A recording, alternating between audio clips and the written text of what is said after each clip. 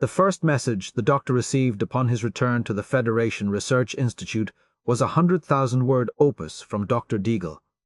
It listed the many faults he had found with the presentation he, Seven, and Dr. Kaz had made to the Klingon High Council. While debating simply trashing Deagle's thesis out of spite, the doctor noticed a message marked urgent from Lieutenant Barclay. In a matter of seconds he had digested the text and hurriedly contacted the Institute's personnel liaison to advise her that though he had just returned from Konos, he would once again be leaving immediately for Jupiter Station. En route, he had fretted that the cellular degradation that had threatened his creator, Dr. Louis Zimmerman, and that the doctor had successfully treated over a year and a half earlier, might have returned. And he spent most of the trip reviewing his research on the condition, along with relevant new journal articles. The doctor had written frequent updates to Zimmerman since their first real meeting. But he had always intended to reconnect personally with his cantankerous creator, and even held out hopes that the tenuous connection they had made might be nurtured and over time grow into a more collegial relationship. But between his work at the Institute and the occasional emergent crisis with his former crew, he had yet to make good on that intention, and now worried that he might never have the chance. Reg's message had been typically vague. "You are urgently needed at Jupiter Station. Dr. Z requires you immediately." It was something of a shock when he entered the lab to find Haley, the doctor's petite blonde holographic assistant of many years, sharing a laugh with Lieutenant Barclay over an adjustment Reg had made to Zimmerman's holograph, Pet Iguana. Leonard, which had caused the creature to begin singing Klingon opera at random intervals. "What's happened?" the doctor interrupted to ask. "Oh, Doctor," Reg said warmly, "you got my message." "I did.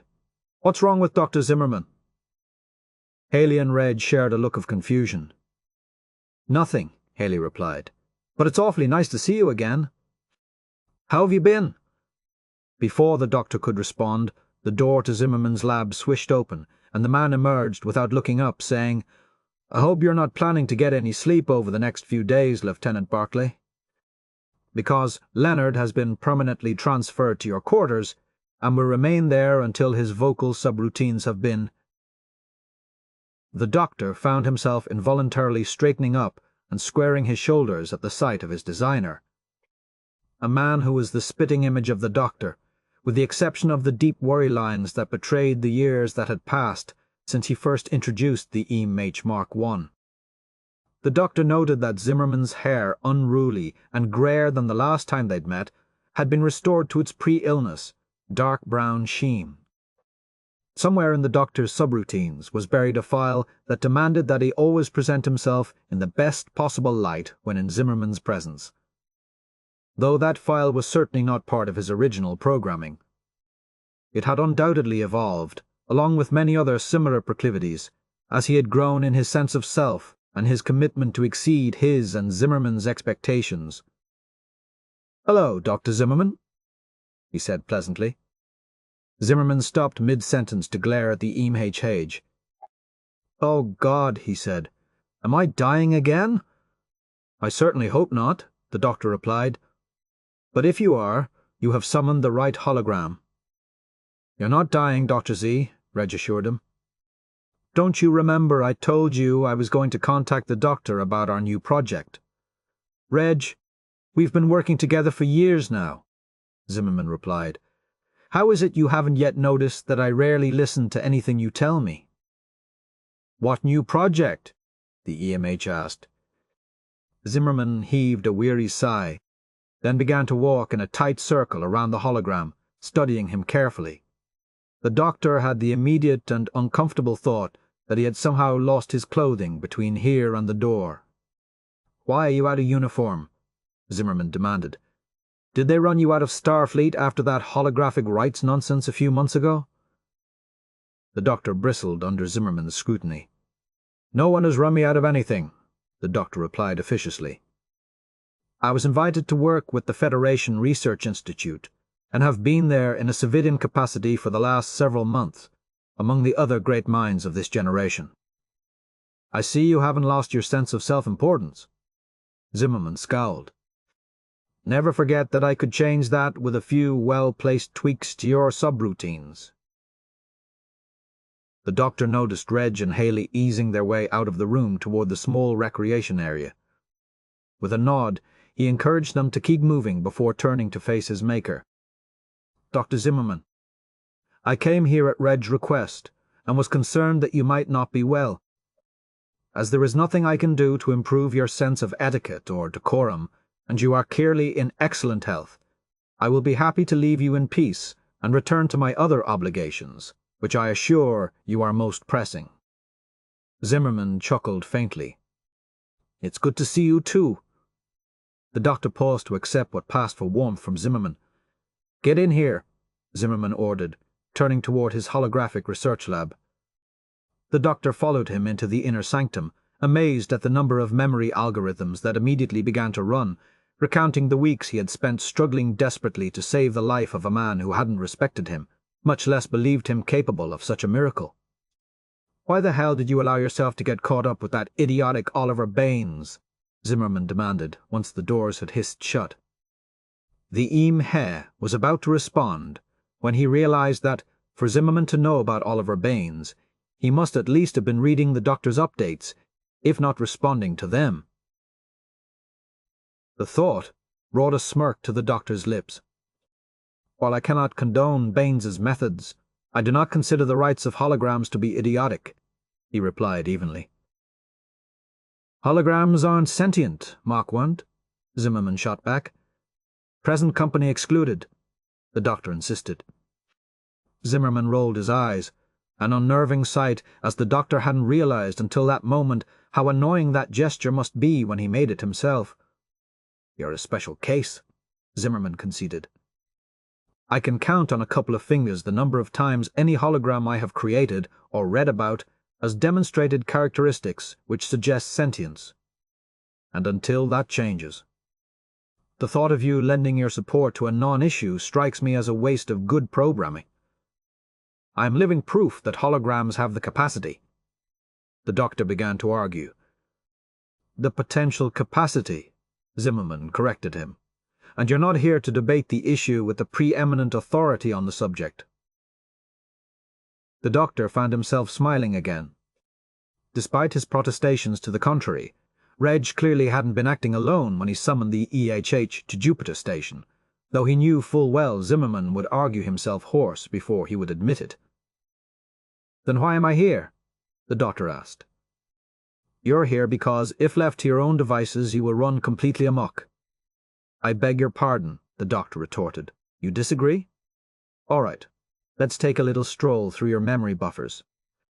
For 7 years, your program was forced to evolve and adapt beyond anyone's wildest expectations. And the minute you get home, instead of charting a course which would continue to challenge your limits, you settle for babysitting. I was helping a friend, the doctor interjected hastily. Interpersonal relationships are important, I agree, Zimmerman went on. But I must admit, after the alterations you made to your physical parameters in the Delta Quadrant, I didn't expect you to content yourself with mere platonic friendships. They are not the only arena in which you must continue to expand, especially if you don't want it to shrivel up and fall off. As the doctor considered the impossibility of this disturbing image, Zimmerman continued. Then, you run off and join the Egghead Brigade. The Institute contains some of the finest minds. I've met most of them, Zimmerman countered, and a bigger pack of blowhards I never hope to meet again. As the Age agreed, at least in principle. He found it difficult to come up with an instantaneous retort. They're about theory, Zimmerman continued. They'll think a thing to death and then suck on its bones. What they do isn't living, and if you're going to continue to advance, you need to start living again. The doctor found himself silenced by the admonishment, primarily because it had not occurred to him that he had not been living until this moment. What had occurred to him, numerous times in the last several months, was the fact that he wasn't nearly as happy as he used to be. The doctor associated this sense with the loss of daily interaction with his friends aboard Voyager, and realized that he had actually felt at his best and most useful when he was working by their sides to aid B'Elanna and Miral. When he used to imagine his life in the Alpha Quadrant, should Voyager ever make it that far, his dreams had been varied, but had included every aspect of his personality he had begun to develop while on Voyager, continuing his medical work, to be sure, but also the occasional musical recital, completing an exhibit of his holovied record of Voyager's journey, and certainly the hope that at some point he might meet someone with whom he could continue to explore a deep interpersonal relationship. It shocked him to realize that he had done none of these things, and though he might have more time than organic life forms, it was still too precious a commodity to squander. "You're right," the doctor said dolefully. "Of course I'm right," Zimmerman replied. "Now, what are you going to do about it?" The doctor didn't have a ready answer. "While your subroutines are twisting themselves into cascade failure, do you mind if I make a suggestion?" Zimmerman asked. The doctor nodded. "Please." By the end of the afternoon, the doctor had submitted a letter to the Federation Research Institute indicating that for the foreseeable future he would be working in a full-time capacity with Dr. Zimmerman.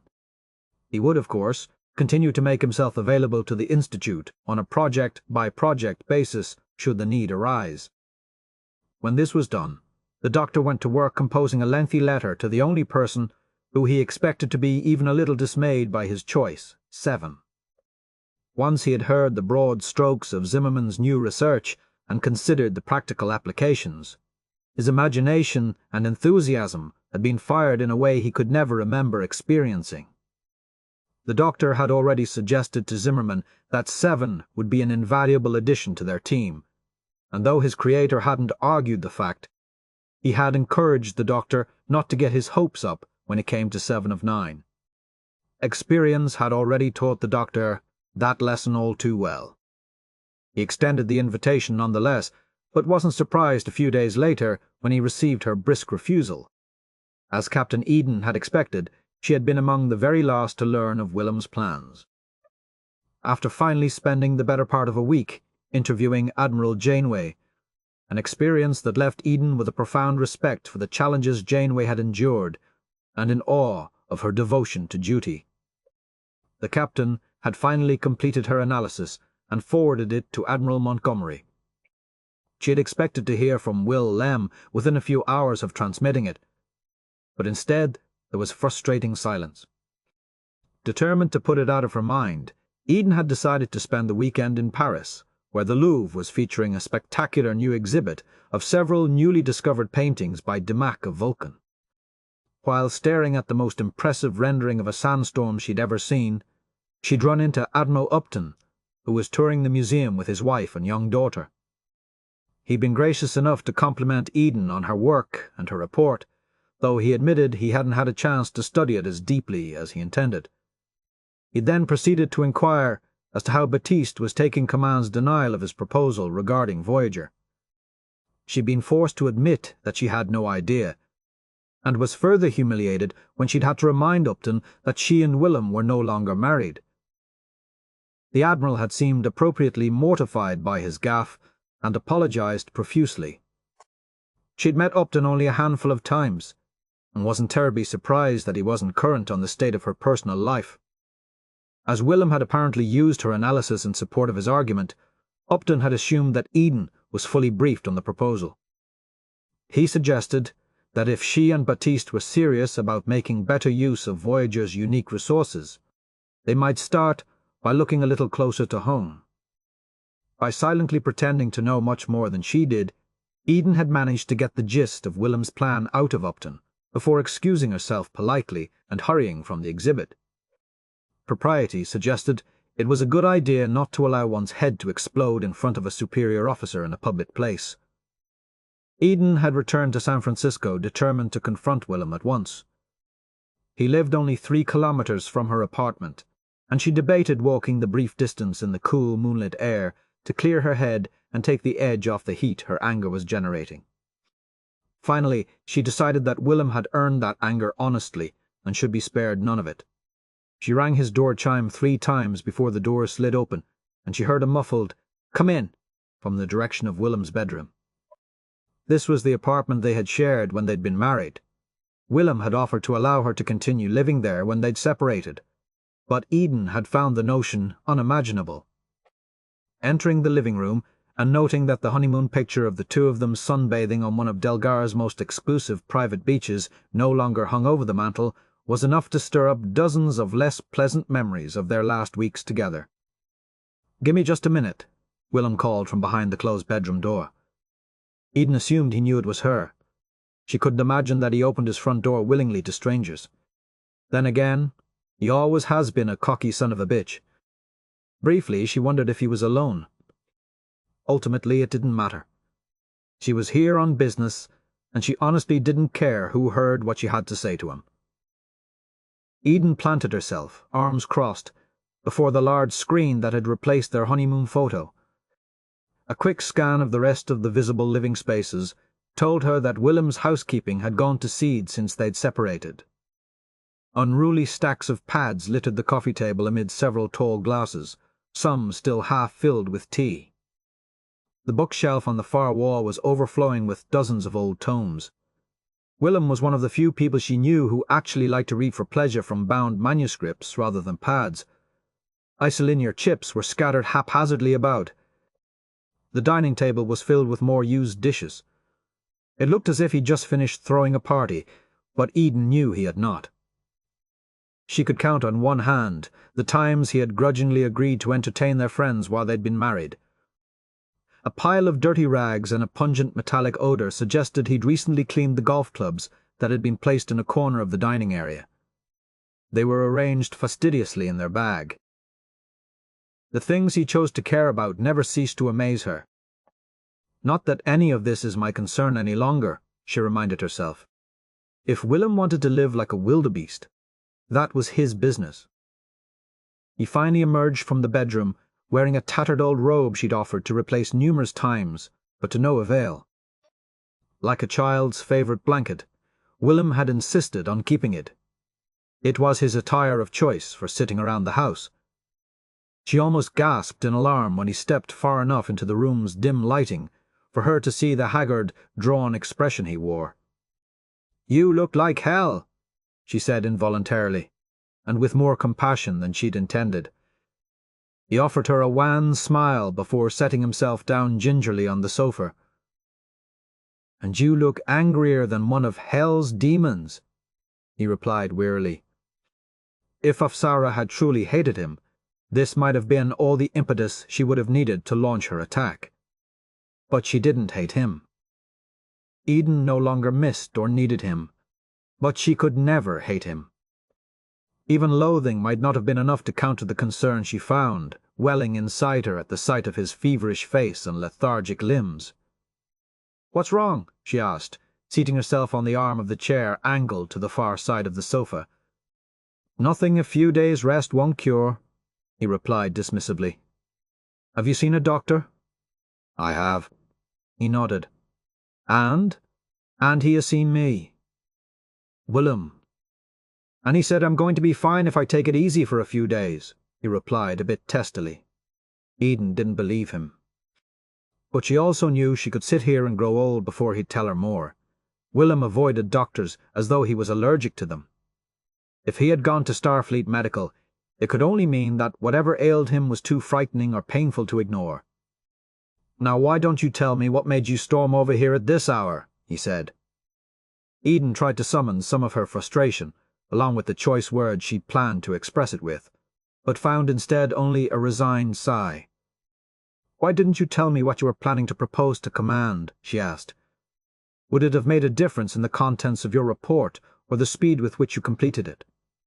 Eden considered the question. Finally she uttered her disquieting but honest response.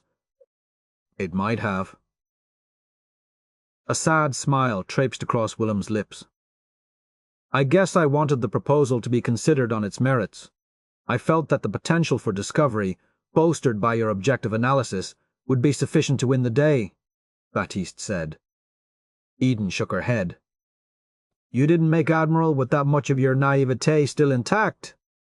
All right, he admitted. I didn't count on the strenuousness of Admiral Janeway's objections. You want to send her former crew back to the Delta Quadrant, Eden said in exasperation. She risked everything to bring them home safely. She overcame impossible odds and ridiculous obstacles for 7 years straight. More times than I care to count, any sane person would have turned back, found a nice little planet to settle down on, and cut their losses, and every single time she was faced with that choice, she flat out refused. She successfully negotiated safe passage from the Borg, for crying out loud. And you didn't think she'd mind? This is different, Willem countered abruptly. How? With our recent advances in slipstream technology, there's almost no risk that a new exploratory mission would be stranded again. Slipstream is untested. For now. 6 months from now, that won't be true, and it will take at least that long to assemble the fleet we'll need. Don't say we, she corrected him. This is your pipe dream, not mine. I thought you agreed with me. Why would you think that? 29 times in your analysis you recommended that key discoveries made by Voyager warranted follow-up. From the Alpha Quadrant, Eden replied. You know that won't happen, he shot back, and you also know that Voyager only scratched the surface of what's there to be discovered. The previously unknown life forms alone, never mind the weaknesses they discovered and were able to use to their advantage against the Borg, were largely due to the presence of 7 of 9, she finished for him. Just because she's home now, that doesn't mean she's forgotten anything about the collective.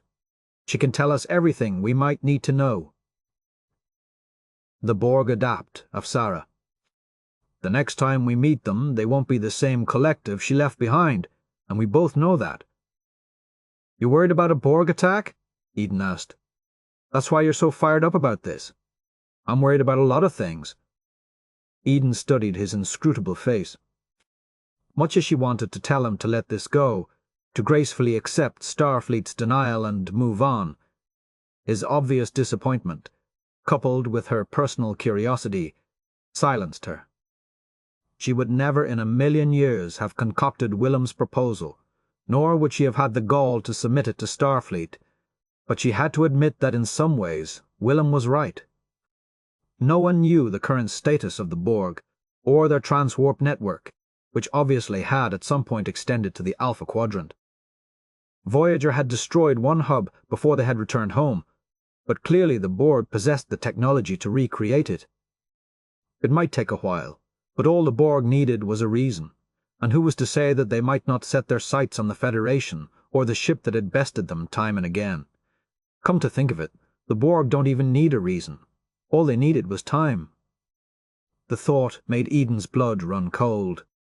She had been prepared to read him the riot act for using her work to support an argument she would never have made.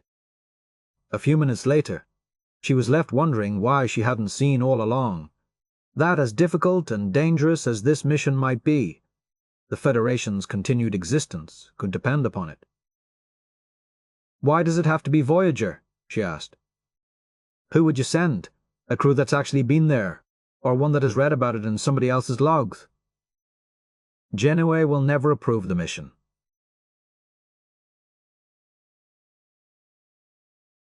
It's not entirely her call to make. Obviously, Command is going to weigh her recommendations heavily, and for now they agree that there is no pressing need for the mission. But I, for one, don't want to be sitting around here with my pants down when that pressing need shows up looking to assimilate me. Suddenly, Willem caught his breath.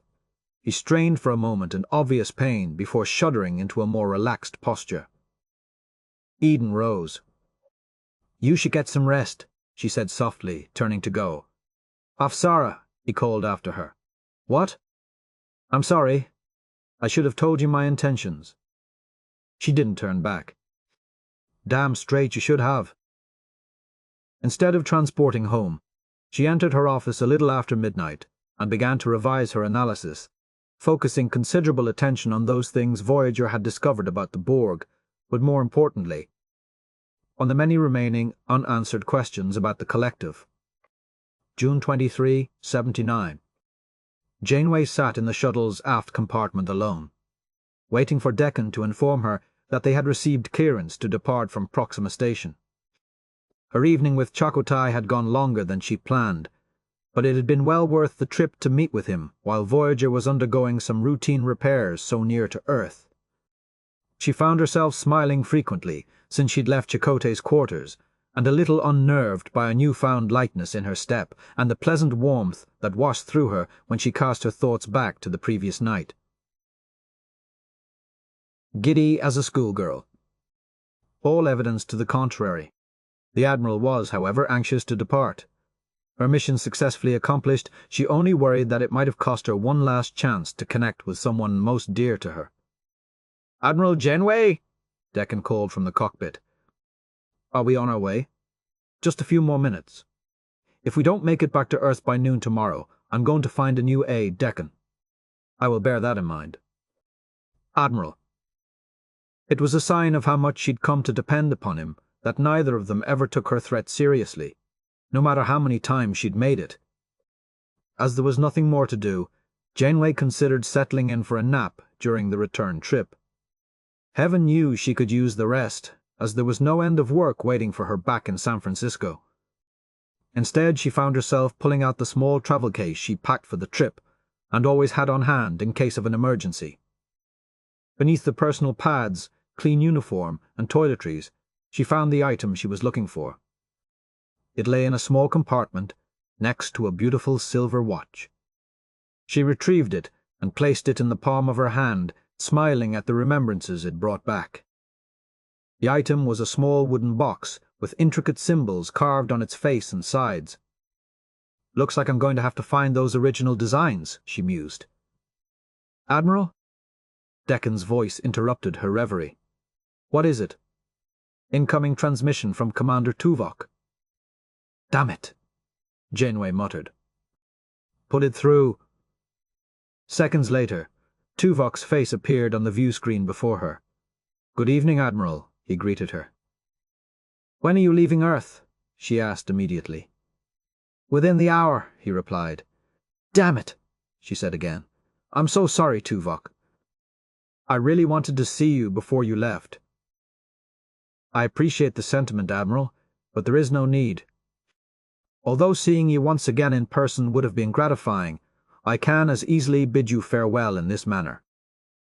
Janeway didn't bother trying to explain her completely irrational sense that she should meet with Tuvok before he departed for Vulcan. His family was reuniting there for an extended vacation, an event it had taken months to schedule, despite the fact that 3 of Tuvok's 4 children, Sek, Vareth, and Asil, still made their home there. Tuvok had mentioned that his 3rd son was not coming. Eliath had relocated to Geneva after Voyager was lost, and married a woman, Ione, whom Tuvok had yet to meet. While she knew he was hurt, her Vulcan friend would deny it. It was going to be a long summer without him. "Promise me you'll pass along my regards to T'Pel and the rest of your family," she requested. "Of course, Admiral." "Did you speak to Seven?" "I did.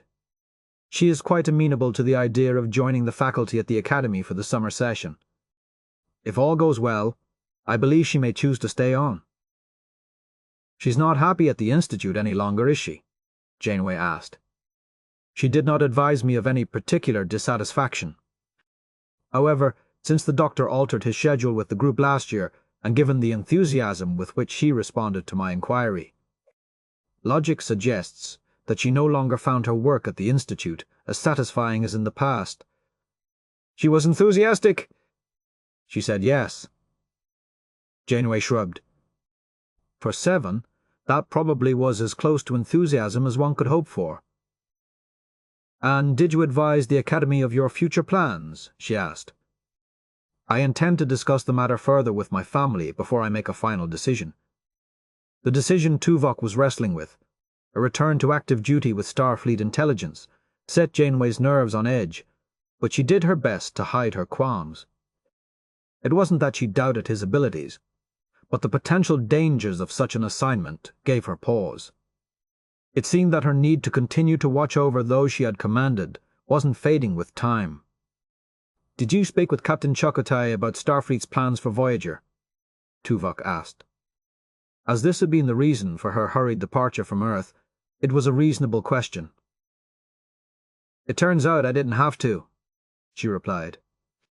"While we were en route, I received word that Command, in their infinite wisdom, has once again chosen to deny Admiral Batiste's request to send Voyager back to the Delta Quadrant. I have to say," she went on, "I was more surprised than anyone that he had the nerve to bring it up again after the reception he received last year." "You had indicated that he made a most compelling case," Tuvok acknowledged. "He did," Janeway agreed. "Just saying the word Borg elicits a predictable defensive response in most people. And I have to admit that part of me understands Starfleet's perceived need to learn as much as we can about them." "Then your position on the subject has softened?" Tuvok inquired. "Oh, no." She shook her head. "Voyager will only return to the Delta Quadrant over my dead body." "I am sure it will not come to that, Admiral," Tuvok said. "Let's hope not."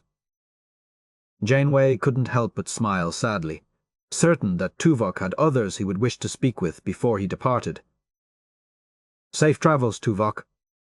Tuvok nodded. "Live long and prosper, Admiral. You too, old friend," she managed before he terminated the communication. Forcing aside the unease that nagged at her when she thought of Tuvok's new path, she looked again at the box. The symbol on its lid stood for hope in an ancient Native American language. Despite her many concerns and well-grounded fears for the future, she was actually filled with that emotion for the first time in a long while. June 2380. Phoebe Janeway knew grief. She knew that one moment life was a manageable routine of work and play, things scheduled and things forgotten, appointments to be kept, goals to be strived for, brief flashes of insight followed by days, weeks, and years of groping in the darkness toward another chunk of truth that might make a little more sense of the universe. And always the certainty that what one didn't achieve today might be done tomorrow. Most of the time, tomorrow felt like it had promised you something, and if you just waited a little longer, that promise would be made real. Then death would arrive. The world would tilt on its axis in a shocking roar, and in an instant every single thing you thought you knew was ripped away from you. Suddenly you were alone, and there were huge pieces of flesh and bone missing from the center of your being. Your thoughts refused to run in an orderly fashion. Time passed, and you crawled through it in a somnambulant stupor. The living reached out with warm hands to offer what comfort they could, but the noise of one's own mind made it difficult to hear, let alone respond to their kindness. Thoughts for the dead would burst through the miasma like weeds. Where are you now? What was it like? Did you know it was coming? If only you'd turned left instead of right.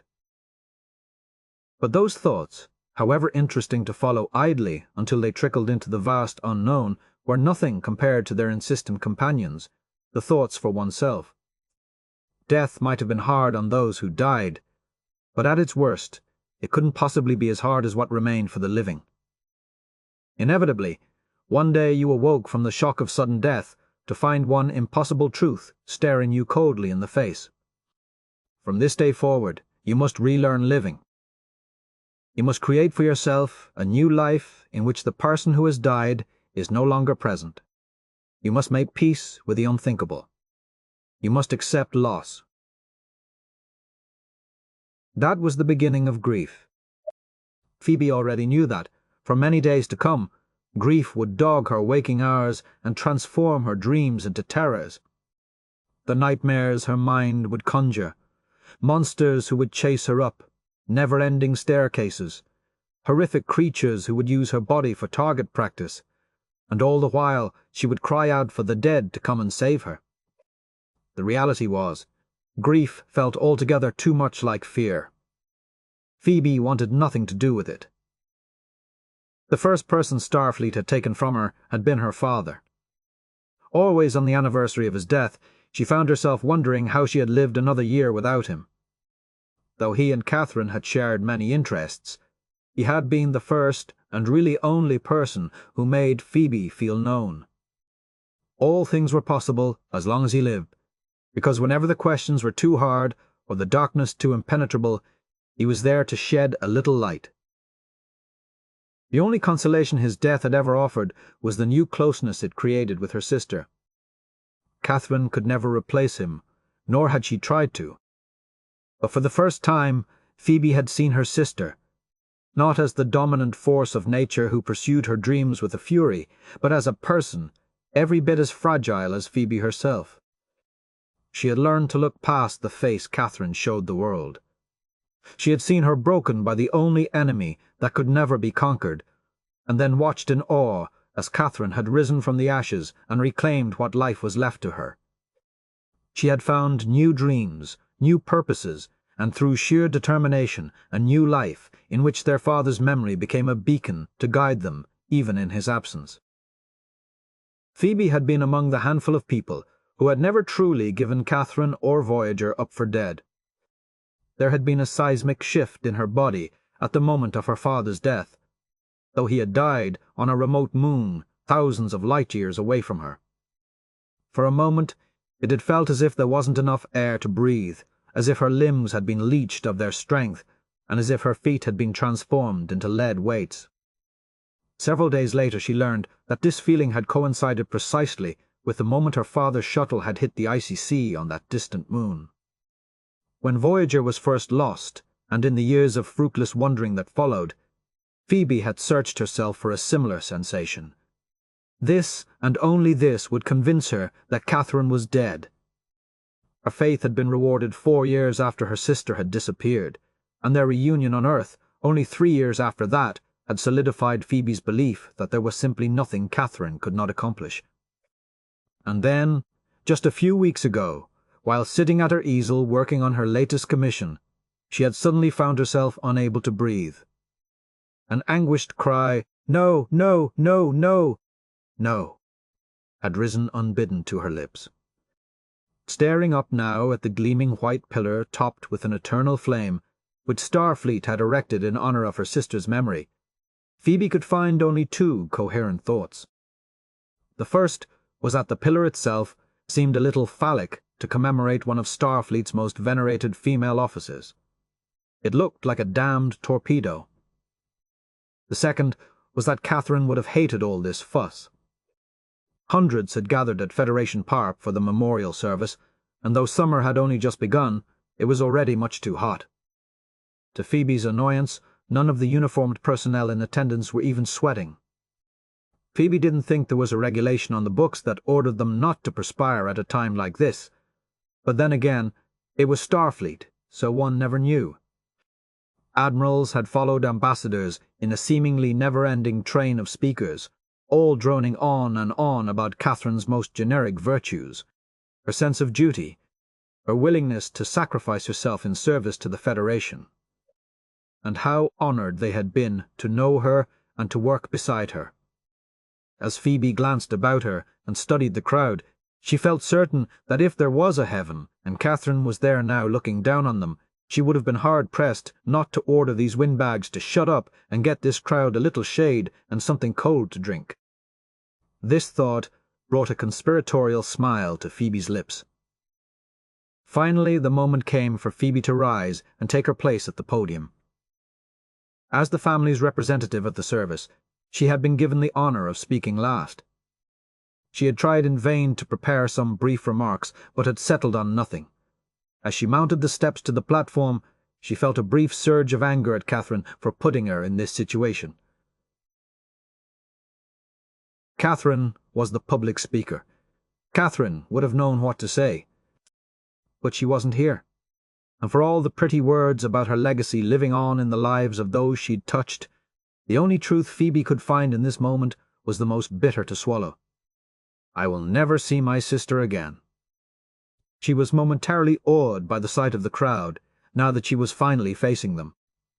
She had always secretly suspected that there were very few people in the Federation that her sister didn't know.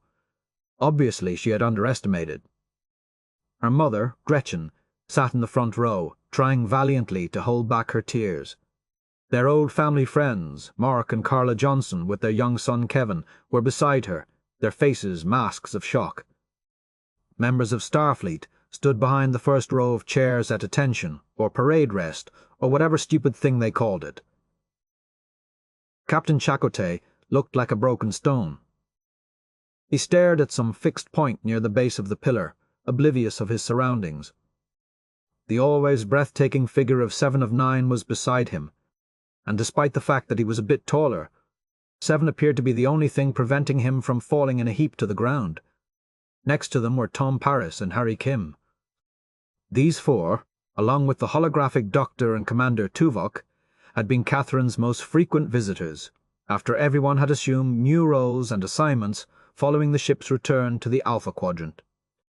Phoebe had met them only a handful of times, but knew that Catherine had thought of them as family, and that the ties that bound them surpassed those of blood. She felt Tuvok's absence from the ceremony today most keenly. The Doctor stood next to 3 other men, one who could have been his twin in about 10 years, a Trill Phoebe knew she'd met, but couldn't place dressed in the blue and black of a Starfleet physician. And the man Phoebe would always credit with returning Catherine to her long before Voyager had arrived on Earth. Reg Barclay. Staring out at the throngs of patient listeners, Phoebe finally knew what she wanted to say to them. Taking a deep breath, she began to speak. Catherine Janeway was my sister. In some ways, you had more of her than I did. You shared her working days and nights and grand adventures in distant parts of the galaxy. You know, as I do, that Catherine dedicated her life to service, and that she would not have minded in the least dying in the course of that service. Phoebe paused to clear her throat before continuing. But I mind very much. Catherine would have accepted death. She would have thought it was her duty. At best, I can only see her death as a necessary evil. She died so that the rest of us can go on living. But let us not mistake that necessary evil for good. I can stand here and celebrate her life, but I cannot celebrate her death. It should not have happened, not this way. We have known for years that we have made an enemy of the Borg. Catherine fought and conquered them many times. Today they seem to triumph over us. They have taken her from us. You are the soldiers of the Federation. It is your duty to make certain that her death was not in vain, nor was it the final chapter in this story. Only you can avenge her, and because she can no longer stand here before us and cry out for justice, I will do it for her. For the love I bear her, and for the love each of you still carry with you, I call upon you not to rest until those who are responsible for my sister's death are made to answer for what they have done. If you truly honor what she lived for, if you truly wish to memorialize the contribution she made to this Federation, do not forget how she lived or how she died. Do not seek to heal this wound. Keep it open. And let it give you the strength you need to find and destroy the monsters who took her from us. Do not take no for an answer. She wouldn't have. Phoebe's words took Naomi Wildman by surprise. After so many speeches praising Admiral Janeway, reaffirming her contributions to Starfleet and admiring the nobility of her sacrifice, the Admiral's sister's words seemed out of place. Obviously, Miss Janeway was angry, but as Naomi searched her heart, she could not find a kindred feeling. She was only terribly saddened by the thought that she would never again be near the captain she had idolized for as long as she could remember. Naomi wanted to speak with 7 of 9. 7 usually contacted her at least once a week, and occasionally dropped by for a game of Kadiskut, which Naomi had long ago outgrown, but would never acknowledge to 7. They hadn't spoken since her mother had greeted her at breakfast one morning a few weeks earlier with puffy red eyes and told her of Janeway's death. More than anything, Naomi wanted to make sure that 7 was okay. 7 wasn't really good at feeling things. She was smarter than anyone Naomi knew, even the father she had come to love so much in the past 3 years. But Naomi could never remember seeing 7 cry. And tears were part of healing. At least that's what her mother had always told her. Naomi had brought along a small wreath of white mums for her to leave at the memorial. As soon as the service ended, she had quietly excused her way through the throngs of people standing near it, and only managed to come within 3 meters of the base, as it was already piled with similar offerings. Apart from the flowers, there was only one thing Naomi wished to say to Admiral Janeway. Maybe since she was dead she already knew, but Naomi wanted to say it anyway. Kneeling before the monument and carving out a small space to set the flowers, Naomi whispered softly, "I'm sure Neelix would send his love. Mom has promised to tell him what happened. It may take a while to reach him, but she'll do it. Don't worry. I'll remind her." Julia held Owen's hand as he spoke softly to Admiral Montgomery. But even as she smiled and nodded and inserted the occasional appropriate comment, she found it nearly impossible to tear her eyes away from her son. Tom stood with Harry, speaking with an Academy cadet Julia thought might be one of the other Borg Voyager had rescued. His name escaped her at the moment. Tom had wept openly throughout the service, and Julia had longed to go to him. Only Owen's stiff, cold arm linked in hers had restrained her.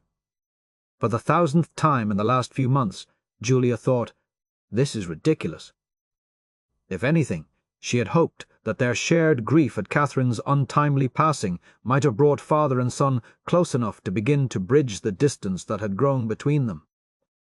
She had lived in the wasteland of this bitterness before, and honestly believed they were long past it. It was both a blessing and a curse that one could never see too far down the road ahead. Had she known they would find themselves here again, Julia would have done everything in her power to prevent it. The saddest truth of all was that no power she possessed would have been sufficient.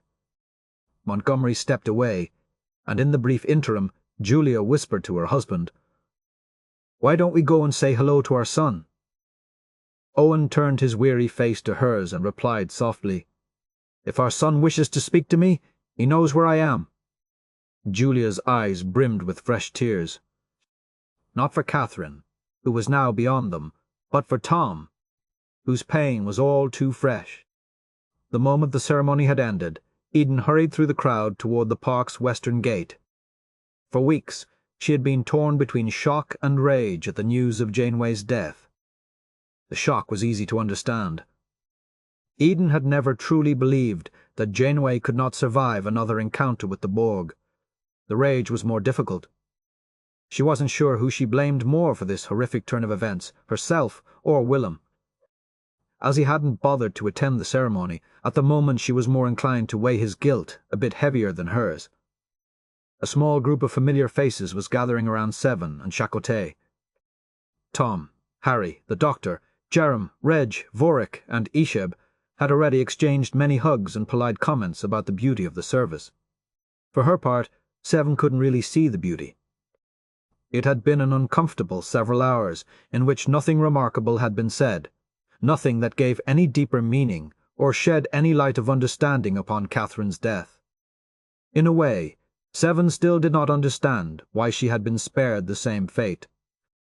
She had been ready to meet it, as there seemed to be no alternative, but she had been granted a reprieve, and in the countless difficult hours since then had begun to make some sense of the chaos that churned inside her. She alone truly understood that Catherine's death had been far preferable to the alternative, a life among the Borg. She alone had shared Catherine's brief victory and the resultant destruction of the cube that had enslaved her. The Doctor had suggested gently that this should comfort Seven. It did not. But frightened as she was for herself, she believed that ultimately she would adapt. Staring at the lost faces around her, particularly Chakotay's, she was not certain that her friends possessed sufficient resilience and wondered what she might do to aid them. Had Catherine been among them, this task would have fallen to her. As she was not, Seven decided that she must summon the strength to help them begin.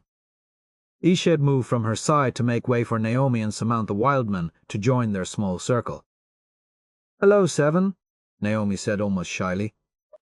"Naomi Wildman, you are looking well," Seven replied politely. Concern flashed across the child's horned forehead. "I am not well, Seven. How could I be?" "Naomi," her mother admonished her softly. Seven stepped toward Naomi, surprised by how much she seemed to have grown in the few months which had passed since the last time they laid eyes upon each other, too soon, Naomi would be as tall as 7. Though she was only 9 years old, the top of her head already reached 7's shoulder. "I am certain you are experiencing feelings of distress, Naomi," 7 said, "but we must all do our best to be brave. Admiral Janeway would expect nothing less of us." "I guess." Naomi shrugged. "I just don't know how." "None of us do," Tom said gently, tugging at Naomi's long braid. Naomi turned to Tom and asked, "Where are B'Elanna and Myrrell? I was looking forward to seeing them." "I bet Morale doesn't even remember me." 7 caught the loaded glance between Tom and Harry that followed this innocent remark. Inside, she wished to chide Lieutenant Wildman for not telling Naomi in advance that B'Elanna and Morale would not be in attendance. Then again, she rationalized that Naomi should not be burdened with adult concerns. "I'm sure she does," Harry assured Naomi kindly. "Tom and B'Elanna tell her about you all the time, how well you're doing in school." "All of it." He then turned to the group and said, "I don't know about the rest of you, but I think the last thing Admiral Janeway would have wanted would be for us to stand around with these long faces. We should find somewhere to go and raise a glass to her memory." Everyone seemed to concur. 7 had no immediate objections, but turning to Chakotay, she doubted he had even heard Harry's words. 7 moved to face him and said softly, "Lieutenant Kim is right. We should adjourn to a more private place." Chakotay briefly raised his eyes to hers. He looked at her as if she had just spoken to him in a language the universal translator was unable to parse. The others immediately seemed to sense the tension and began to shuffle away in 2s and 3s. "Chakotay?" 7 demanded. "What? Our friends are waiting. Let them wait." Wordlessly, Chakotay lifted her hand from his arm and began to walk toward the white pillar. The few guests who remained near the base drifted off to allow him a moment of solitude. After a brief internal debate, 7 followed. She understood the depth of Chakotay's pain. She shared it. But she did not recognize the anger that flared from him unprovoked so often since Catherine's passing, any more than she had understood Phoebe Janeway's absurd call for vengeance. Vengeance was irrelevant. Chakotay waded carefully into the sea of flowers adorning the base of the pillar. When he was close enough, he raised his hands and placed them at the sides of the pillar, almost caressing the monument's cold white surface. For the first time, 7 realized that something had been engraved there. Searching her eidetic memory, she discovered the quote's source, an American poet. It read, "When a great person dies, for years the light they leave behind them lies on the paths of men." Beneath these words were carved Catherine's name, rank, and dates of birth and death. Chakotay stared at the words, but 7 did not believe he was processing their meaning, which she found appropriate. Finally she said, "Catherine died a valiant death, Chakotay. She saved us all from the scourge of the evolved Borg cube, and when she died, she was herself, and free of the collective." "There is nothing valiant about it," Chakotay replied harshly. "She should never have gone out to investigate that cube with only a science vessel for backup. Starfleet shouldn't have allowed it. You shouldn't have allowed it. I shouldn't have allowed it." 7 wanted to argue that it had been none of these parties' choice to make, least of all his. Instead, stung by his tone, she turned on her heel and walked away. Chakotay had never experienced anything like the emptiness that now consumed him. He had lost family and dear friends before. But this was different. There had been times in the past when he had come close to losing Catherine, but never in these brushes with death had he felt this crushing weight. And never had he imagined that rage could burn so deeply or constantly. He knew why this was different. For the first time he had honestly believed that he and Catherine were about to build a future together, and he had welcomed that possibility the way a man walking in the desert welcomes water. Instead of an oasis, he had found a mirage. He couldn't blame Catherine. She had taken more foolhardy risks in the past, but there was plenty of blame to go elsewhere. A soft hand grazed his arm. Startled, he looked up to see a pair of clear blue eyes so like those he had loved in silence for too long. Phoebe Janeway stood beside him. "Captain," she greeted him softly. Chakotay had heard little of the speeches made during the service. In fact, he remembered nothing until Kath Ryan's sister had begun to speak and had given voice to his own dark thoughts. "Don't worry," he assured her with an icy calm. "I will see that the Borg pay for what they've done to us. Unregistered vessel 47658, Beta Quadrant, July 2380.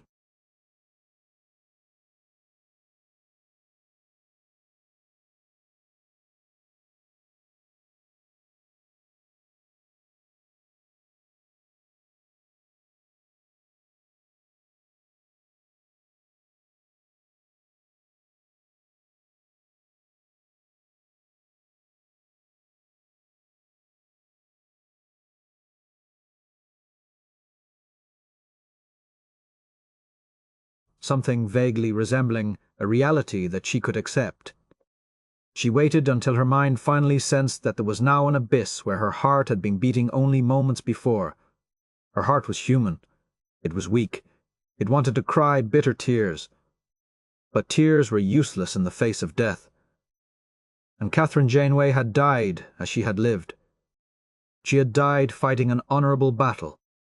B'Elanna would have given anything to have died at her side, or better, in her place. B'Elanna had become more than she ever dreamed imaginable under Janeway's watchful eyes, and this was a debt she could now never repay. All she could do was cry out with fury that shook the shuttle's frame. B'Elanna fell to her knees and began to wail. She raged at the silent heavens surrounding her so that the living and the dead would hear her call. A warrior was on her way to Stouffville Core. After only a few moments, Morale's frightened cries were added to those of her mother. USS Titan, Beta Quadrant, August 23. 80. No matter how many times Counselor Deanna Troi had performed this particular duty, it never got easier. There was nothing for it. The harder work would begin only once it was done. Steeling herself, she tapped the chime at Tuvok's door. When it hissed open, his stately wife, T'Pel, stood before her. "Good evening, Counselor," she said, in a voice much warmer than Deanna usually found among Vulcans. "Good evening, T'Pel. Is Tuvok available? My husband is meditating, as is his custom before retiring for the night. May I speak with him? Is it urgent?" "I'm afraid so," Deanna replied. T'Pel stepped aside with a nod and gestured toward the small room in their quarters, which Tuvok regularly used as an office during his off-duty hours. Deanna moved briskly toward the room and soon caught sight of Tuvok, dressed in a long blue robe, kneeling before a lamp lit by a single flickering flame. "Tuvok," Deanna said softly. She knew intimately how traumatic it could be to rouse anyone from deep meditation abruptly. After a moment, Tuvok rose from his serene pose and turned to face her. "How may I help you, Counselor?" he asked evenly.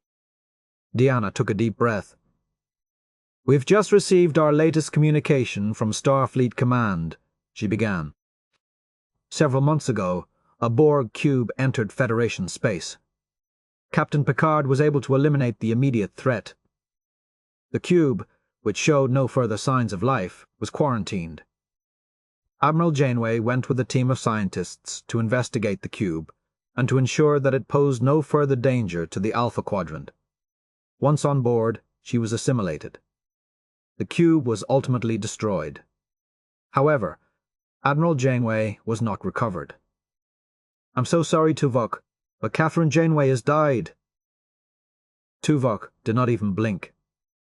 After a brief pause during which he presumed he waited to learn if there was anything more she had to say on the subject, he replied, "Thank you for informing me, Counselor. If you will excuse me, I will return to my meditation." Part of Deanna bristled. If someone had come to her to say that Captain Picard had suffered Janeway's fate, she would have been inconsolable. She knew it was irrational, but part of her had honestly believed that news of this magnitude must elicit some kind of obvious response, even from Tuvok. He and Janeway had served together for more than 20 years. "Would you like to discuss it, Tuvok?" she asked. "I would prefer to be left alone," he replied calmly. Deanna turned and started toward the door to his quarters.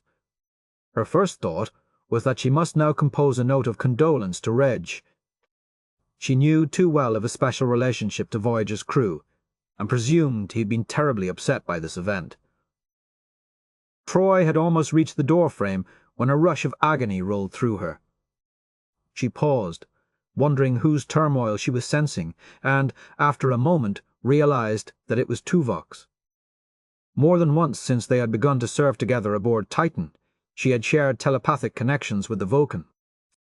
She knew that beneath his carefully tended walls there were vulnerable wells of deep emotion where he buried the feelings his mental disciplines would not allow him to express. She was caught off guard, not only by what had to be an unintentional lapse on Tuvok's part, but also the intensity of the pain she had tasted. Almost as quickly as it had come, the feeling passed, leaving Deanna a little dizzy. She refused to prod, even with her empathic abilities, into her crewmate's private discomfort.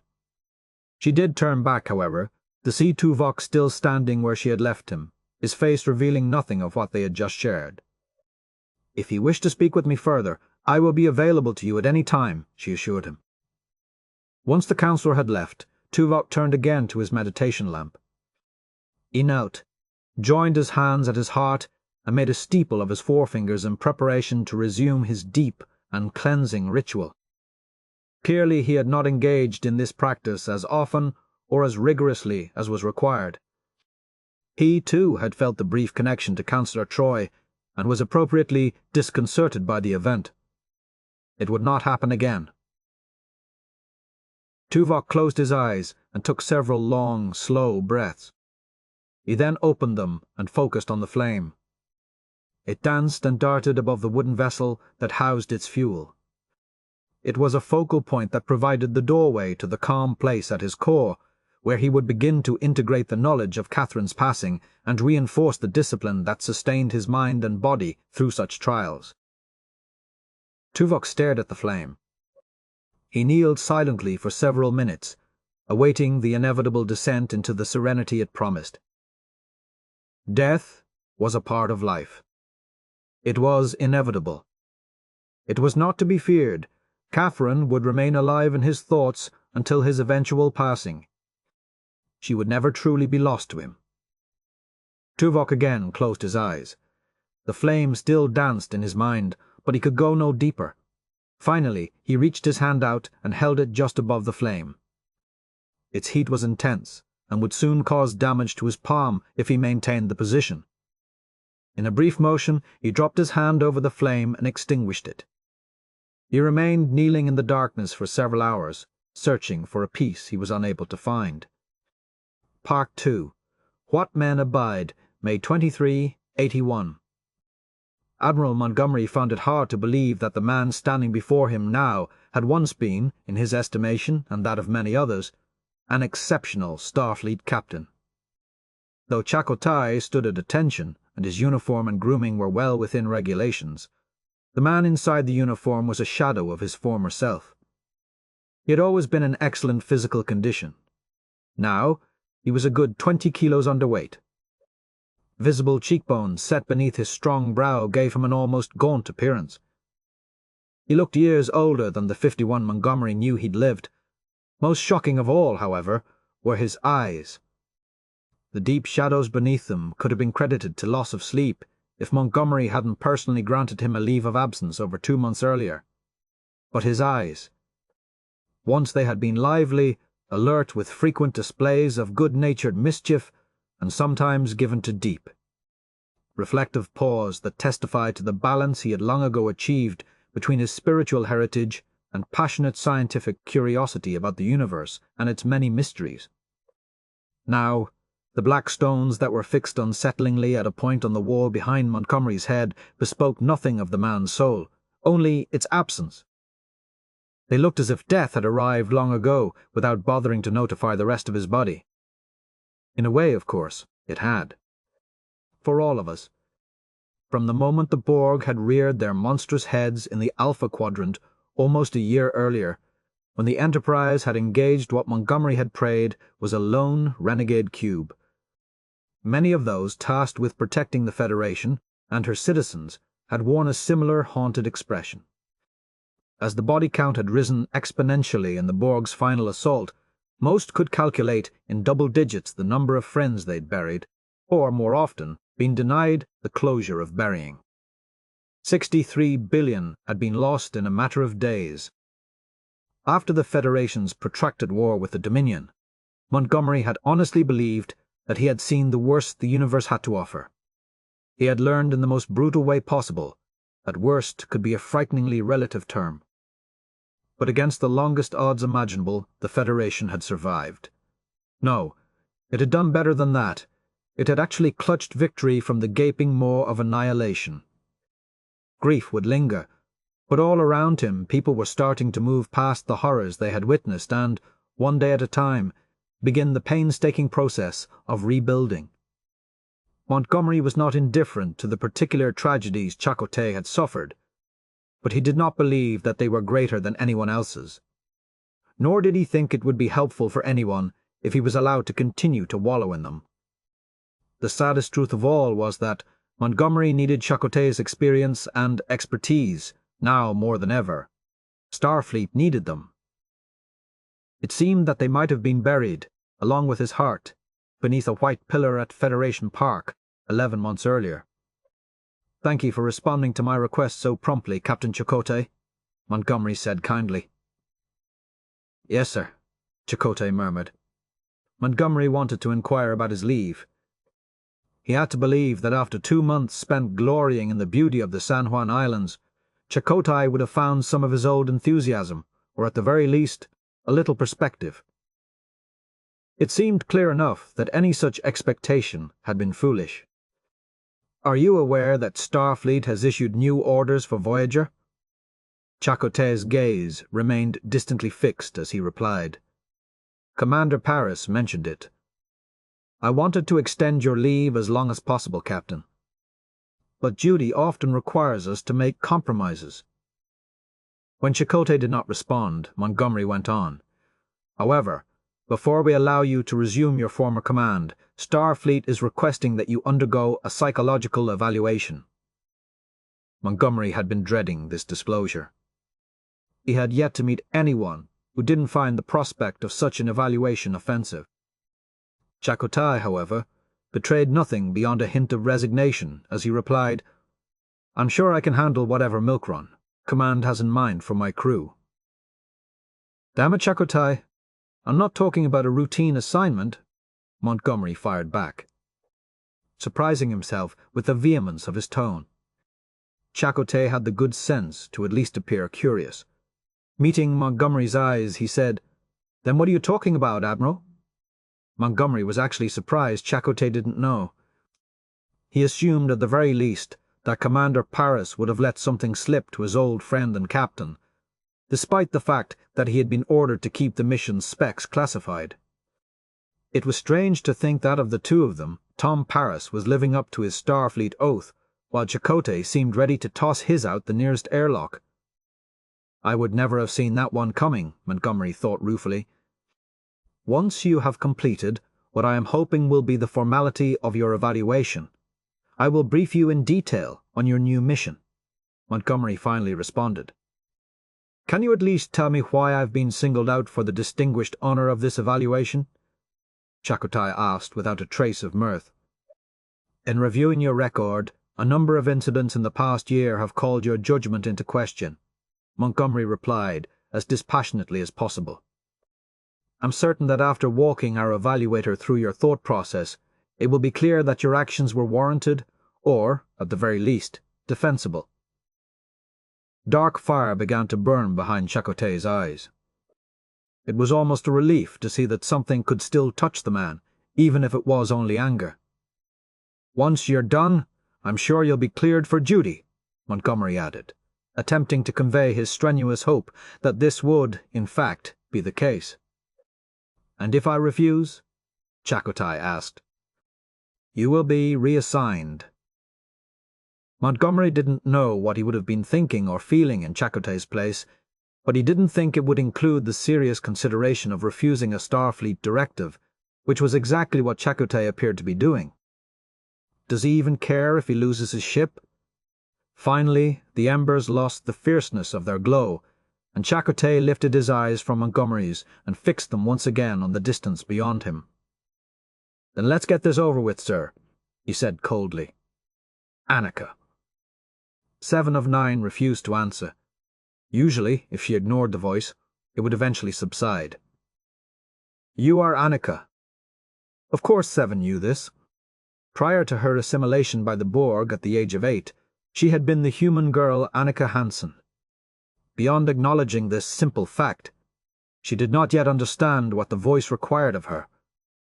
She found its unfamiliar presence disturbing, but refused to yield to her fear that if she did not find a way to satisfy the voice, it might never go away. The voice had been the first thing she'd been aware of, once the painful and terrifying process of what she could only think of as transformation had occurred. One moment she had been a human woman, sustained by the existence of several Borg implants, who still thought of herself more often than not as Borg. The next, she had felt fire consuming her body.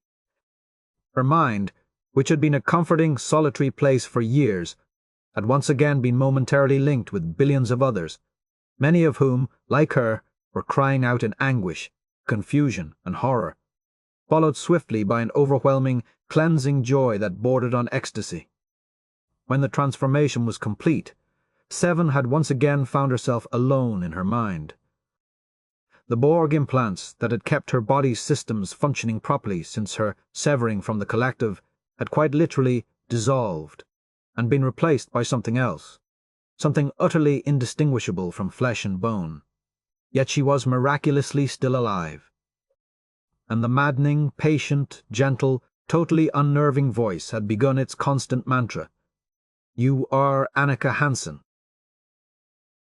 The Enterprise, Titan, and Aventine had witnessed the liberation of the Borg by the Keelier, but 7 knew long before their reports had begun to trickle into the Palais de la Concorde, the office of the Federation President, that the Borg and the multiple threats they had posed to the Federation were absolutely and irrevocably gone.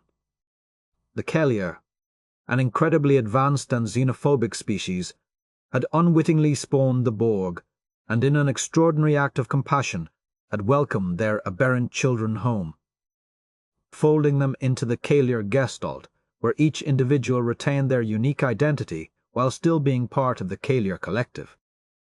In many ways, it was the perfection that the Borg had relentlessly sought.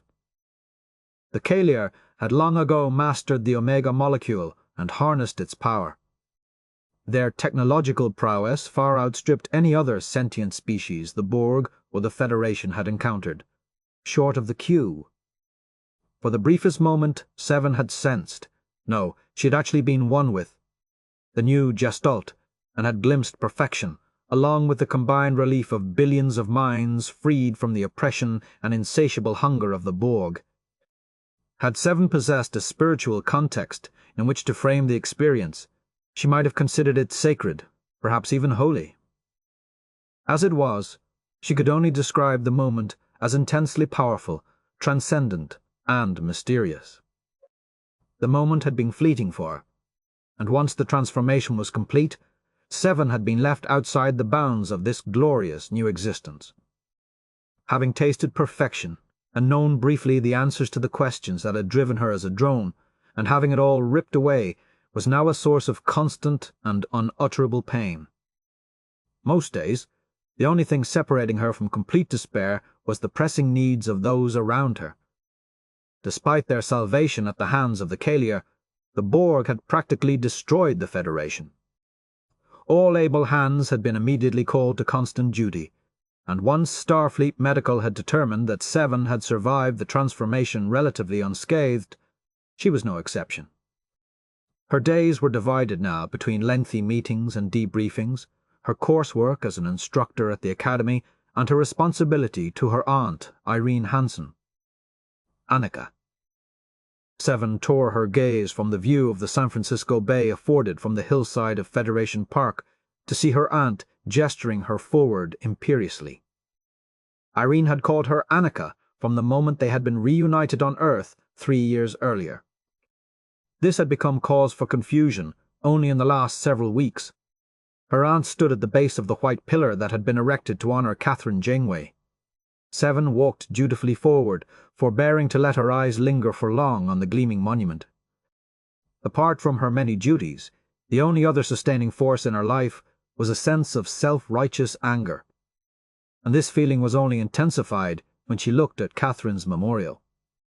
When Seven reached her side, Irene grasped her hand, which still felt naked without the implants that had once surrounded it. Irene's grip was unnecessarily tight, but Seven had become accustomed to it.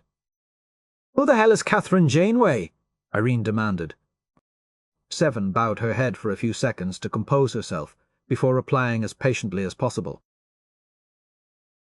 Admiral Janeway was a Federation officer, the starship Voyager's captain, and the individual responsible for freeing me from the Borg collective. "The what collective?" Irene asked. "The Borg," Seven answered. It had been like this for 18 months. Seven had never heard of Irumodic syndrome, an incurable neurological disorder that caused irreversible deterioration of multiple synaptic pathways in the human brain, until her aunt had been diagnosed with it. The disorder's most prevalent symptoms were temporary loss of memory, confusion, disorientation, and as it progressed, delusions. Ultimately, it would prove fatal, but the Federation's best medical minds were unable to give her any real sense of when her aunt would succumb to its ravages. In the interim, regular injections of peridaxin, which Seven administered, usually calmed the worst of the symptoms, leaving Irene in relative comfort and usually remembering who her niece was and how it was that she had come to share a townhouse with her in San Francisco. Shortly after her diagnosis, Seven had been forced to relocate her aunt to her residence near the academy in order to provide better care for her only living blood relative. From time to time, the doctor would come from his current project at Jupiter Station to check in on Seven and her aunt. These visits were usually brief. The doctor always assured her that their old friends at the Institute continued to work diligently on her behalf to develop a cure for the syndrome. Despite their brilliance, Seven doubted they would find a cure in time to save Irene. She tried not to resent the fact that her staunchest companion, the doctor, was also engaged in his own pursuits and therefore unavailable to focus his efforts entirely on relieving her of at least this much of her current agony.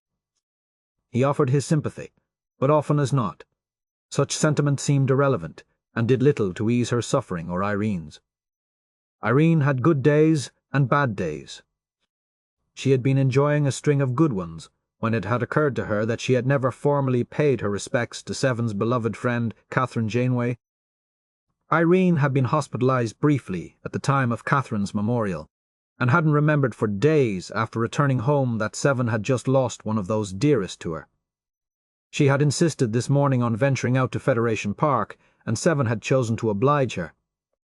It seemed clear that now her recent lucidity had been cut mercilessly short. "We should return home for lunch," Seven suggested to Irene. "I am hungry," Irene conceded.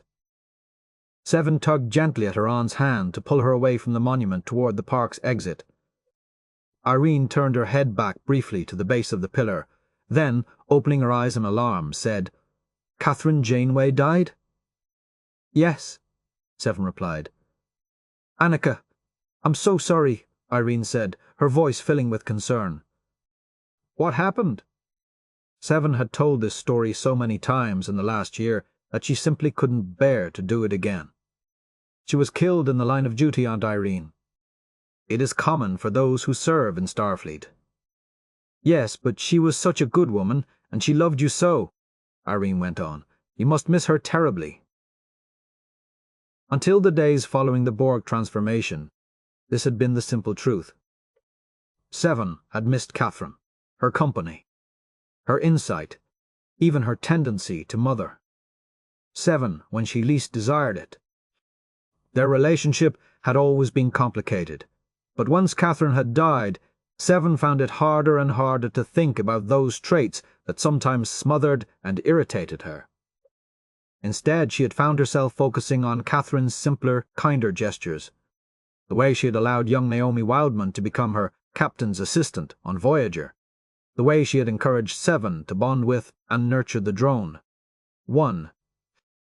The faith she had placed in Seven time and again when her abilities were doubted by others or her motives called into question, and most often. The handful of times the Borg had been determined to recapture Seven and Catherine had risked her life and the lives of everyone aboard Voyager to deny them. However, since the transformation, even these comforting and affirming memories had become a minefield. The first time she had gazed upon the tall, white pillar, Seven had felt a mixture of shock and pain. Paralyzing bouts of sadness would come later, followed by a hollow numbness. Now, as she looked again at the symbol of Catherine's life, she felt only anger. Janeway could not be faulted for her inability to know the future. In severing Seven from the collective, she had done what she always did, what she thought best under the circumstances, and she had never abandoned Seven during the tumultuous years that followed, as Seven struggled to adapt to her new existence.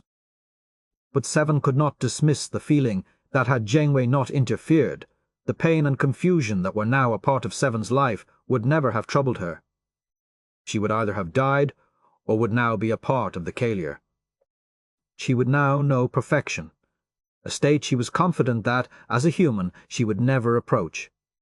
But most of all, she would not be plagued constantly by the voice and the knowledge of what might have been. Nor would she have to wonder why she had been left behind. The day Seven had awakened in Voyager's medical bay and learned that Janeway had severed her from the Borg, Seven would have killed the captain with her bare hands. Several days of painful debate had followed, as Janeway had insisted that she knew better than Seven how much she would come to treasure and be defined by the individuality that had been her birthright and that was now restored to her.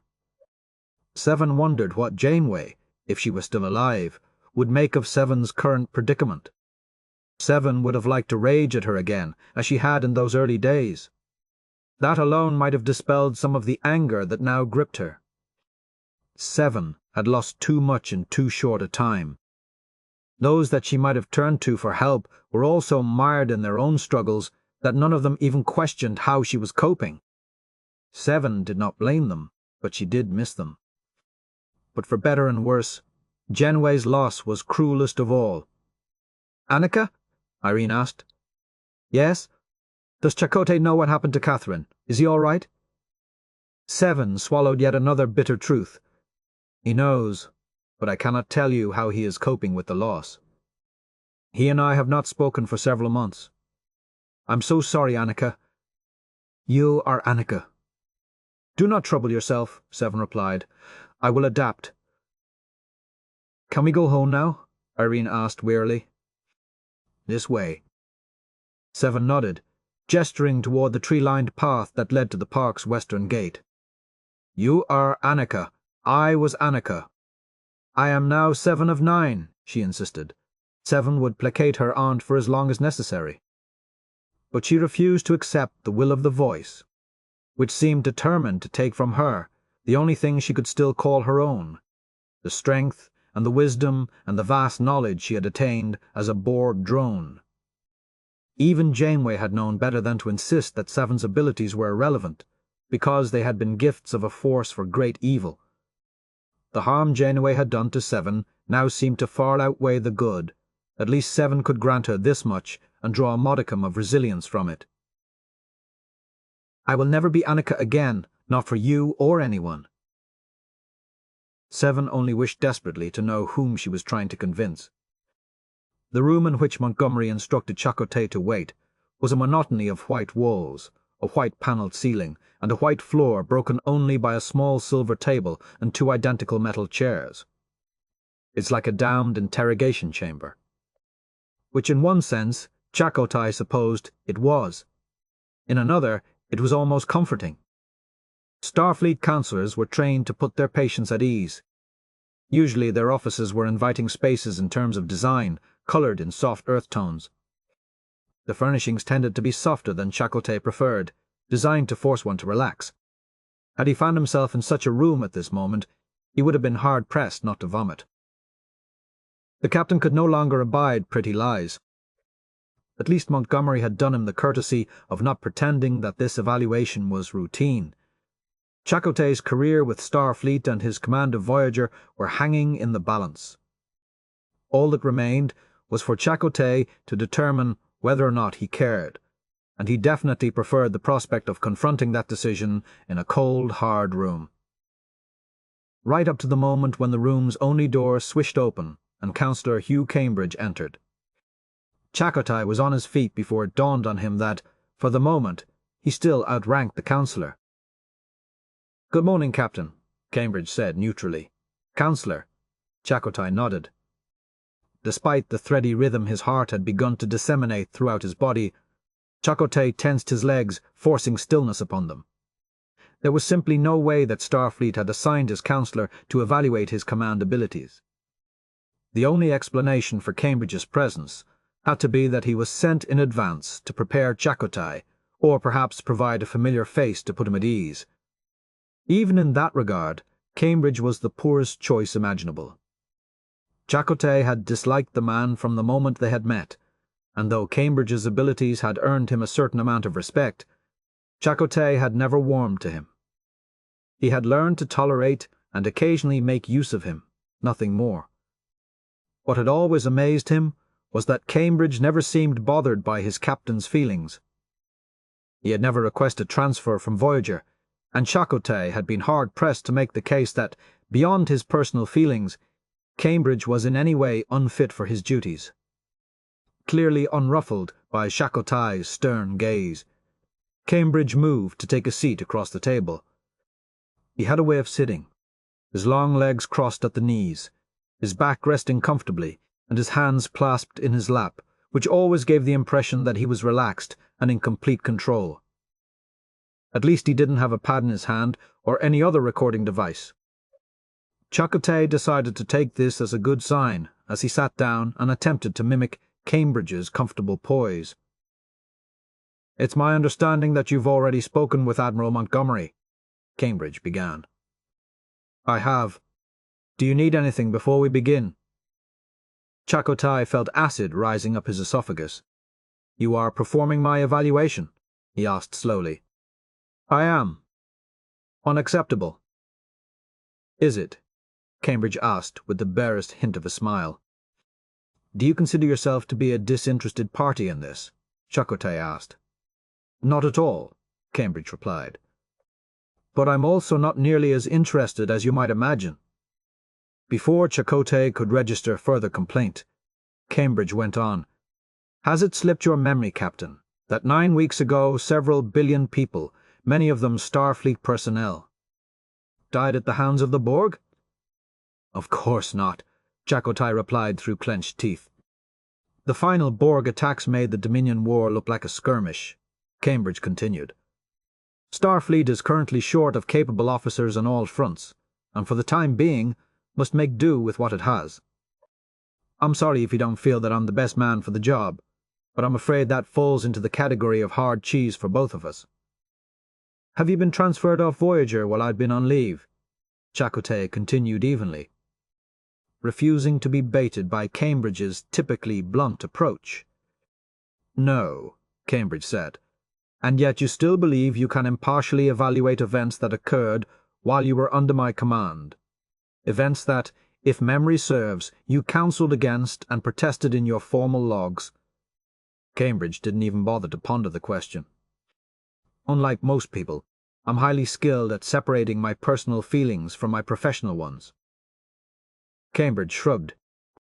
"I've been asked to evaluate your current psychological status, Captain, a job for which I'm uniquely qualified, since I've observed you in a wide variety of on- and off-duty situations for almost 3 years. I already know what your mental state was.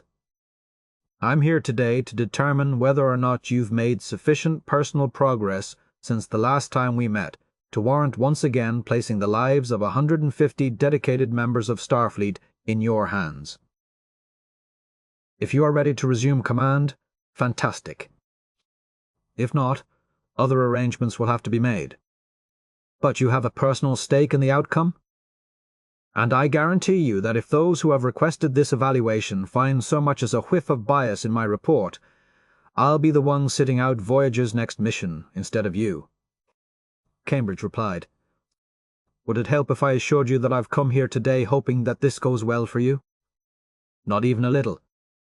Be that as it may, we have lots of ground to cover, Captain, and time is very much of the essence. Chakotay saw himself rising, overturning the table that sat between them and pummeling Cambridge with his fists.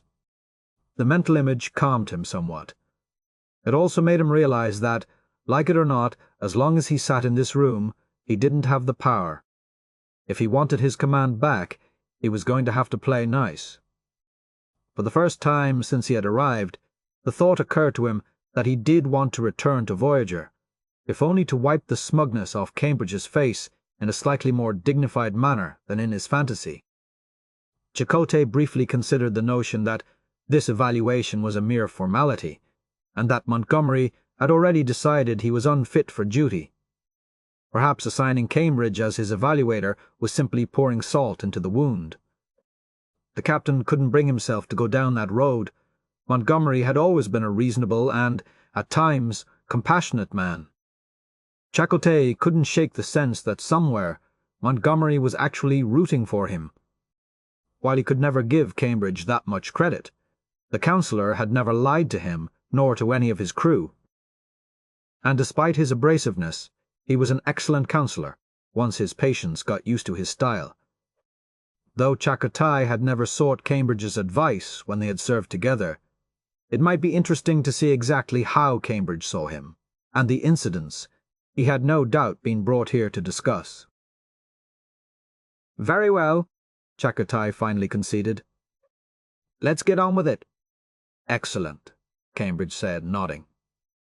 There was a brief pause, during which Chakotay wondered if he was expected to speak. He tried to think back over the most likely ground they would be covering, and assumed they would begin with the business of that Orion vessel some 10 months prior. He was taken completely off guard by Cambridge's first question. When was the last time you met with Admiral Janeway? Chakotay found himself involuntarily digging his fingers into his palms. I thought we were here to discuss my performance over the past year, he replied. We'll get there, Cambridge assured him. But as any man with eyes and a reasonable intellect could easily see, your actions of the past year did not spring from the vacuum of space. Let's not waste time dancing around the issue, Captain. We're considering both cause and effect today. You have not performed at your peak since the day Admiral Janeway died. That event is sitting in our cause column. I'd like to explore it further for the moment. When was the last time you met with Admiral Janeway? June of 2379, Chakotay answered as agreeably as possible. Cambridge actually raised his eyebrows in surprise, a gesture Chakotay enjoyed immensely. That was almost a year before she died? Yes. I'm sorry, Cambridge said, shaking his head. I just assumed that for two people as close as you and Admiral Janeway, you would have been in touch more often. We were, Chakotay replied. I don't understand, Cambridge admitted, and Chakotay's pleasure intensified exponentially. He could never remember hearing Cambridge utter those words in all the years that they'd known one another. You asked about the last time we met, Chakotay replied. Not the last time we spoke. Cambridge replied with a weary shake of his head. It's a little early in the day to be splitting such fine hairs, don't you think, Captain? He asked. You asked a question, Counselor, and I answered it. Chakotay replied tonelessly. And what was the reason for your meeting? Cambridge asked. Voyager was docked in Proxima's maintenance facilities to undergo routine repairs prior to our departure for the Yaris Nebula. the Admiral chose to stop by for a visit. It was purely a social call. That would have been almost a year after Voyager's mission to Korovi and all of that unpleasantness with the Klingons? Chakotay nodded. What did you and Catherine discuss during your social call? Chakotay bristled internally at Cambridge's use of her name rather than rank, but chose to let it pass. Cambridge wasn't going to get under his skin that easily, though Chakotay knew full well he had never been close enough to Catherine to call her anything but Admiral. There wasn't much news on my end, Chakotay replied. You might remember that as the year of minor missions. After our time in the Delta Quadrant, I suppose it's unfair to draw comparisons, but the few diplomatic transfers and colony resettlements we were tasked with overseeing at that time were fairly mundane. And how was Catherine? She was in the 8th circle of hell, Chakotay replied, actually smiling briefly at the recollection. I beg your pardon? The one reserved for diplomats, Chakotay explained. My remembrance of Dante is that the 8th circle contained the fraudulent, Cambridge said. Chakotay had actually said the same thing to Catherine when she'd made the reference. It pained him slightly to be reminded here and now that he had been the only person to whom Catherine had ever loaned her personal copy of Inferno, the copy given to her by Mark Johnson as an engagement gift. At the time, she was having some difficulty seeing the distinction, Chakotay finally replied. Cambridge nodded. And apart from the witty repartee, was there anything significant about this meeting? He asked. Chakotay felt his face hardening. There was, but he would be damned if he would share it with Cambridge. The memory of that night had been his most constant companion every day that had followed. At times it was a soothing balm, but more often it was the sword's tip that goaded him. Often Chakotay found himself wishing Catherine had never come to Proxima. It would have made what was to come so much easier to bear. But she had. And because she had, reality was now unbearable.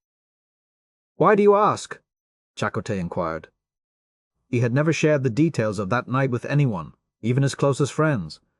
Before, he worried that such a revelation might actually jinx the future it promised.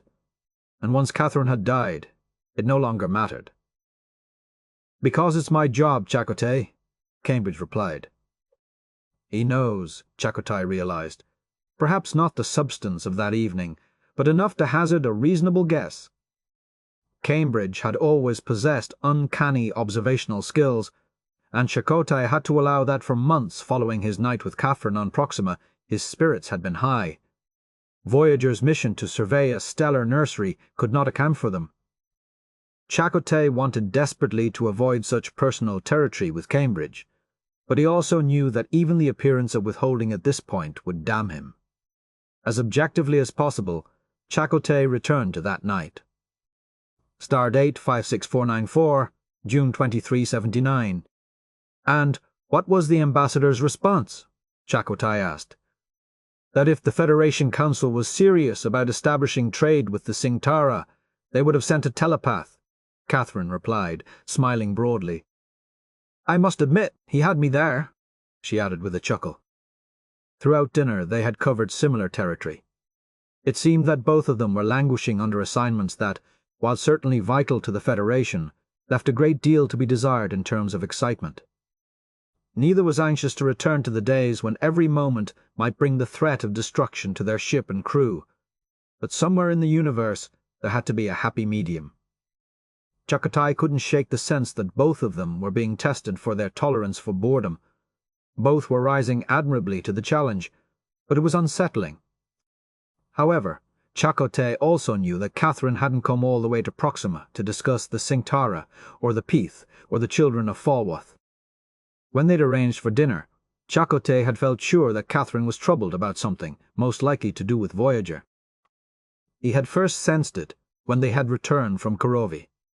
Every time they had spoken in the last year, it seemed she ended their conversations buoyed, but definitely not relieved of her burdens. These few subtle hints had turned that sense into a disquieting certainty.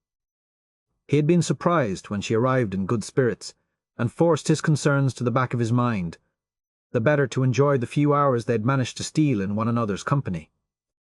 "Whatever happened with Captain Leona?" she asked, clearly directing the conversation toward more personal matters as she poured herself another glass of wine. "Nothing," Chakotay replied.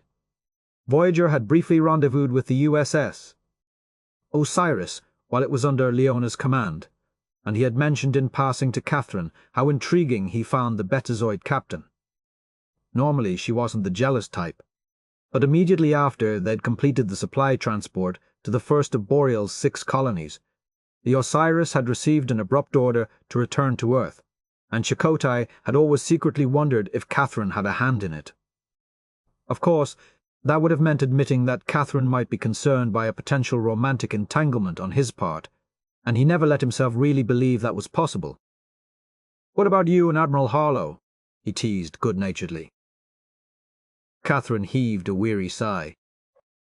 "Let's just say I think there's a good reason he's been divorced twice. He didn't strike me as one who did well in captivity." Chakotay nodded, refusing to pay too much attention to the relief he felt when he heard this. Both of them had tried unsuccessfully to find a romantic interest worth pursuing, and both, it seemed, might be destined to remain single. "Any new prospects on the horizon?" Chakotay asked. "Not really," she acknowledged somewhat wistfully. "Good," he replied before realizing that the word had escaped his lips. Catherine paused, staring at Chakotay intently. It had been an innocent enough remark, but still it sent a tangible charge through the air between them. "Why good?" she asked lightly. A familiar tension caused his heart to accelerate, though he kept his expression neutral. It would have been a simple matter to shrug the comment off. Chakotay had danced this particular dance with Catherine for years, and there was no reason tonight should be any different. But she held his eyes with a soft, lustrous gaze. There was something challenging shining forth from the tumultuous depths, something both curious and guarded at the same time. Chakotay found himself suddenly wondering whether or not he had misread the substance of her unspoken concerns for so long. Part of him wanted to answer her honestly. It was good because the thought of Catherine giving herself completely to another man had always felt wrong to Chakotay. He had long ago accepted the reality that he loved her. Over the years that love had become a safe, predictable place, the quiet companionship of two people who have shared unique experiences and could sense without words the other's moods, needs, and fears. Duty that had once made anything else between them impossible was not an issue anymore. Since their return to the Alpha Quadrant, they had both continued to sit in seeming contentedness by the side of the pool, occasionally dipping a flirtatious toe, but steering well clear of anything resembling a swim. As to what Catherine was thinking, he couldn't say. But for his part, Chakotay had always worried that to push her toward anything else would be to lose her forever, and that he could not abide. Since they were no longer stranded together on the far side of the galaxy, the potential was always there that they might simply drift apart. He would always want more, but could certainly live with what he had of her. When Chakotay didn't answer her directly, she dropped her eyes and studiously began to rearrange the remnants of her dinner. The plate was pushed toward the center of the table, the napkin in her lap folded neatly atop it, and the wineglass to its right nudged a few millimeters closer to the plate. Chakotay was seized with a sudden urge to put her at ease. He leaned forward and reached for the hand that was still fretting about the stem of the glass. The moment their fingers met, a familiar electric charge coursed through him. It was a simple, friendly gesture, he told himself, until she looked up at him again, squeezing his hand in return, ever so gently. She took a shallow breath and said softly, "You know, there's something I've been meaning to ask you." "What's that?" he asked as his throat ran suddenly dry. Catherine paused, seeming to consider her words carefully. "We've been home for over a year and a half, and never once in that time have you offered to take me to Venice." A tense pit formed instantly in Chakotay's stomach. Of course he'd wanted to ask. As Voyager's routine assignments of the last several months had become increasingly mundane, he often found himself thinking back to their years together in the Delta Quadrant and their brief reunion to recover Bayalana and Miro. the longer they were apart, the more he missed her. But he'd been burned once, and wasn't going to willingly tempt the flames again without some indication from her that she shared his feelings. Seeing the cautious hope suffusing her face, he actually wanted to kick himself for missing the signs that, in retrospect, had been fairly obvious to one who supposedly knew her so well. Instead, he dropped his eyes to focus on their hands. His thumb began to play softly over her fingers. Without looking up, he replied, "I didn't think you wanted me to, Catherine." Stealing a quick glance, he noted that her eyes were also firmly set on their conjoined hands. Her voice deepening a bit, she said, "I thought I made myself perfectly clear back in the Delta Quadrant. I never said, never." Chakotay nodded. "That's true. But then again, you're still keeping everyone, me included, at a safe distance. To be honest, I always hoped my feelings would change. I tried to make them change." "And have you succeeded?" she asked calmly. "Of course not," he replied. "Have you?" She shook her head slowly. "Then why didn't you say something?" he demanded. Shrugging slightly, she answered, "I don't know. I guess I always thought there would be some perfect time, some moment where the truth would become so obvious to both of us that we wouldn't need words. But the more I think about it, the more it seems clear that I might live the rest of my life alone, wondering just how much I've sacrificed on the altar of duty." "All you ever had to do was say the word, Catherine," he replied. "I thought I just did." Chakotay allowed the moment to breathe and settle. He had always expected that if Catherine were ever to actually open this door, he would rush headlong through it. Maybe it was the years of experience, or his knowledge of her mercurial nature, that made him hesitate now. Or maybe it was the reality that once this bridge was crossed, there would never be any going back. Catherine wasn't suggesting a fling. She wasn't looking for a way to pass the time. As a rule, she threw herself into her choices with her entire being, and would accept nothing less from him. He looked up to study her face. He saw trepidation there, but also a hint of relief coupled with a compelling tinge of mischief. Searching his heart, he realized that nothing in the universe would make him feel as complete as walking into the future with her by his side. It was a simple truth, arrived at with little fanfare. Chakotay only wished they had reached it sooner. "Then how do you... I mean..." Chakotay found himself fumbling for words as the choice he had just made sank in, flushing his cheeks and sending a pleasant anticipatory rush through his body. "I'll make you a deal," she said with a smile. "I'm listening. You're going to be slugging through the Yaris Nebula for the next 10 months, and I don't imagine you'll be encountering many fascinating women while you're there." "Many?"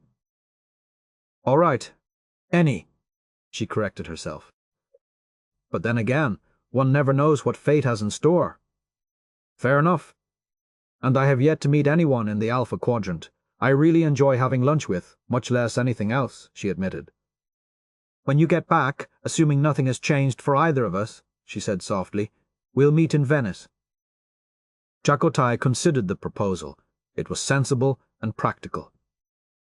Rising from the table, he moved to stand beside her, still holding her hand. She hesitated for a heartbeat, then stood to face him. Dropping any pretense, he allowed himself to fall freely into her eyes. He was a patient man, but knowing what he did now, waiting for another 10 months was completely out of the question.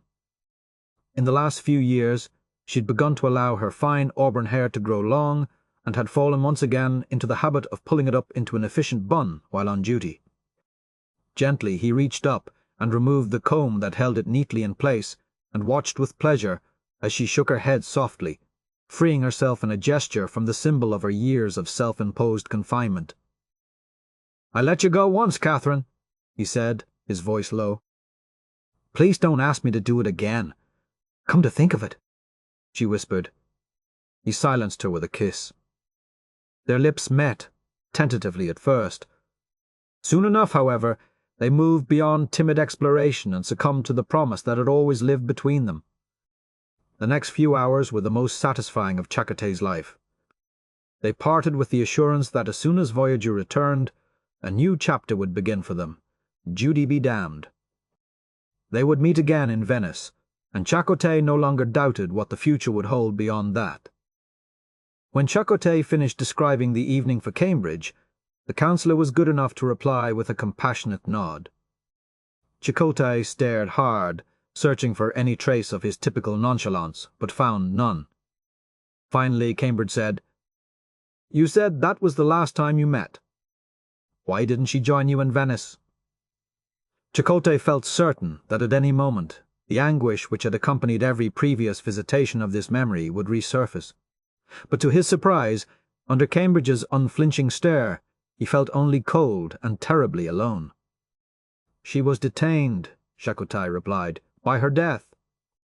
Eden looked up abruptly as Willem entered her office without announcement, followed quickly by her clearly flustered aide, Tamaras. "Captain, I'm sorry to interrupt, but Admiral Baptiste wishes to see you," Tamaras said unnecessarily. "So I see," Eden replied. "Get out!" Willem barked at Tamaras. The frightened aide threw a pleading glance at Eden, who simply nodded apologetically, saying, "Thank you, Tamaras, that will be all." Willem stalked to and fro before her desk, clearly agitated. Torn between anger at both his gall and his rough handling of her aide and curiosity as to what had riled him so, she rose and rounded her desk, halting his steps by standing before him and crossing her arms indignantly. "The day you signed our divorce decree, you forfeited the right to behave like an ass in my presence," she said. "Whatever's troubling you, we're on duty, and I expect you to remember that when dealing with me and my staff." Willem dismissed her complaint with a huff and replied, "Damn it, Afsarah. He's not going to pass." Eden was well aware that Captain Chakotay's evaluation had been scheduled for this morning, but found it hard to believe it had been completed in less than an hour. Which could only mean, "Willem, are you actually monitoring the captain's session?" she asked incredulously. "Of course," he replied. "The fleet launches in a week. The mission briefing for all department heads takes place tomorrow morning. Until a few minutes ago, I assumed Captain Chakotay would be standing beside me during that meeting, but I'm no longer confident that's going to be the case." "Willem." Eden shook her head, truly at a loss to prioritize the vast number of things wrong with that statement. Taking a deep breath, she continued, "In the first place, who authorized you to watch a confidential counseling session?" "He didn't come to us asking for help, Afsarah," Willem retorted sharply. "He's been ordered to undergo this evaluation, and its results don't fall under the purview of doctor-patient privilege." "Its results," Eden said with emphasis. "But the actual contents of the session?" she asked in disbelief. "Time is a luxury none of us has right now," Willem replied. "You think I don't know that?" she said. "I've been supervising 600 officers and crewmen working around the clock for the last 10 weeks to get this mission launched. Right now, nobody can say for sure that all traces of the Borg are gone, or the Kalir for that matter, and no one is more anxious than I to start getting some answers to those questions. But there are lines we don't cross, Willem." Willem paused, his jaw tensing. "If Captain Chakotay isn't up to sitting in Voyager's center seat—" "We'll find a suitable replacement," Eden finished for him. "It may take a few more weeks." "We don't have a few more weeks." Eden shook her head. "Command isn't going to scrap the mission, Willem. I know it was a long road getting here, but there is simply no longer an argument to be made that this proposal isn't vital to the ongoing security of the Federation." "There never was," he interjected, "but that didn't stop them in the past." "Of course there was," she corrected him. "This is a massive reallocation of resources, which has been approved at a time when a lot of Federation citizens aren't sure where their next meal is coming from. 63 billion people just died, and still, Command and Operations have thrown everything they have at these 9 ships to get them ready in 1/4 the time such an undertaking should warrant. This, even after we learned about the damned Typhon Pact. Our old adversaries have banded together when we're at our most vulnerable. And still, Starfleet is going forward with this mission. No one could have foreseen these cataclysms, and you can't fault command for treading lightly in the past." "It was never command," Willem retorted sharply. "It was only that damned Catherine Janeway." At this, Eden was forced to turn away. She crossed to the windows behind her desk, unable to revel in the glorious late spring morning she beheld, the sun glistening off the bay as the city of San Francisco buzzed with life. Such a stark contrast with the devastated reality of so many other Federation worlds brought a lump to her throat. While she, too, had been frustrated by Janeway's resistance to Willem's proposal, she had never resented the woman as Willem had. Unlike Willem, she had actually gotten to know Admiral Janeway, at first through her logs and reports, and ultimately through the lengthy debriefing session they had shared once Voyager had returned from its aborted mission to Kurovi. Eden had found the Admiral to be unflinching in her honesty and ability to look objectively at her work over the 7 years Voyager had spent in the Delta Quadrant. She hadn't needed to meet Janeway to know that her devotion to duty was a sacred thing. The logs of her senior officers and crew testified to her resolve to adhere to Starfleet principles throughout their journey, even when it was most inconvenient to do so. All Eden had to do was consider the fate of the Equinox, the first known Federation vessel pulled into the Delta Quadrant by the caretaker, to fully grasp the reality that not every Starfleet officer would have been capable of Janeway's accomplishments. Nor had she been overly surprised by the depths of the Admiral's disappointment in Captain Ransom and his crew, and the lengths to which he had gone to bring them to justice. When they had reached that point in Voyager's narrative, Janeway had stated clearly that this was the incident during her command that she felt the least pride and satisfaction in.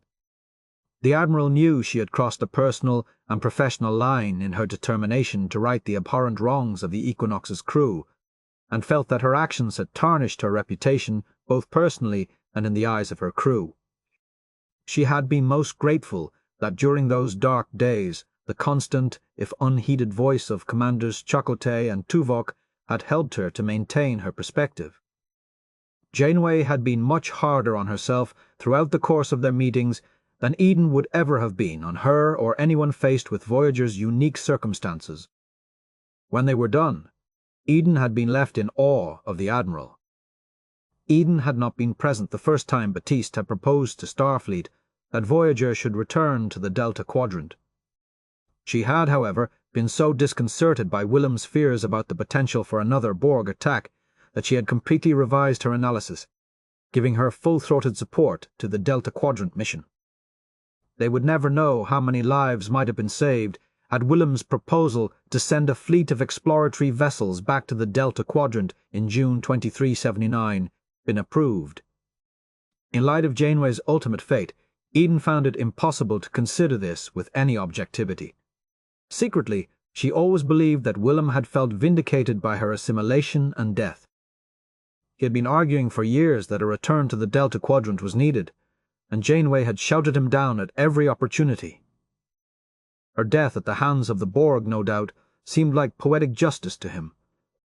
But Eden was among only a handful of people who knew that Janeway hadn't gone to investigate the cube that killed her simply because her curiosity got the better of her.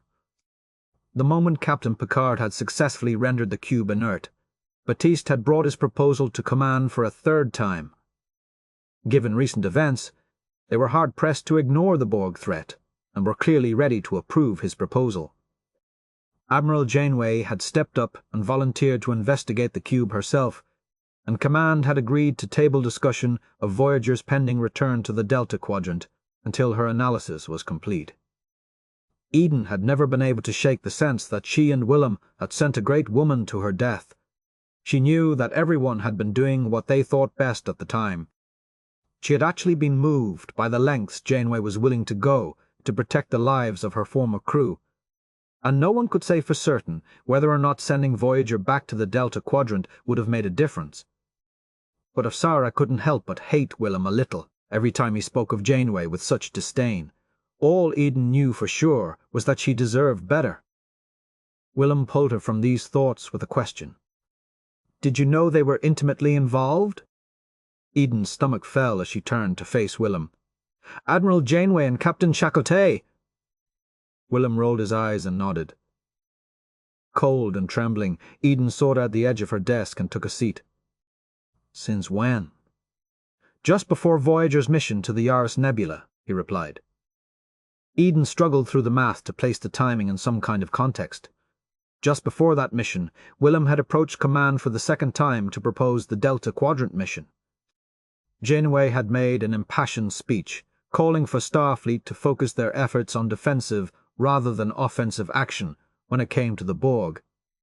Starfleet had again come down on her side, and Voyager had been spared. Now, Eden was forced to wonder if this knowledge on Janeway's part had in any way impacted her decision to enter into a deeper relationship with her former first officer, to risk happiness by reaching out for a more fulfilling personal life. Nothing in their logs had even hinted that such a relationship had ever been present. But Eden had rarely met two officers who had served together as long as Janeway and Chakotay had, and spoke in such glowing terms about the other. She knew that Janeway had been engaged to be married, and that her intended had married another when she was pronounced dead. To the best of her knowledge, neither Janeway nor Chakotay had ever been romantically linked with anyone else, either during or after their return from the Delta Quadrant, though Eden rarely paid attention to gossip about her co-workers' personal lives, as she knew all too well what it was to be on the receiving end of such speculations. Eden found her heart pounding. They had loved one another, probably for years, and once they chose to consummate their relationship, they had been torn apart forever by the Borg. "Dear gods," she murmured. "My sentiments exactly," Willem said. "What do you mean?" she asked, certain he wasn't sharing the same regrets now tormenting her. "I mean, Captain Chakotay's problem has less to do with post-traumatic stress following the debacle at the Azure Nebula, and more to do with a broken heart than either of us suspected up to this point. He's not grieving the loss of a dear friend and comrade. His behavior since her death makes a lot more sense now, and I'm guessing won't improve a whit if we put him back on active duty. Of course, Montgomery will make the final call, but I've been watching the man talk for the last hour, and believe me when I tell you, he's not ready." Eden found it harder to care about that right now. Her many regrets over Janeway's death had just been increased by an order of magnitude. "I'll start making a list of potential replacements," she said dutifully. In the long pause that followed, Eden actually believed Willem had left the room without bidding her farewell, but a minute later looked up to find him still standing where she'd left him, staring at her. "What?" she demanded. "Nothing," he said with a look of surprise. To Eden's consternation, he seemed positively relieved. "Then if you wouldn't mind, Admiral," she said, "you've just added another huge task to a list that's already too long." "Of course," he replied thoughtfully, then turned and exited looking considerably better than he had when he'd entered. As Eden could guess that whatever new idea he was chewing on would become clear eventually, she dismissed any further reflections. Turning to her computer interface, she called up a list of active-duty captains who might be free for reassignment, but after a few moments found her eyes glazing over. "Computer," she called. "Display transcript of closed session, Starfleet Command Stardate 56467 In response. The visual record of the meeting in June 2379, during which Admiral Janeway had taken the floor to refute Batiste's proposal for the second time, appeared on the screen. Eden hadn't been in attendance at that meeting either, but had been granted access to its transcript by Willem when he had once again been bettered by Admiral Janeway. Eden had watched it for the first time after learning of Janeway's death. Settling in, she forwarded the visual record to the frame that contained an image of the Admiral rising to address her colleagues and began the playback. "I would never attempt to minimize the threat posed to the Federation by the Borg," Janeway had begun. "They are driven by the purest of instincts, and a biological and sociological imperative to achieve what they perceive as perfection. But thanks in large part to the efforts of my former crew, we now have a vast repository of information about the Borg and their weaknesses, as well as the knowledge of a former Borg drone, 7 of 9, which we can and must use to continue to bolster our defences. I understand that Admiral Batiste is not proposing to send Voyager back to the Delta Quadrant under the same circumstances which prevailed during our first unexpected mission there. He has spoken eloquently about the vast strides made in our quantum slipstream technology over the past year, and its ability to send an entire fleet of vessels to the far reaches of the galaxy without cutting them off from the support and resources of the Federation.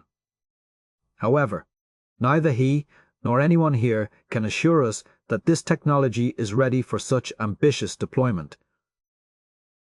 We tested slipstream technology.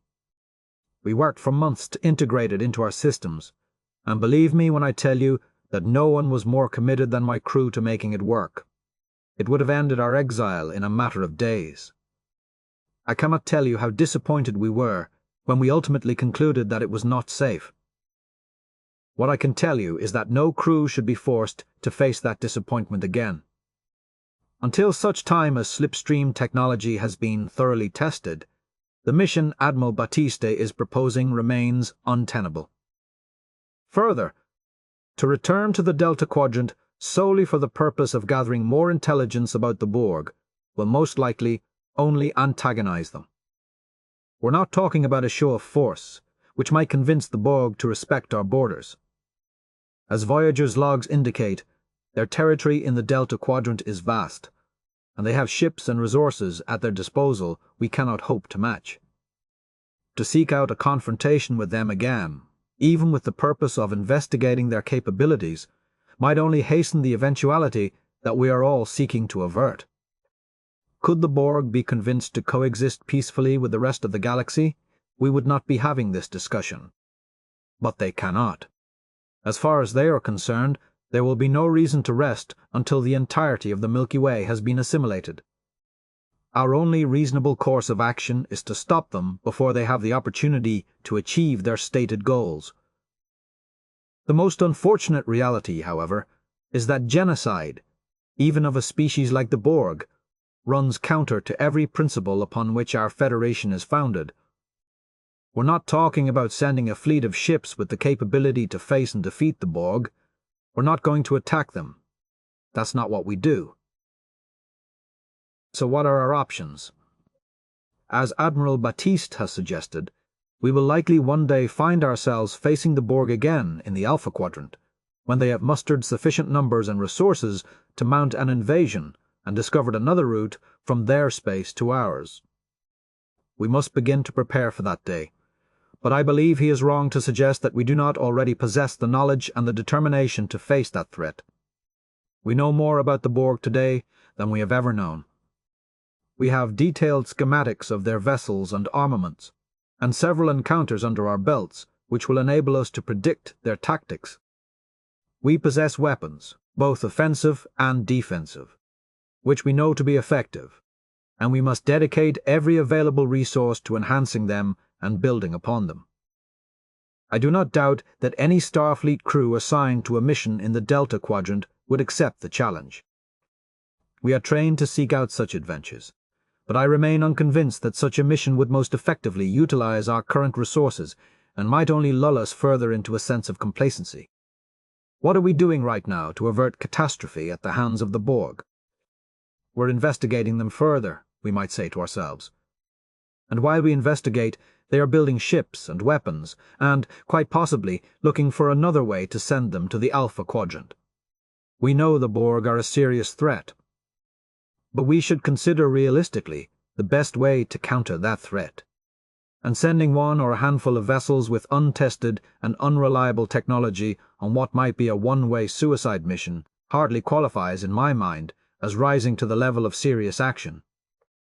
We must begin here at home, preparing for an eventuality which may be inevitable, but hopefully is still many years in the future.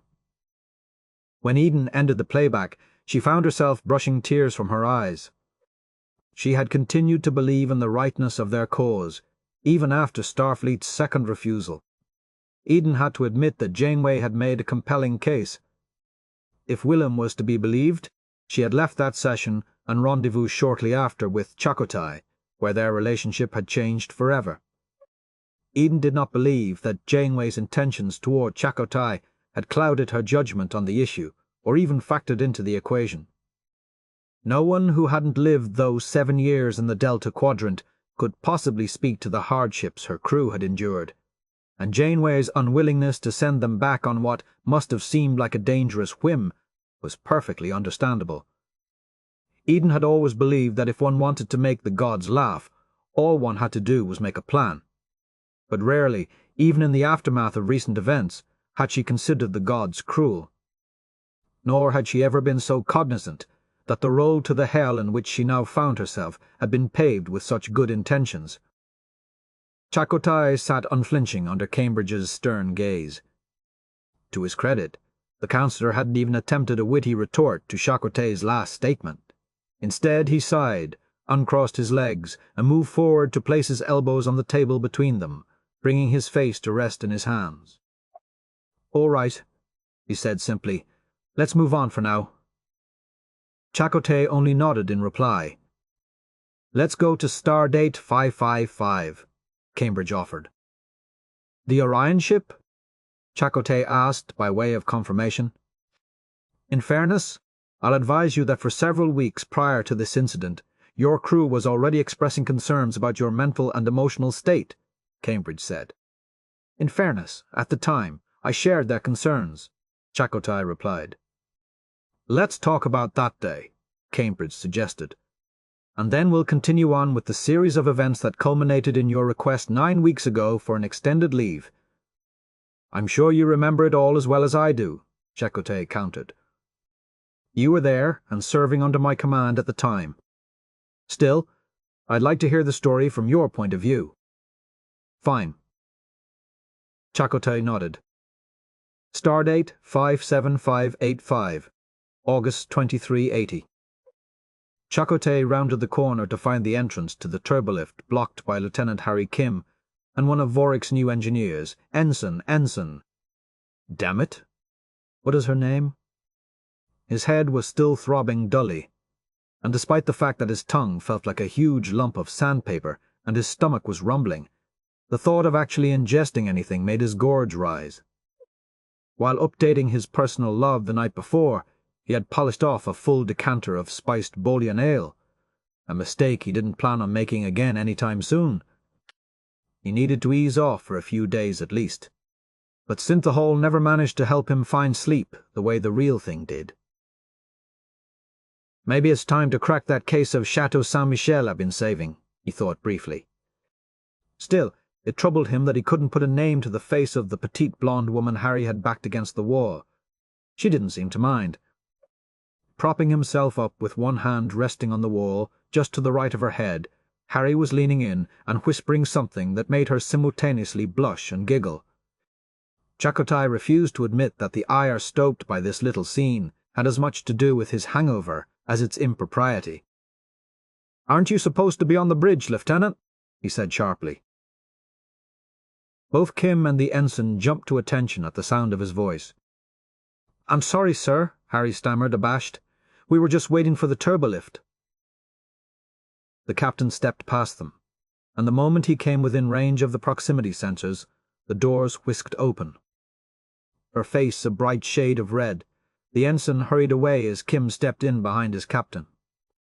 They rode for a few moments in silence until Harry asked, "Any word this morning on the Orion ship?" "If you were at your post where you were supposed to be, you wouldn't need to ask that question, Lieutenant," Chakotay replied. Harry said nothing further, and allowed Chakotay to step onto the bridge before hurrying to relieve Capiello, the Gamma shift officer, at tactical.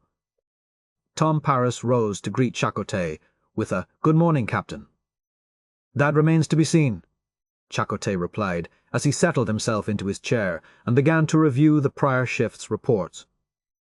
All around him, his officers were all studiously engaged in their duties.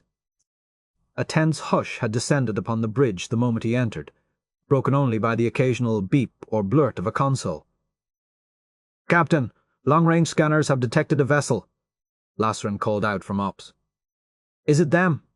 Chakotay asked. "A moment, sir," Lasserin requested. The initial scan results were already being rerouted to Paris's interface, and after a moment he said, "The power signatures and hull configuration are a match. I think we've got them, Captain." "Red alert," Chakotay ordered. "Adjust course and speed to intercept." After only a few blares, Kim muted the klaxon, for which Chakotay was silently grateful, but the bridge was bathed in pulsing crimson light. "There's no way to mask our approach, Captain," Tom advised him. "So we go in hard and fast," Chakotay replied. Within moments, their quarry had detected the danger and had moved into attack position. "They can't possibly believe they outgun us," Paris noted. The ship's primary function was transport, though a few nasty-looking disruptor cannons had been cobbled onto the hull. And given that they were members of the Orion Syndicate, it was fair to assume they had a handful of other destructive aces in the hole. "Their port engine is offline, and I'm detecting a coolant leak in their starboard engine," Lazarun added. "Looks like they're done running." "Scan their cargo hold," Chakotay ordered. "They're still carrying the half-kiloton of chemosite they stole from Deep Space 5, sir." "Hail them, Ensign."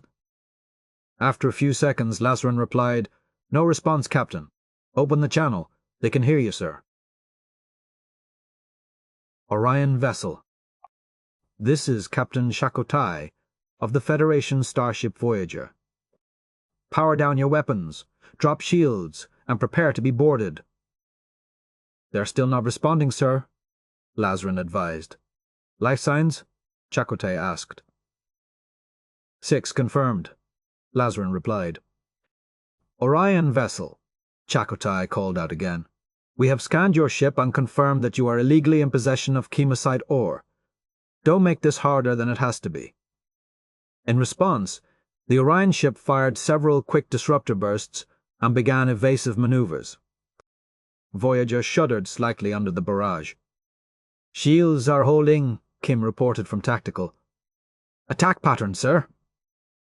"At your discretion," Chakotay replied. "Thank you, sir," Harry said, then added, "Helm, prepare to execute attack pattern Delta 6. Under Tare's confident hands, the ship rolled to starboard, easily evading another volley, simultaneously firing a steady stream of phasers from their ventral array. "They just lost 28% of their shields," Kim reported, clearly pleased. "Bring us around," Chakotay ordered. A few minutes later, the Orion vessel had been completely stripped of its cannons and most of its shields, and was running on maneuvering thrusters only. "Are they ready to talk yet, Ensign Lazarun?" Chakotay inquired. No response to repeated hails, Lazarun replied. "Harry, is your security team ready?" "Yes, sir." "Tractor them into the shuttle bay, and let's make sure we give them a nice, warm welcome." A pale blue beam struck the Orion vessel and began drawing it toward Voyager. Suddenly, a massive jolt shook the bows of the ship, and the beam blinked out of existence. "What the hell was that?" Chakotay demanded. Paris was the first to assess the situation. "It's an optronic pulse." They modified their remaining disruptor bank to emit it. "Our tractor beam is disabled. We can't bring them in or tow them," Harry advised. "Then we board them," Chakotay resolved. "Assemble a security team for transport. And if they so much as twitch again, open fire." "Captain," Paris said, clearly dismayed. "Problem, Commander?" That pulse was the bottom of their bag of tricks. Their shields are failing, and they're not going anywhere. If we fire on them now, they'll be destroyed. They're transporting chemosite, or they stole from a Federation starbase, killing 15 people that we know of in the process. That was their first mistake. Their second was firing on this ship. They've been warned, and they understand the consequences of their actions, Commander," Chakotay replied coldly. "This isn't a game." "The boarding party is ready for transport," Kim reported. "Captain," Lazarun interrupted, "I'm detecting a plasma leak in their warp core." "Is their core about to breach?" Tom asked. "Can't tell," All of their systems have sustained heavy damage. It could just be a malfunction. Tari, let's put some distance between us, Tom ordered, rising to stand behind the helm station. Arm photon torpedoes, Chakotay added. Sir? Paris asked, turning abruptly to face Chakotay. Chakotay stood and squared off with his first officer. It's not a malfunction. When the war plasma hits that chemosite, it will create a temporal disruption. They're still trying to evade capture, Commander, and that's not going to happen today. Torpedoes armed, Kim said. Lasren, is that channel still open? Paris asked. Yes, sir. Orion vessel, we are detecting a leak in your warp core. Do you require assistance? Paris said.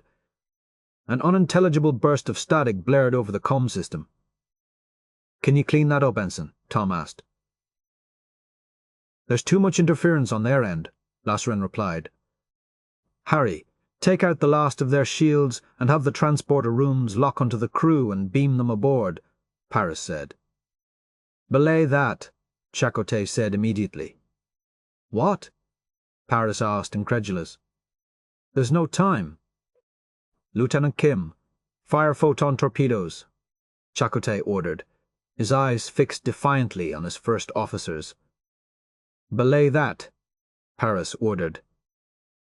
Commander Paris, you are relieved, Chakotay barked.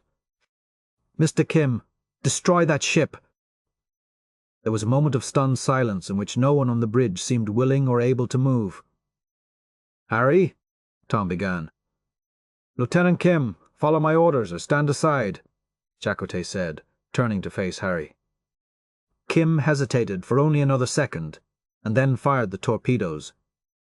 Simultaneously, Lasren called out to Chakotay from Ops, but his words were drowned out by the obliteration of the Orion ship. Get off my bridge, Chakotay growled at Tom. Stand down from red alert. Captain, Lasren began. What? Chakotay snapped. Only after Paris had reached the turbolift did Lasren continue, his voice shaken. Just before the torpedoes hit, they managed to lock down the warp plasma leak. I think they were trying to comply, sir. Paris turned to look at Chakotay. The captain met his eyes without flinching. They brought it on themselves, Chakotay answered. Lieutenant Kim, you have the bridge. I'll be in my ready room. He could feel the eyes of everyone upon him as he turned away from his crew and retreated into his private sanctuary. Only when he was safely ensconced did he begin to shake. Chakotay kept telling himself it had all happened too fast for him to make another choice. The ship they had just destroyed had been responsible for the deaths of 4 Starfleet officers and 11 civilians when it had blown its way out of Deep Space 5. It was carrying the dangerous ore that, when refined, was a key component in weapons of mass destruction. They didn't deserve the benefit of the doubt, he assured himself, and no one was going to mourn their passing. The captain stepped toward the replicator, debating whether he should order the water his body desperately needed or something a little more bracing, when a chime sounded at his door. "Come in," Chakotay called. Councillor Cambridge entered. "What do you need, Councillor?" Chakotay asked. "I just had a very interesting conversation with Commander Paris," Cambridge said evenly. "Would you like to give me your version, or shall I wait for your report?" "I've already relieved one of my senior officers from duty, and it's not even time for lunch yet," Chakotay replied. "If your services are required, I'll let you know." "Until then," Chakotay gestured toward the door. Cambridge considered him for a moment before saying, "Then may I at least make a suggestion, sir?" "If you must." "Unless you want to end up alone on that bridge, you might try directing your obvious anger at the person for whom it is meant rather than your crew."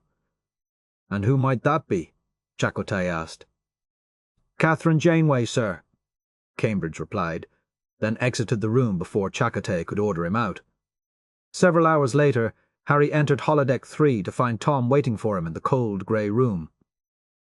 "He didn't confine you to quarters?" Harry asked. "He's giving me a few days to think about my behaviour," Tom replied. and a few extra duty shifts in waste reclamation. Harry nodded. Then we better get started. A little time with Chaotay should cheer both of us up. Tom nodded and moved toward the holodeck control panel.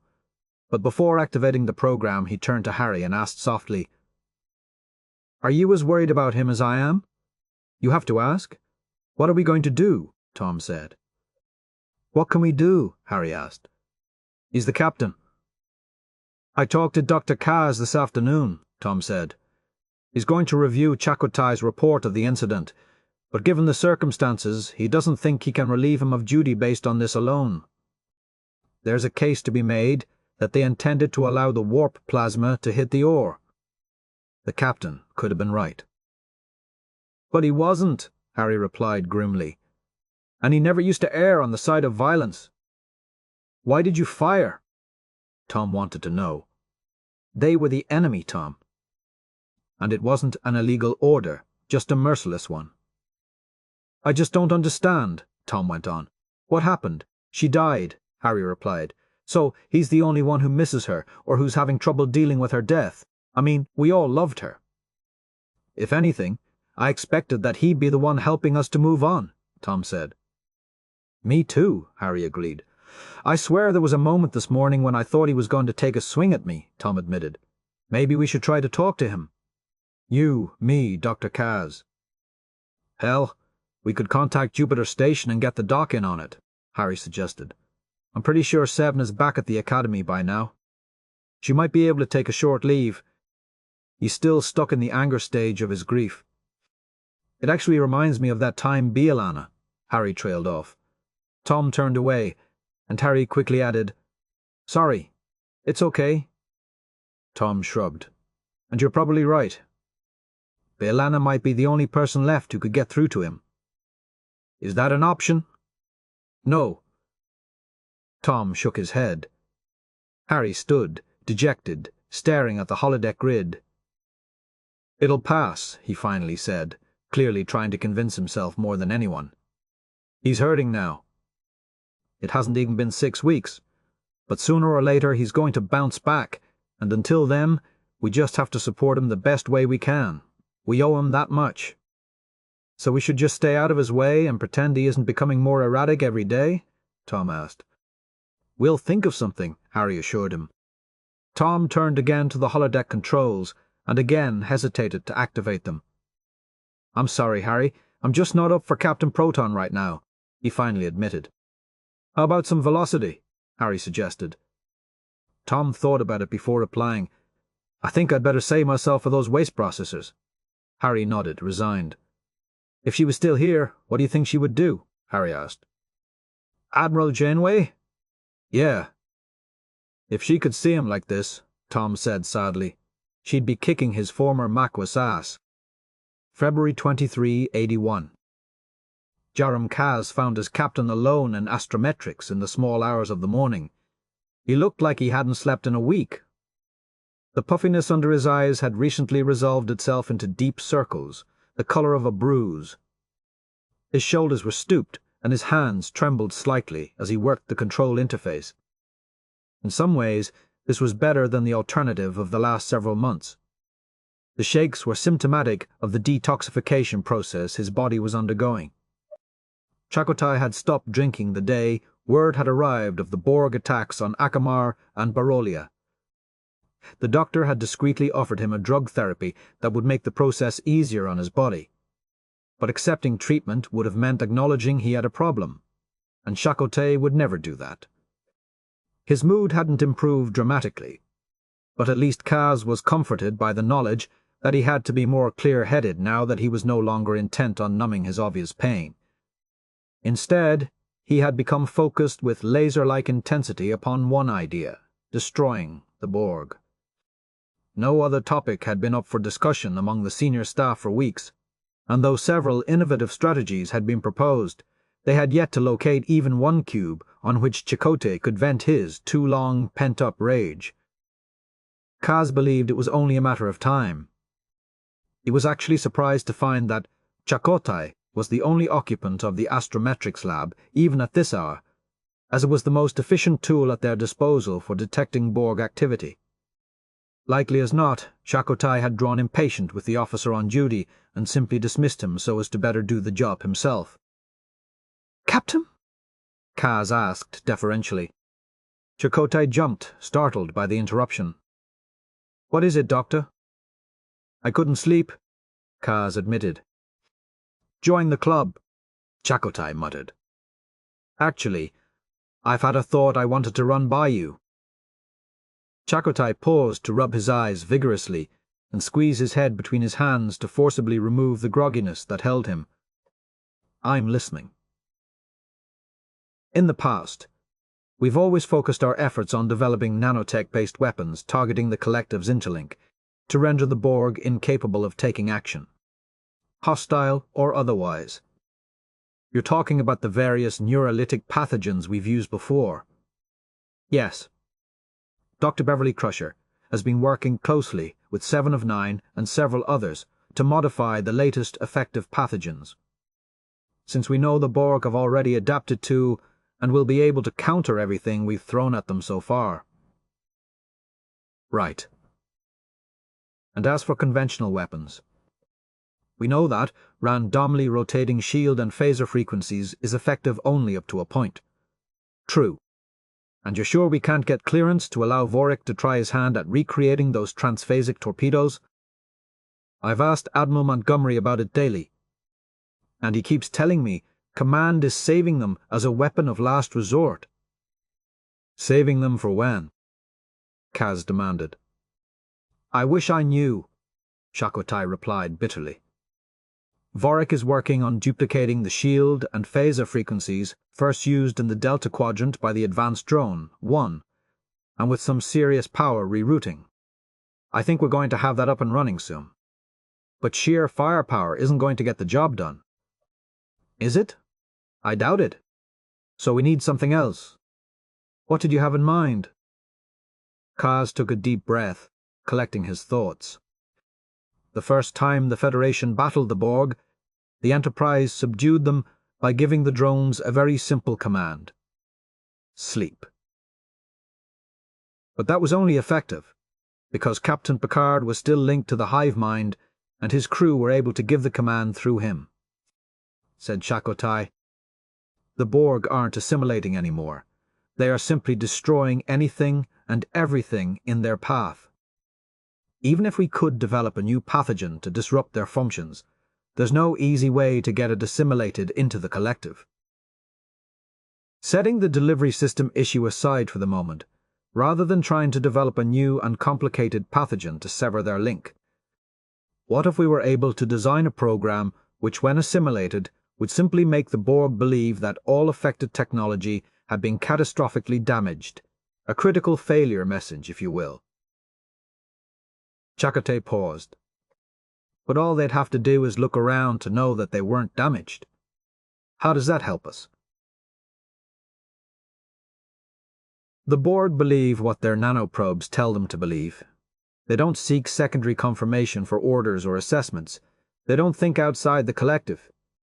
And somewhere in Seven's voluminous files on the subject, she reported that when Borg systems are critically damaged, they automatically self-destruct to avoid the possibility of capture.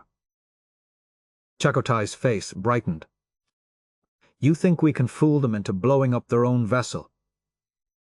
I think if we can get properly modified nanoprobes into the central plexus of a Borg ship, so that the signal will be carried beyond 1 cube, we can fool them into blowing up all of their vessels.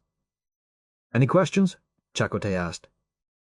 Standing at the head of the conference table, his hands resting on the back of the tall chair in which he was much too restless to sit, Voyager's captain met each of his senior officers' eyes with what he hoped was reassurance.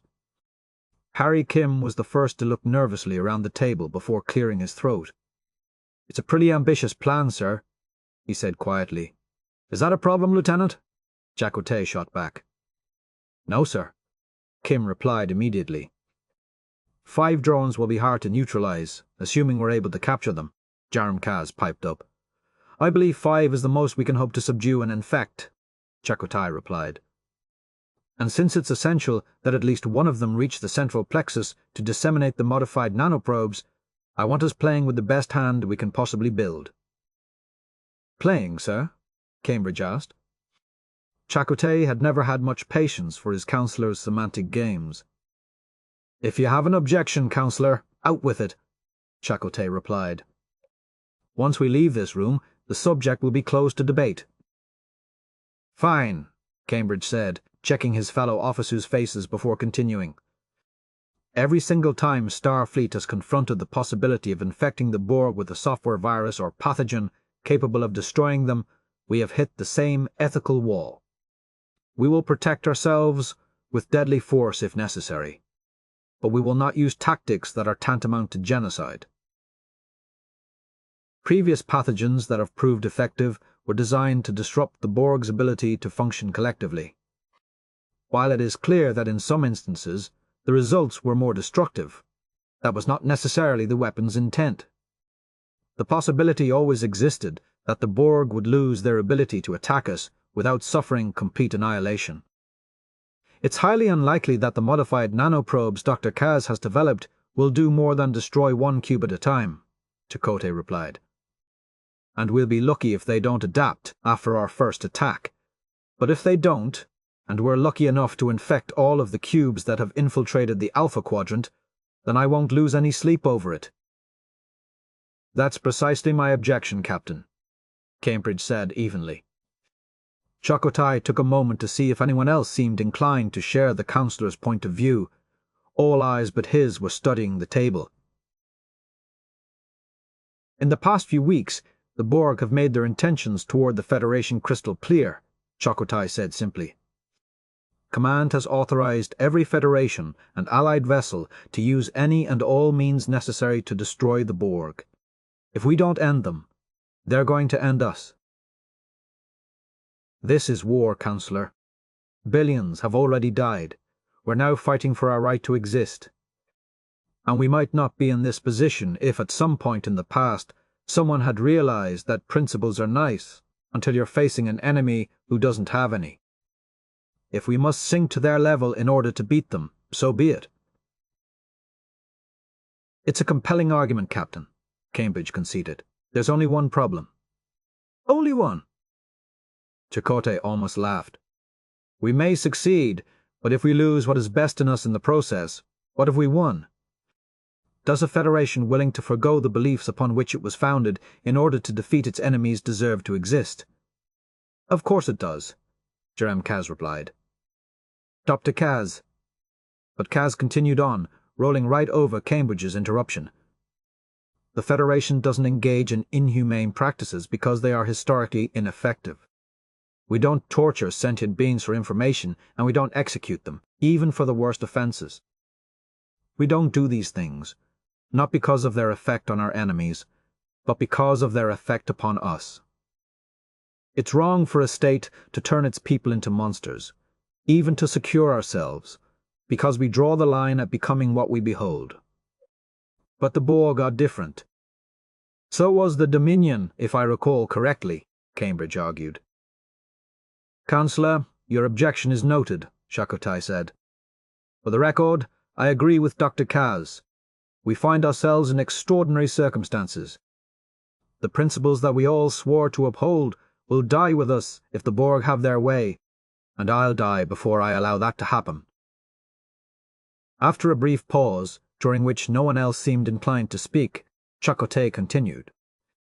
"Lieutenant Vorik, how much longer will it take to implement the shield and phaser modifications we've discussed?" "At least 2 days," the Vulcan replied. "You have 30 hours, no more," Chakotay said. "Tom, adjust the duty shifts to 12-hour rotations until further notice. Harry, begin drilling your teams to subdue our anticipated guests. Patel, get busy constructing those interlinked nodes, and Dr. Kaz, get to work on the modified nanoprobes. Ensign Lazrem, continue to monitor the tactical scout and be ready to intercept." Nods all around the table confirmed that his orders would be followed. "Dismissed." 28 hours later, Voyager set a course for the small tactical vessel their sensors had detected 4 days earlier. As the ship grew larger on the main view screen, Kim hoped that their preparations would be sufficient. He would have been reassured immensely by the presence of 7 of 9, but she was serving as a special advisor to Federation President Bako during the crisis. Voyager still retained data from every Borg encounter they'd experienced while in the Delta Quadrant, and that data was about to be put to a brutal test. "Helm, what's our distance?" Chakotay asked. 500,000 kilometers, Tare replied. "Commander Paris, your shuttles are clear to launch," Chakotay called over the comm. Within moments, Harry watched as the Delta Flyer with Tom at the helm and 4 of Voyager's Type 9 shuttles streaked out of the bay and entered formation ahead of Voyager. "They'll be in weapons range in 10 seconds, Captain," Harry advised, careful to keep his voice calm and steady. "All weapons, target their shields." "Dr. Kaz, is your team ready in cargo bay too?" "Affirmative, Captain." Kim watched his chronometer count down, and when it reached 0 called out, "The Borg vessel is now in range." "All ships, open fire," Chakotay ordered. At his command, the shuttles broke formation and commenced hammering the tactical vessel's shield generators with a barrage of augmented phaser fire, each ship cycling through different frequencies at any given instant. Every time the Borg ship compensated for one of them, it became vulnerable to another, and its shield generators fell like dominoes. The Borg returned fire, but the Starfleet ships' redesigned shields were proving as effective as their enhanced phasers. The power required to sustain these modifications was massive, and would blow out the power relays in minutes. But Harry was confident that this battle was not going to last that long. "Prepare to drop shields," Chakotay ordered. "Transporter Room 1. Get a lock on 5 of the Borg and beam them directly to the cargo bay. Tom, bring our shuttles home." "We're on our way, Captain," Tom's voice replied. A few tense seconds later, Kaz called over the comm. "Cargo Bay 2 to the Captain. The drones have been captured and subdued.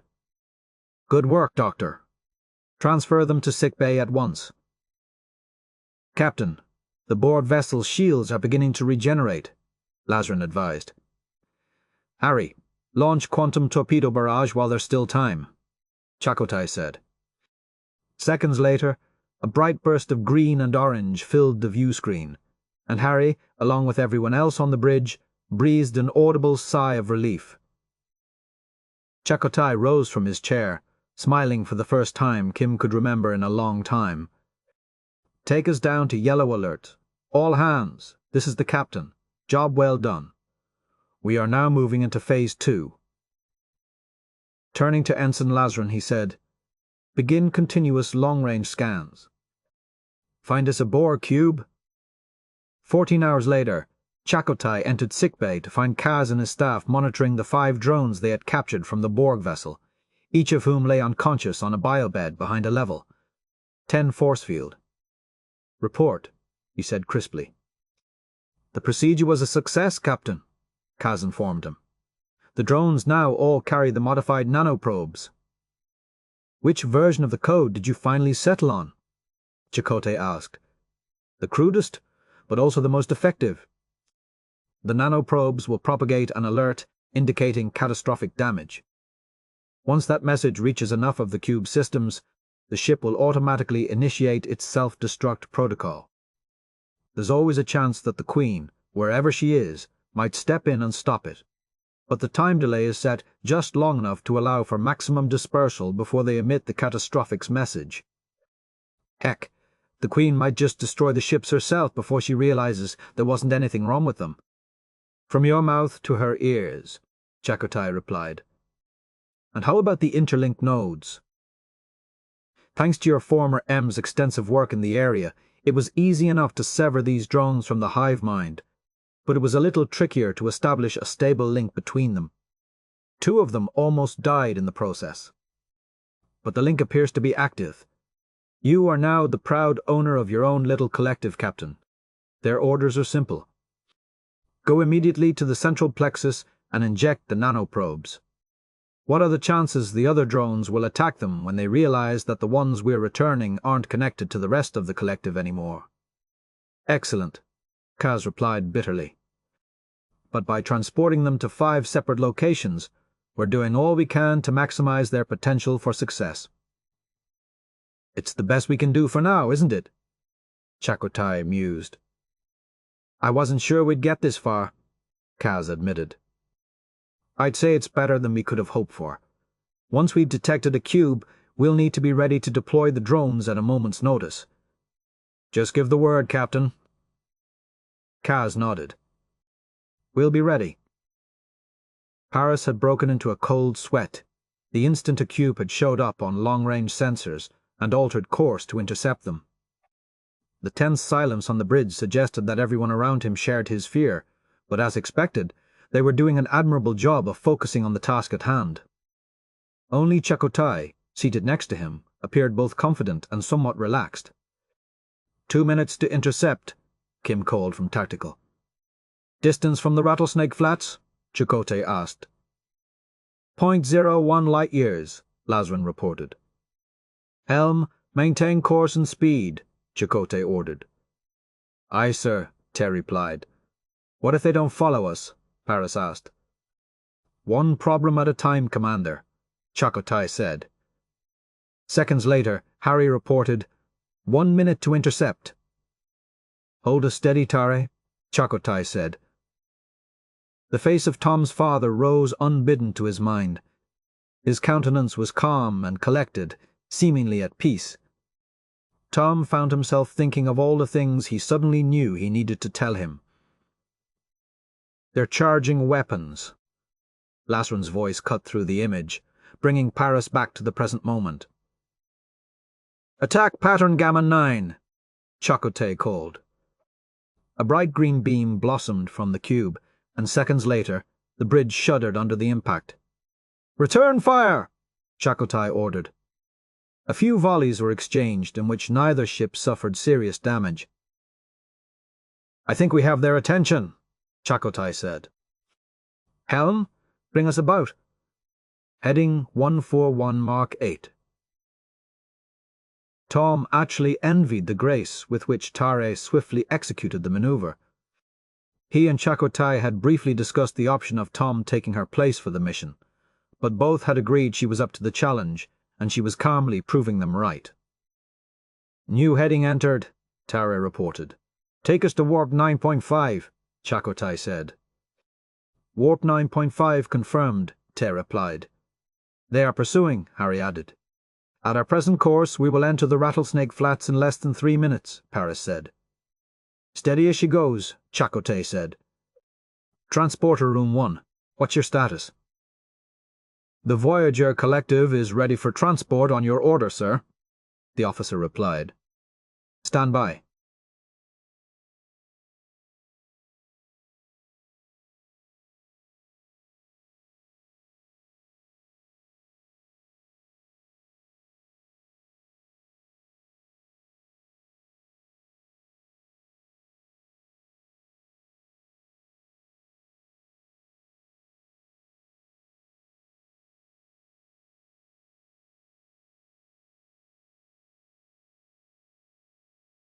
There was nothing flat about the Rattlesnake Flats, a designation given by a stellar cartographe fair for a stretch of plasma storms and gravimetric eddies not unlike the Badlands, and just as hazardous.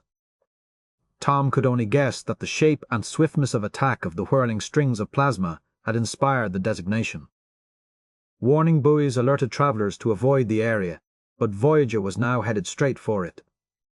Several thousand kilometers before reaching the edge of the flats, Tare dropped out of warp and went to impulse. Voyager entered the flats, and soon it was hard to tell whether the forces pushing the limits of the ship's inertial dampers and artificial gravity were coming from the plasma flares or the Borg. Tare managed to clear the most destructive flares before guiding the ship into a region near the center of the storms that Patel had mapped earlier. This area contained fewer eruptions, but those that did develop here were of greater intensity. Vorik and Patel had adjusted the ship's sensors to search for trace particle densities which spiked just before an eruption in this zone. "What do you see, Tom?" Chakotay asked. Studying his armrest display, Paris called to Tare. "Adjust course to heading 136 Mark 8. Harry, prepare to drop the pulse mine." Both officers acknowledged their orders, and though the aft section was struck hard by a volley from the cube, Tare firmly guided the ship into the path of the eruption. "Release the mine," Tom shouted. "Helm, adjust course to heading 117 Mark 2 and get us clear. Reroute all available power to shields and brace for impact," Chakotay added. The Borg cube detected the mine the instant it was dropped and moved to avoid it. As it did so, the mine exploded simultaneously in the path of a major plasma flare. Voyager was far enough from the blast to avoid destruction, but was still battered about by the explosion and failed to avoid a smaller plasma burst directly in front of them. Overloaded relays sent sparks flying throughout the bridge and threw Kim, Lazarus, and Odin to the deck. "Report," Chakotay called, as those who had fallen picked themselves up. "Hull breach on decks 10 and 11. Emergency force fields are holding," Harry replied. "Shields are down to 28%. Power to deck 2 sections, 5 through 9, is offline." "Evacuate those sections," Paris ordered. "What about the cube?" Chakotay demanded. "Their shields are down," Lazarus confirmed.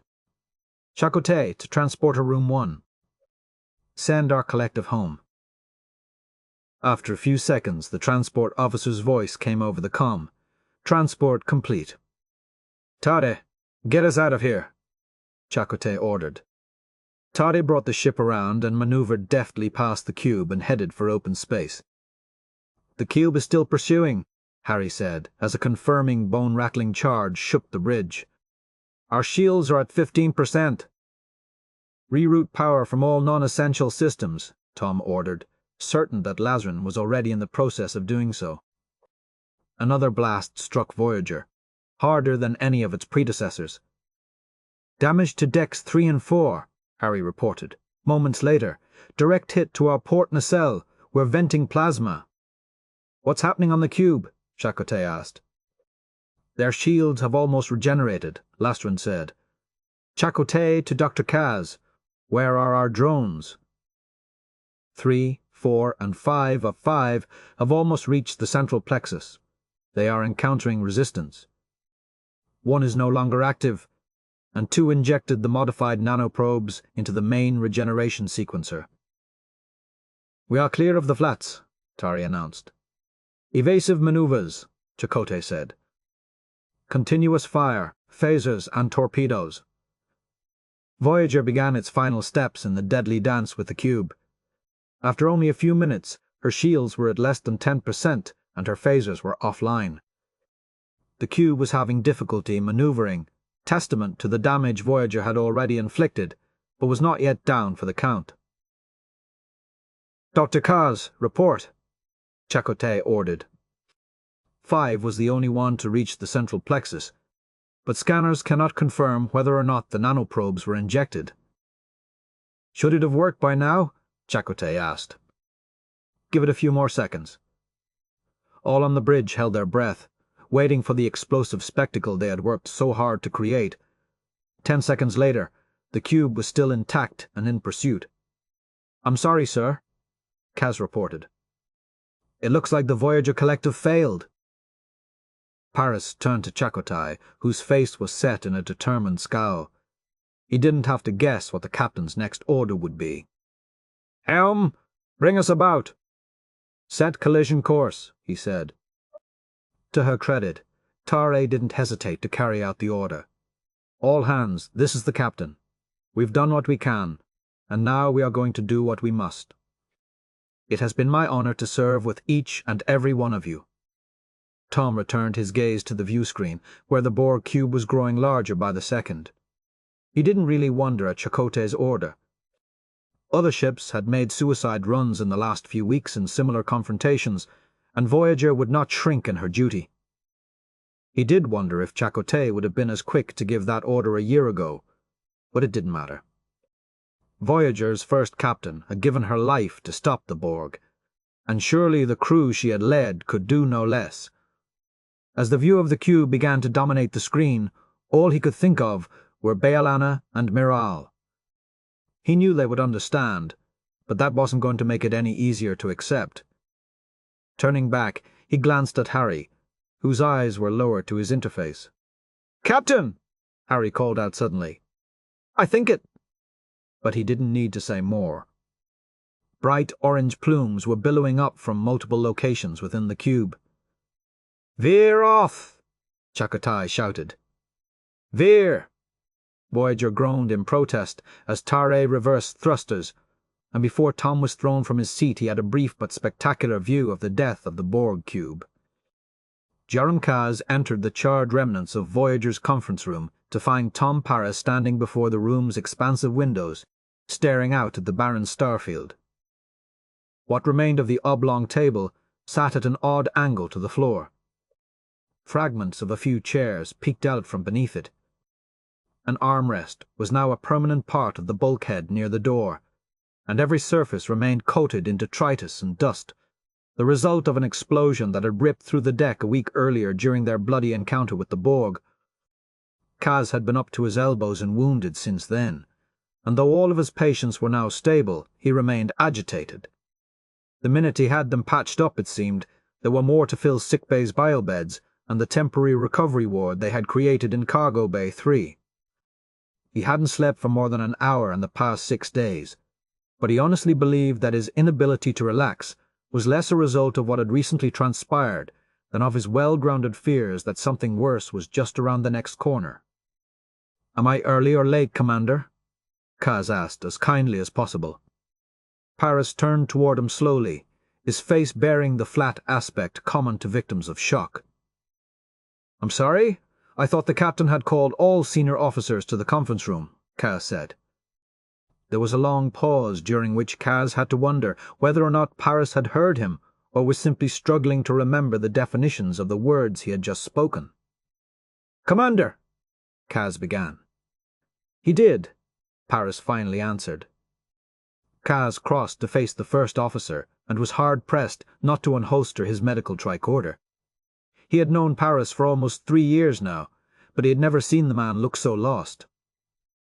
"What's wrong, Tom?" he asked gently.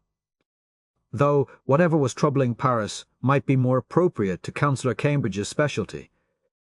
Kaz couldn't bear to see the officer who had become the most stable and reasonable command presence. Voyager had these days beginning to unravel without lending whatever help he could. "My father's dead," Paris said softly. Kaz winced, shaking his head in mute acknowledgement of Paris's terrible loss. "I'm sorry. What happened?"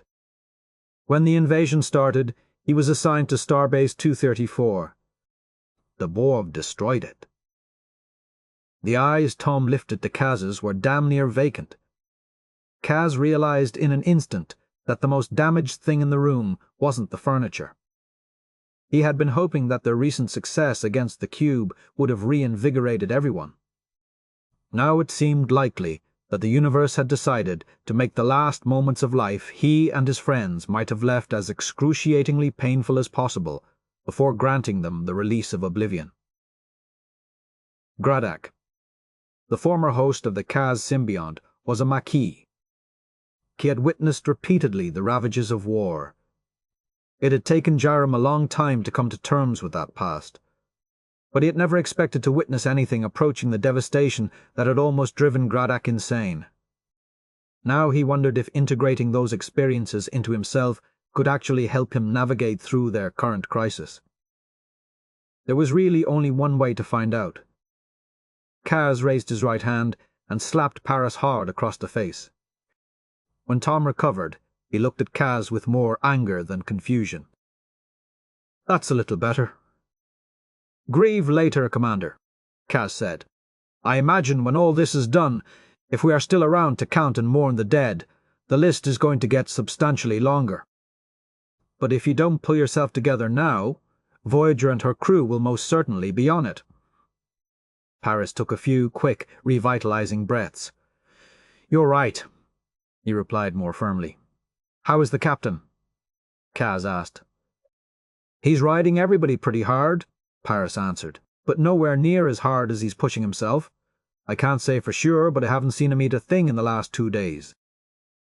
Kaz nodded. He hadn't expected their victory to slake Chakotay's appetite for revenge for long. But that victory had come at a price the ship couldn't long continue to pay. So what is this meeting about? Kaz asked. I honestly don't know, Paris replied. A breathless Harry Kim was the next to push his way through the room's permanently half-open doors, followed quickly by Councillor Cambridge, Lieutenants Tare and Vorik, and Ensign Lasserin. Once he was inside, Cambridge looked desperately for a place to sit and, finding none, perched himself on the edge of the faltering table while he struggled to catch his breath. What kept you? Paris asked. Kaz was relieved to see that Paris was maintaining his poise and once again doing what he could to keep the mood light. This proclivity of their first officer had done more than anything else of late to keep the crew's morale as high as possible. We were in engineering, Harry said between breaths. Turbolifts are down. Say no more. Paris nodded. Everyone turned as the captain stepped in behind Harry, slapping him on the back good-naturedly. It would have been a comforting sight, the sort of friendly gesture Chakotay would have made in years past, had Kaz not clearly seen its manic origins. The good news is, Starfleet has finally managed to construct a cohesive strategy for confronting the Borg, Chakotay said as he moved to the center of the group. Based on intelligence collected by the starships Enterprise and Aventine, Command believes they have found the Borg's gateway to the Alpha Quadrant. All available ships have been ordered to regroup at the Azure Nebula, where we will end this invasion once and for all. Voyager has been given the honor of leading this fleet. These last words were spoken with such confidence, Kaz suspected that Chakotay was surprised when everyone in the room didn't break into applause when he finished his announcement. Instead, wary, troubled eyes focused en masse on the captain. Why isn't the Enterprise leading the fleet, sir? Kim asked dubiously. The nebula contains multiple subspace apertures, one or more of which, it is believed, leads to the Delta Quadrant and has been compromised by the Borg. The Enterprise and the Aventine will be investigating those apertures, and if possible closing them down. Voyager will remain in the Alpha Quadrant to hold the line should they fail. When this was met with somber trepidation, Chakotay asked, What's our current status, Lieutenant Vorik? Warp drive has been restored, though I do not believe it would be wise to push the engines beyond Warp 6 for now. The antimatter injectors are running at borderline efficiency. Repairs to decks 8 and 9 are proceeding, but it is likely sections 10 through 15 will not be restored to normal operational capacity for at least another 20 hours. All personnel have been relocated from those sections and reassigned quarters, Paris added. Structural integrity and power distribution remain our primary focus, and should be operating at maximum within the next 3 hours, assuming we are not attacked again between now and then, Vorik concluded. Just get us there at best, possible speed. Chakotay nodded. What about weapons, Harry? Chakotay asked. The enhanced phasers have been restored, but we're down to 5 quantum torpedoes. Priority 1 when we rendezvous with the fleet will be to resupply those stocks, Lieutenant, Chakotay advised. With a nod, Harry continued. The shields should be functioning again within the hour, but we're still getting some intermittent energy spikes whenever we attempt to initiate the enhancement protocols. I have a team working on that now, Vorik advised Harry. Keep up the good work, Chakotay said heartily. Dr. Kaz. 18 crew members remain in critical condition. 4 have been returned to duty, and 6 more should be in the next 24 hours. I'd like to suggest we allocate Cargo Bay 2 as an additional overflow facility for wounded, as Bay 3 is almost at maximum capacity. Do it. Chakotay nodded before adding, I don't have to tell you that the fate of the Federation may well now lie in our hands. We know how to beat the Borg. We've done it time and time again. We're not going to let the billions of people who are counting on us down. This is one of those times when all of us have to look deep inside for the strength and the will to beat the odds. But that is one thing at which this crew has always excelled. Make me proud." Everyone but Cambridge appeared visibly heartened by Chakotay's words. With a crisp nod, Chakotay dismissed his officers, and Kaz watched with a heavy heart as Paris followed his captain to the bridge. "We few, we happy few," Cambridge said softly to Kaz. "I beg your pardon, Councillor?" Several hundred years ago, King Henry V of England led a small but determined band of soldiers against a French army that greatly outnumbered his, and through the sheer force of his will conquered that army and won the field at Agincourt. "Then you think we will succeed?" Kaz asked. "Oh, no." Cambridge shook his head. "I think we're buggered 8 ways to Sunday." "But—" Kaz began. "This is the battle Chakotay has been seeking for months," Cambridge said. "His ship is being held together right now with spit and a prayer, but he's managed to convince Starfleet Command that he and his crew are ready to lead a fleet. He's encouraging people again, trying to rally the troops. It's just a pity he doesn't understand that he can kill every Borg in the galaxy, and that still won't solve his problem." "No, it won't," Kaz agreed, "but it would solve the Federation's. For now, perhaps," Cambridge said. "You think that somewhere out there is something worse than the Borg, don't you?" Kaz considered Cambridge carefully. "How do you sleep at night, Councillor?" he asked. Cambridge actually chuckled. "Lately, I just try to remind myself that it's probably better to die a man than to live a drone." "Probably?" "Civilizations rise and fall, Dr. Kaz. History has taught us well that this is the way of things. The Borg are not a civilization. They're a pestilence, a force of nature." "Precisely," Cambridge replied. "And nature always gets the last word." 3 days later, Chakotay sat expectantly in his command chair, waiting for Aperture 26 Alpha of the Azure Nebula to open so that he could unleash hell upon what he knew in his gut would emerge from it. He had a promise to keep, and he'd never been more certain that destiny was about to grant him redemption.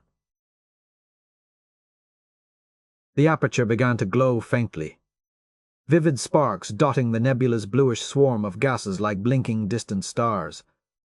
Then, as if that multitude of stars had simultaneously gone supernova, the aperture erupted in a blaze of white. A singe Borg cube blotted out the brightness of the spectacle, followed by a second, and a third.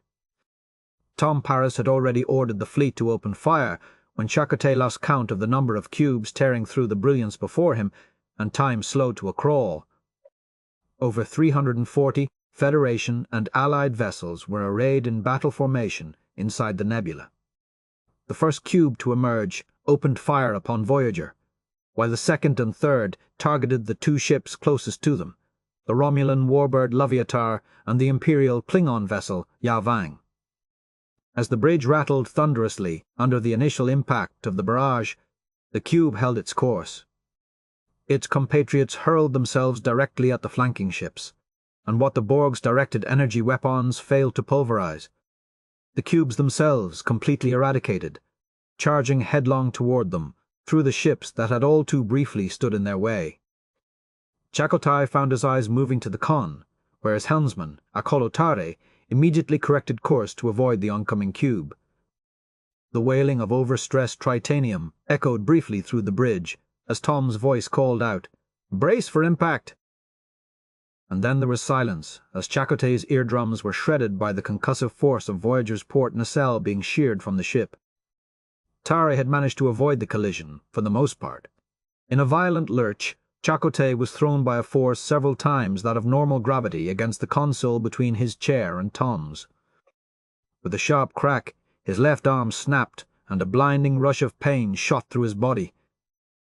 Simultaneously, his nose briefly burned, then numbed, and he tasted the tang of blood pouring over his lips. Voyager's inertial dampers were miraculous things, but clearly even they had their limits. Shrapnel hit the back of Chakotay's neck, but it was little more than a stinging nuisance. Turning to assess the damage, he saw the tactical station in flames. Seconds later, the blaze grew brighter and hotter, indicating that the fire suppression systems were offline. The shadow of Tom Paris flashed briefly through his peripheral vision, moving toward the con. Another explosion sent Terre flying from her seat before she fell in a tangled heap to the deck. The now rudderless ship rolled precariously to the right.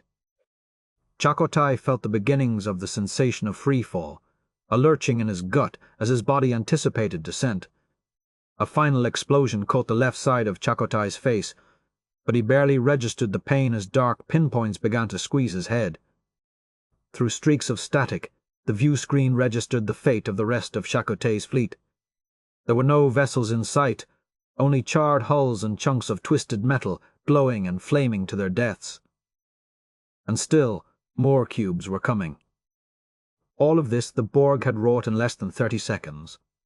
For the first time, Chakotay glimpsed in all its horror the truth Catherine might have known in the seconds before she was lost to the Borg. 2 words pummeled Chakotay's mind, but failed to reach his lips before the blackness swallowed him. "I'm sorry."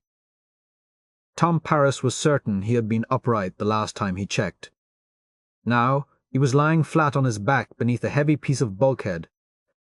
His eyes stung as fine particulate matter cascaded into them from above. Without a free hand to dislodge it, he was forced to blink through the tears attempting to do that job for him. Apart from a dull ringing in his ears, the bridge was shrouded in silence.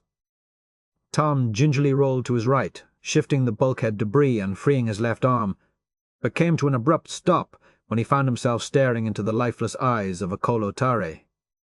Death had clearly taken her by surprise. The bulkhead still weighing down upon him, Tom began to crawl from beneath it, using his elbows for lever age. Inhaling deeply, he tasted the bitter stench of burning plasma.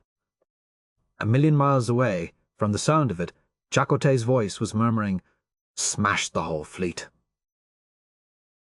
Tom finally reached his hands and knees and dragged himself over the helm console, which was now a couple of feet closer to the floor than it used to be, to briefly see the grainy image of Captain Jean-Luc Picard, staring grimly at what was left of Voyager's bridge before blinking out of frame. The first thought that came to Tom's mind was that if, after what he had just witnessed, Captain Picard and Captain Chakotay were somehow still alive, there might yet be hope for the Federation. Tom turned back over his left shoulder and received a jolt of pain shooting up his spine for his trouble. Chakotay was slumped over in his chair. The left side of his face was blackened, and the front of his uniform was covered in fresh blood, which, as best Tom could tell, had originated from his clearly broken nose. But the sight that caused Tom's heart to momentarily still was his captain's eyes.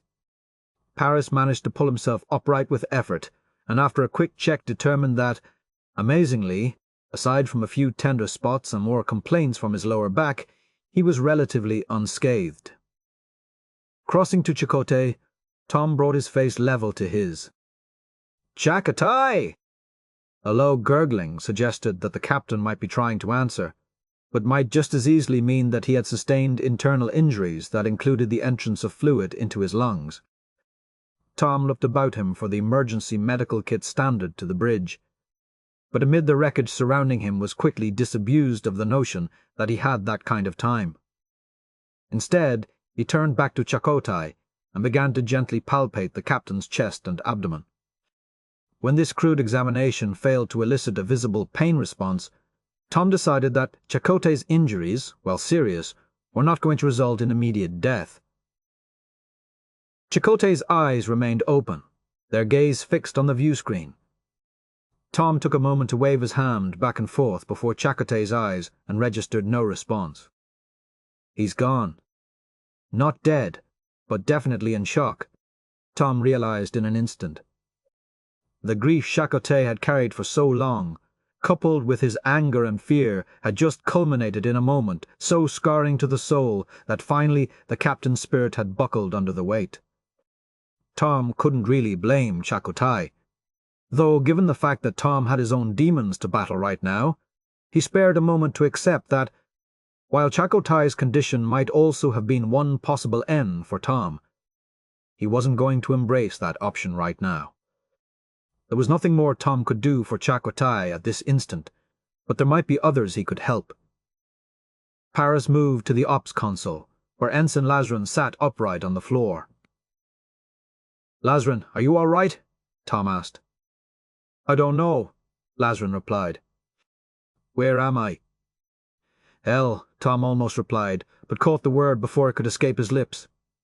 "If you can stand your post, I could really use a report right now," Tom said.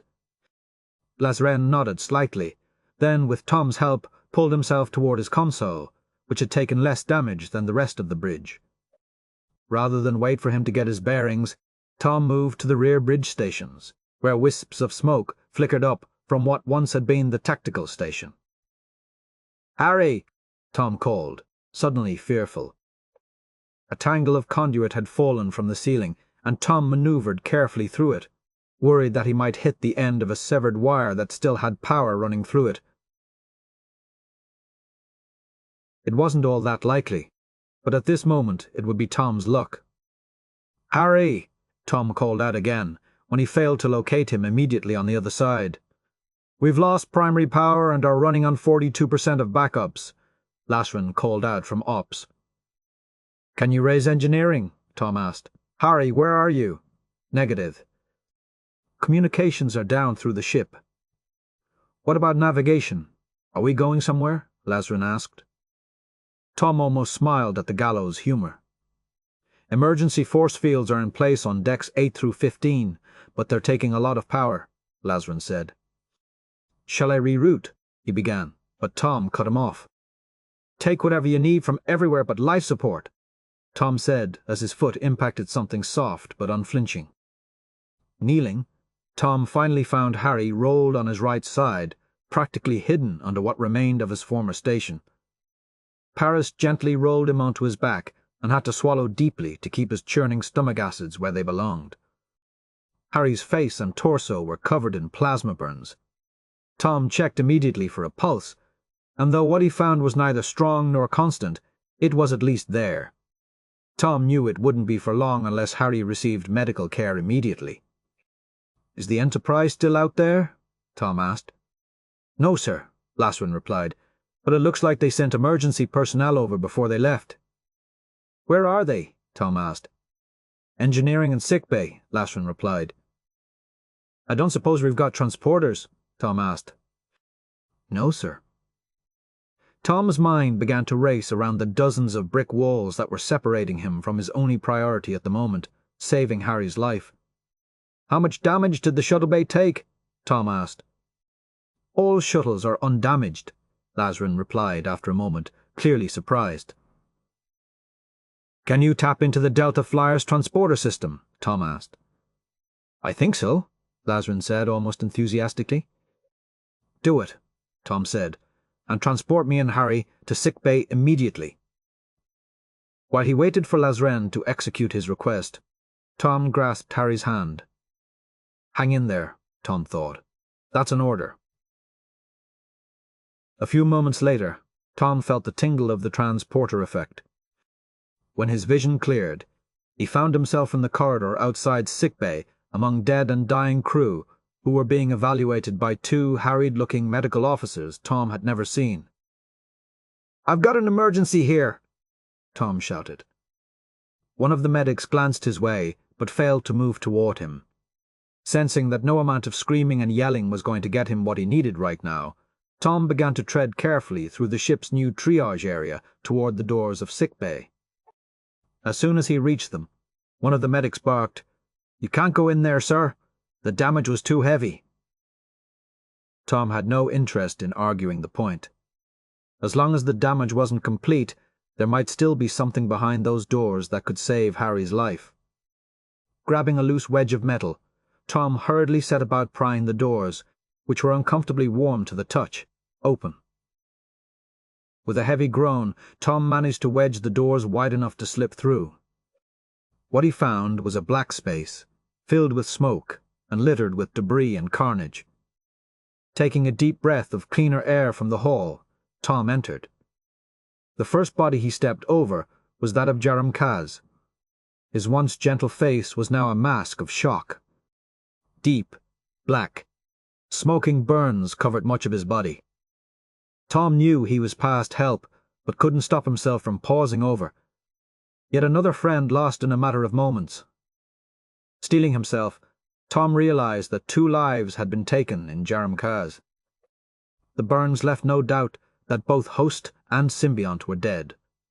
Refusing to give in to the shock and accompanying wave of dizziness, Tom moved on to search what was left of Voyager's sickbay. He managed to find a few intact hypos and one shelf of medication that had tumbled onto the floor without shattering.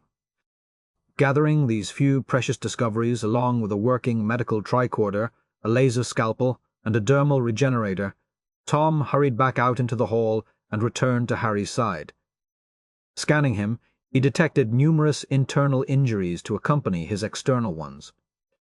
Still, the vibrant young man's heart refused to stop. "That's right," Paris thought. "Stay with me." Hurriedly, Tom searched through his small cache of drugs and found both triox and chelotane. It wasn't much, but it was a start and should be enough to keep Harry alive until the full extent of his injuries could be evaluated.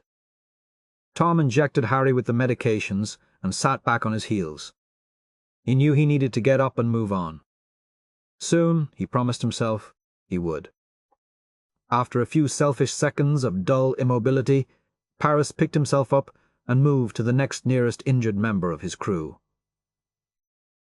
March 23, 81. 2 weeks after the slaughter at the Azure Nebula, as Tom Paris had privately taken to calling it, he was sitting a weary vigil outside Harry's room at Starfleet Medical on Earth. The Enterprise medics had succeeded in stabilizing Harry. The surgeries he required had been postponed until Harry had been shipped out with the rest of the grievously injured to Earth 36 hours later. It had taken Paris another week to get back home. With Chakotay confined to quarters, under the care of Councillor Cambridge, the task of supervising Voyager's recovery efforts had fallen to him.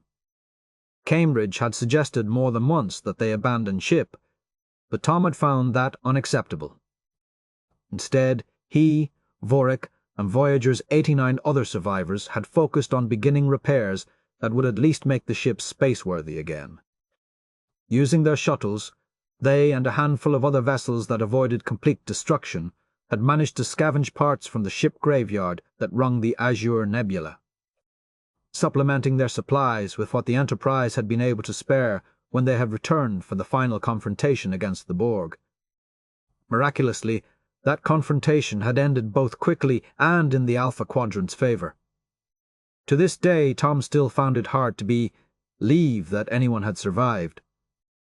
But to his credit, and that of the crew, Voyager had been spared the indignity of being towed back to Earth, though more than one vessel, heartened by Voyager's survival and determination, had assured Tom they would consider it an honor to do so.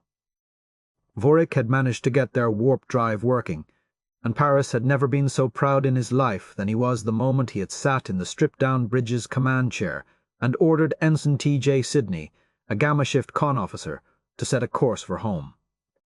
The latest reports Tom had received from Harry's doctors indicated that he would make a complete recovery.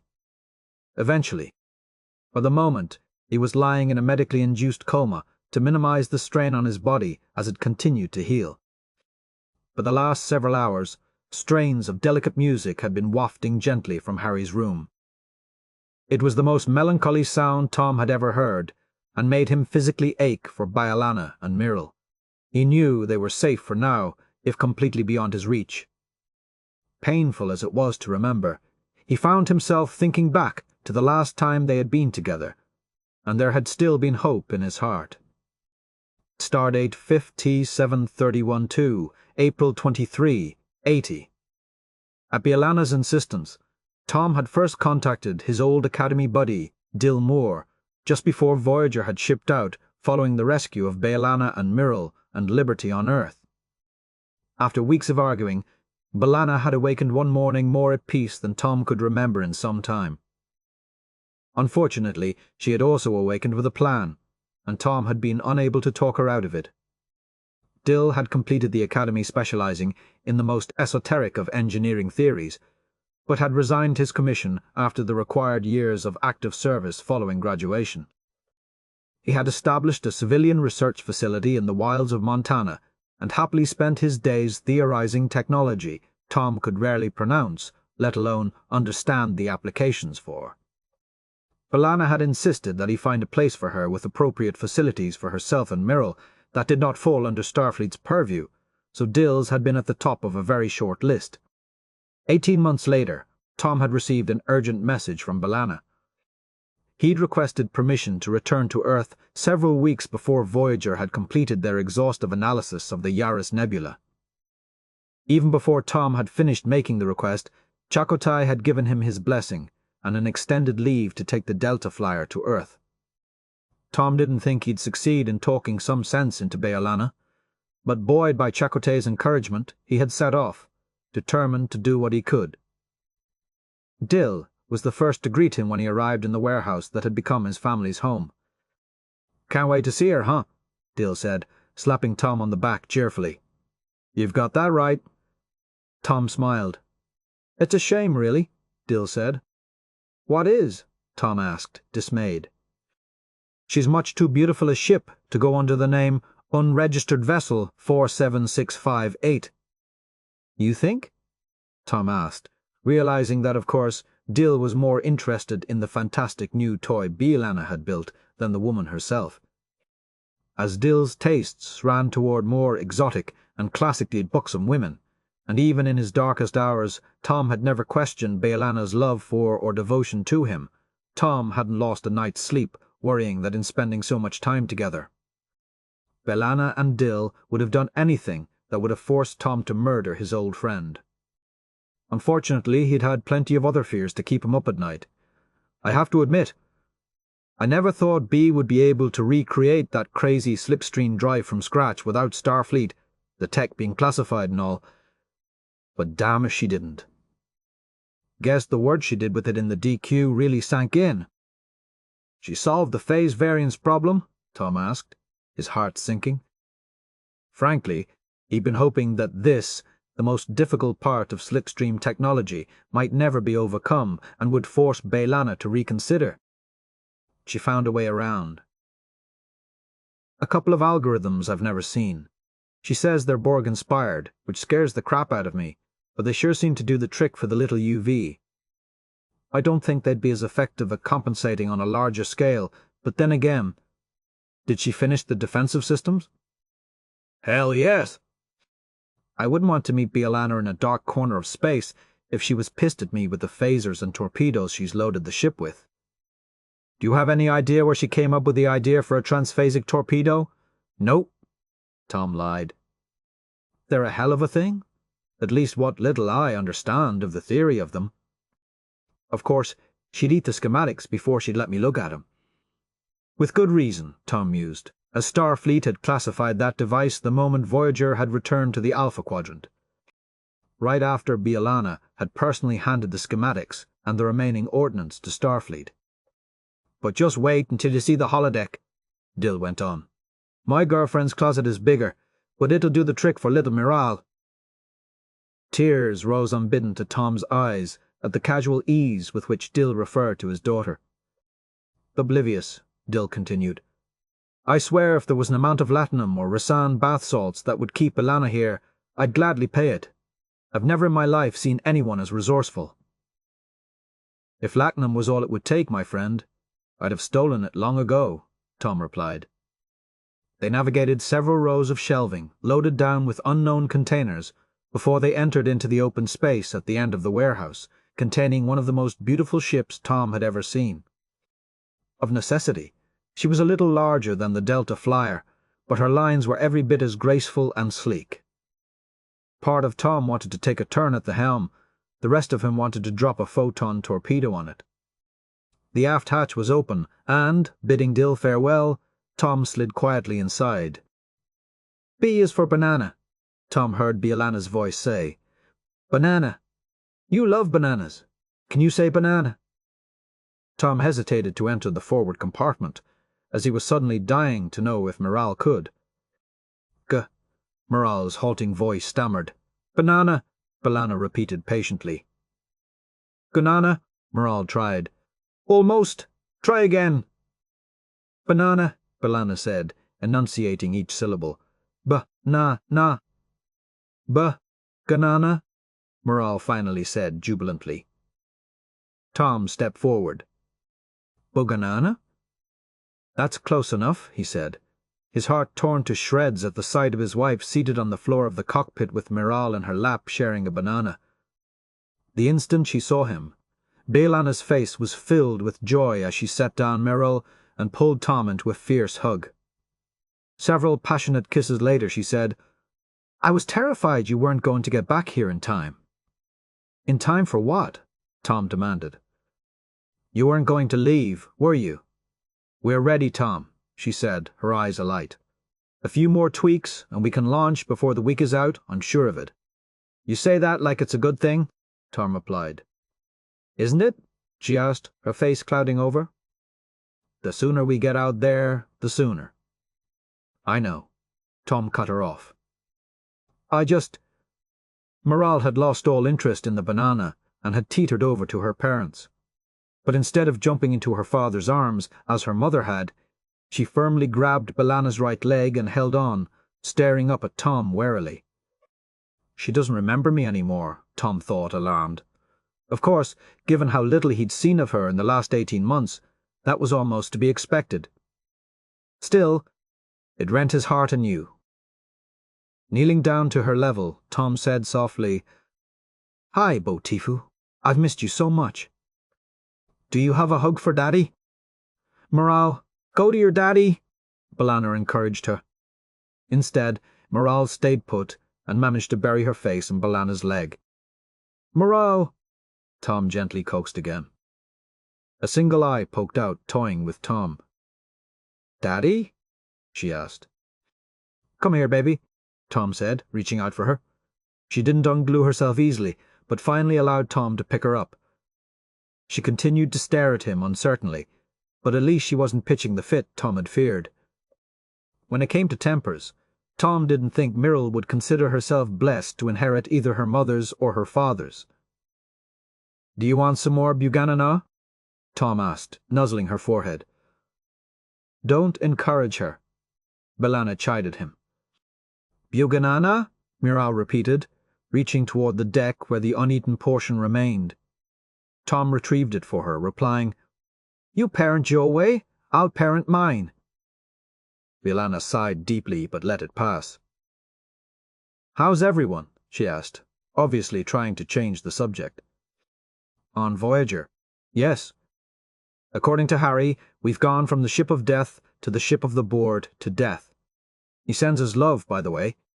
And he picked up a couple of Taborian puzzlemanias for Miral. I have them in my bag. I'm sure she'll love them," B'Elanna replied. "Last I heard, though, Starfleet found a Borg cube in the Alpha Quadrant." Tom didn't really want to know how B'Elanna knew that. He'd heard about the cube the moment he'd arrived on Earth, about the Enterprise's recent encounter with a vessel that had somehow gotten separated from the rest of the collective and ended up in Federation space. Chakotay says Admiral Janeway wanted to send Seven to investigate, but Captain Picard managed to solve the problem before she could get there. "Why didn't they send Voyager?" B'Elanna asked, as if that would have been the obvious thing for Starfleet to do. "We were in the middle of a mission at the Yaris Nebula, where I'm sure we were much more useful counting baby stars and scanning uninhabited systems," Tom replied with disdain. When B'Elanna said nothing more, Tom went on. "So if you're worried about Voyager's duties becoming too hazardous for you to return, you really can put those fears to rest." "You know that's not what I'm worried about," B'Elanna said a little more forcefully. "Kayla says the warriors of Graythor are just biding their time, waiting for the right moment." "The warriors of Graythor don't have the slightest idea where you are right now, and even if they found you one day on Voyager, we'd take them. You know that." "Oh, and while we're on the subject, when exactly did Callus's wishes become more important than your husband's?" "Please, Tom, let's not do this again." You're getting ready to leave the quadrant, and you're taking our daughter with you. I'd say we have at least one more discussion in us before that happens." "It's not forever, Tom," B'Elanna fired back. "If I could return to Voyager without putting the lives of those I love most in terrible danger, don't you think I'd do it?" "We're all in danger every day we serve in Starfleet," Tom countered. "Hell, I'd take the warriors of Graythor over Species 8472 or the Swarm or the Voth any day." That was different. We didn't have a choice when we were in the Delta Quadrant. We do now. I'm pretty sure at several points in our lives together you reminded me that running away from my problems was nothing but a temporary solution. "I'm not running away," B'Elanna insisted. "I'm going out there for a reason. And once I've done what I need to do, you and I and Miral will be a real family again, and we won't have to run from anyone. You agreed to stick to the plan. It's the only way." Tom knew a B'Elanna wall when he saw one. "Swear it," he said softly. "I'll do better than that," she replied. After a bit of private time back in B'Elanna's quarters, with Dill happily watching over Miral, they returned to the warehouse, and Tom found himself going over his wife's launch preparations with a fine-tooth comb. He had to admit she'd thought of everything, right down to a holographic nanny, a Klingon who bore an uncanny resemblance to Kularg. At the end of that day, just when Miral had finally warmed up to him, Tom bid them both farewell. He went first to San Francisco to tell his parents a necessary, painful lie that he and B'Elanna had decided to separate. This had also been at B'Elanna's insistence. If the warriors of Graythor were going to accept the big lie, which was still several carefully plotted months away, they had to believe first that B'Elanna and Miral were on their own, separated from anyone who might come to their aid. Tom's parents were the first, but eventually Tom would have to make this known more publicly for it to reach T'Krek's ears. In doing so, Tom had shattered irrevocably the peace he had established with his father. Owen had harangued his son mercilessly for failing in his duty as a husband and a father, and Tom had been so stung by his remarks that he had responded in kind. Tom had then returned to Voyager, and literally begun to count the days until the heart he had left behind in a warehouse in Montana would once again be returned to him. Julia hadn't thought her son could look worse than the night he had come home and told her and Owen that his marriage was over. Seated in the hospital corridor, hunched over in a terribly uncomfortable chair, his head resting in his hands, she could actually see the weight of the universe dragging Tom down. He looked smaller than she could ever remember. She had been moving through a fog of grief and shock for the last 2 weeks. As she approached Tom, part of her worried that, if she got too close, he might evaporate before her eyes. She was grateful when he looked up to see her standing a few meters away and immediately rose to take her in his arms. Julia had promised herself that she was done with crying. She had always believed the day would come when a couple of clean-cut ensigns would arrive at her door to tell her that her husband had been killed in the line of duty. It hadn't happened exactly that way. There had been too much chaos on high for such niceties at the peak of the Borg invasion. She had been alone, watching the Federation news service, when she learned of the destruction of Starbase 234, and she had been forced to wade through hours of uncertainty before confirmation finally arrived that Owen was dead. Her first thought had been to try and reach Tom. That had proved impossible until the threat had passed days later. This was the first time they had laid eyes on each other, let alone spoken, since Owen's death. In what had felt like the endless interim, she had survived on his swiftly worded communiques, updating her on Voyager's progress and expected return to Earth. The moment she felt Tom's strong arms around her, the tears began to pour forth again. He allowed her to sob until she had exhausted herself, then gently drew her toward the chair where he had been sitting. She was suddenly aware of the most strange and ethereal music, and actually wondered if she might not be imagining it.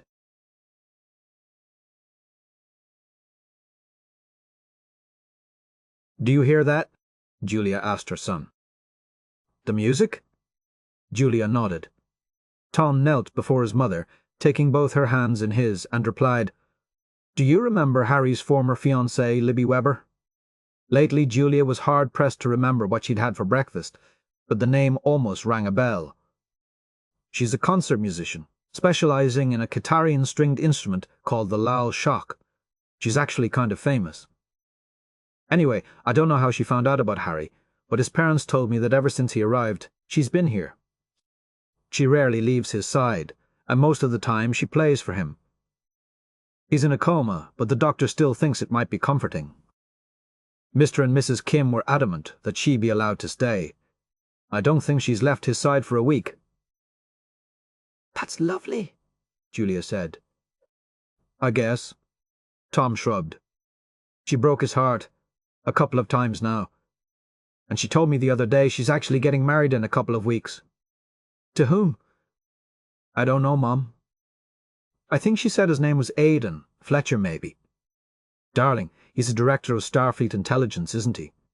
Tom paused, clearly taking this in. He finally murmured. What? Maybe that's why she turned poor Harry down, Tom said ungenerously. Guess she thought she could do better. Julia considered this for a moment before realizing that it was nowhere near as important as what she had meant to say to her son the moment she saw him. Tom, your father never meant what he said to you that night. I know, Tom began, but she went on, as the words she'd been holding back for Owen's sake finally came pouring forth. He loved you and Bialana and Myrrell so. He was terribly disappointed, of course. But he shouldn't have blamed you. He knew there was more to it than that. He just... Mom, Tom cut her off. I know. Julia was bewildered. Even at Admiral Janeway's funeral, her husband and son, united in their grief, hadn't been able to find a civil word to say to one another.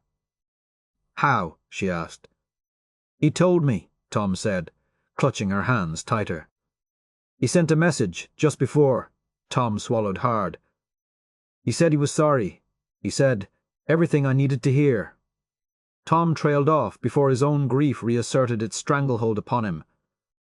Julia, whose gratitude to her husband for this final gesture was now beyond words, gently pulled Tom's head toward her heart and held him there as she had so often when he was a boy.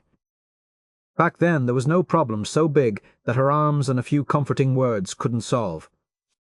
These days it seemed woefully inadequate, but was truly all she had to offer.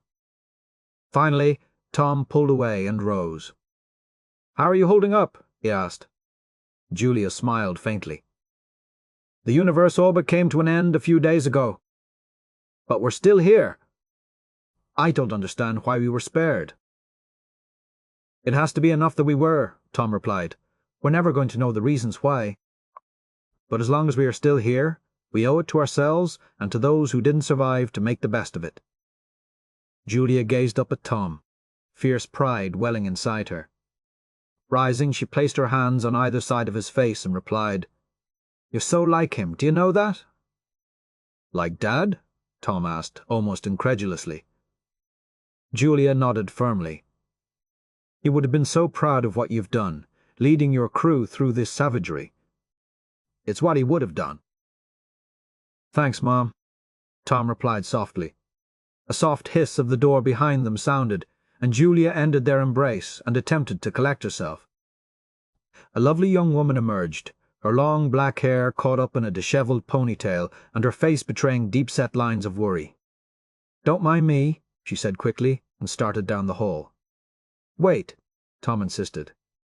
Libby, this is my mother, Julia Paris. Libby extended her hand, and Julia took it graciously, saying, What a tremendous gift you have. Your music is enchanting. Libby blushed under the compliment. Thank you. It's a pleasure to meet you, ma'am. I'm so sorry for your loss. Julia nodded and replied, Thank you, but my son tells me congratulations are in order for you. You are engaged to be married? Libby looked lost for only a moment, then said, Oh, yes. I guess I am. In the shadow of these dark days, any ray of hope is welcome, my dear. Embrace the happiness that is before you, for it is upon such simple joys that the rest of us will have to begin to rebuild. Thank you, Libby replied, her voice thick. Why, well, "Are you going home?" Tom asked.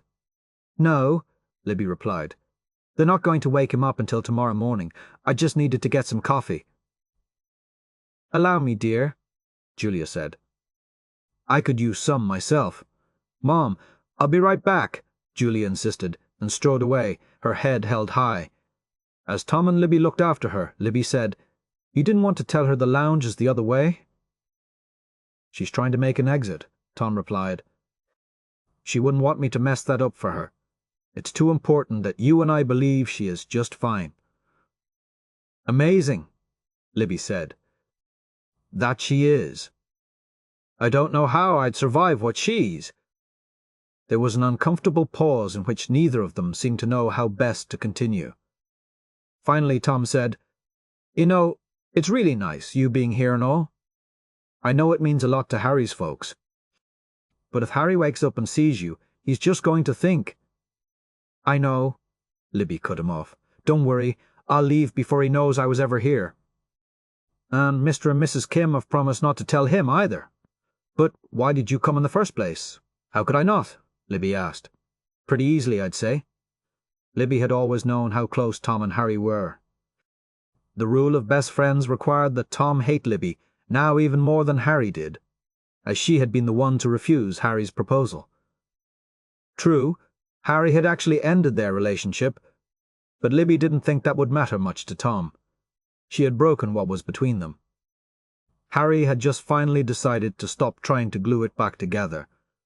A lot of time had passed since then, and Libby truly hoped it had lessened the sting.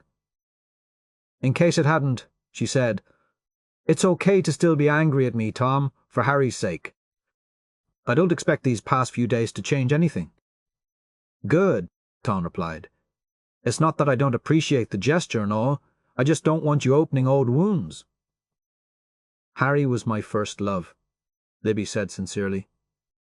"There will always be a place in my heart with his name on it.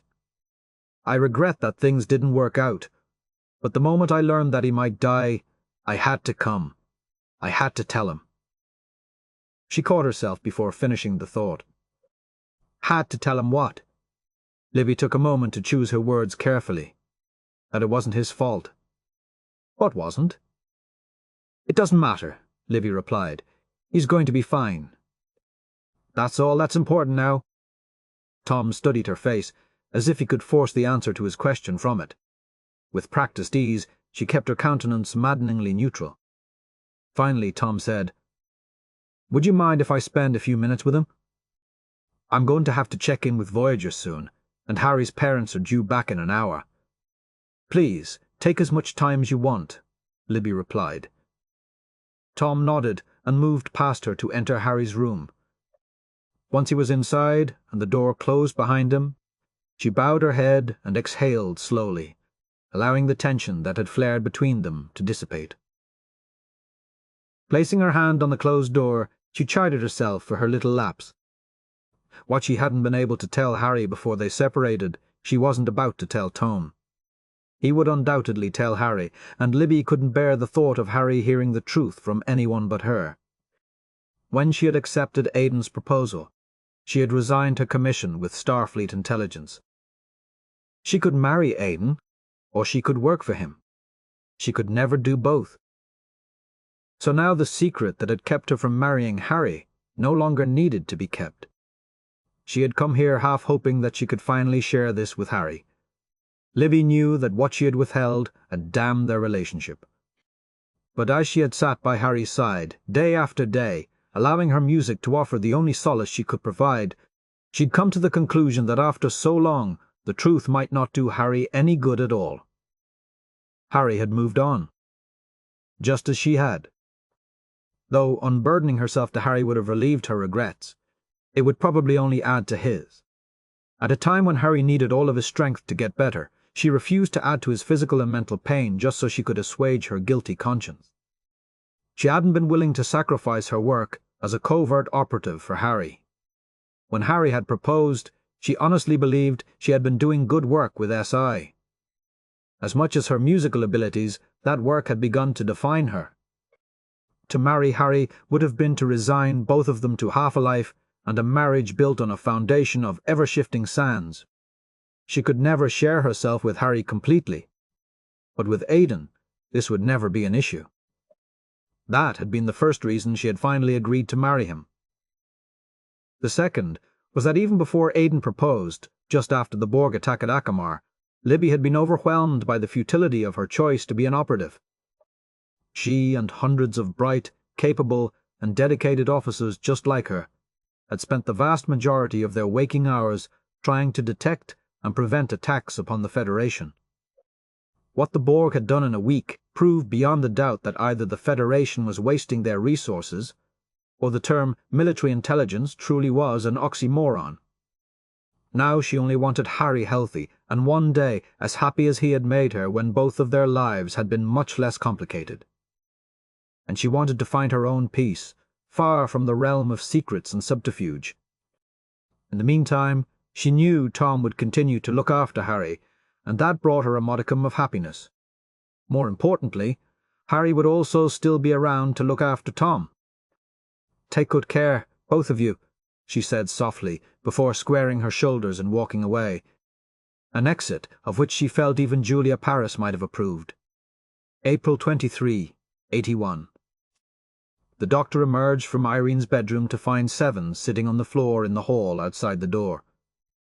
Her back was straight, and both of her arms hugged her knees into her chest. Her eyes held a wistful, far-away expression. There was something both childlike and dejected in the pose. "Seven," he said softly, "are you all right?" Instantly pushing herself up off the floor and once again towering over him, she replied, "My well-being is not the issue." "Were you able to help her?" "I have increased her dosage of Peridaxin, and I'm also ordering daily doses of Xanatopropyline. It's a new formulation. It should allow her to rest more comfortably. I'm truly sorry that there isn't more I can do for her right now." "Her condition seemed to have stabilized," Seven said. "I did not expect the delusions to begin so soon." Irremotic syndrome attacks every brain differently. Clearly hers is an aggressive form.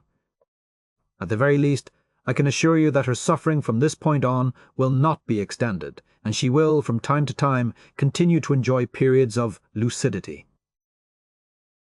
Seven looked briefly as if he had struck her across the face. The doctor instantly regretted the bluntness of his approach. Usually with Seven, he was dealing with an individual whose clinical temperament made his look positively warm. Seeing her now for the first time freed completely of the Borg technology that had once sustained her, she appeared more fragile than ever. In a way, it was to be expected.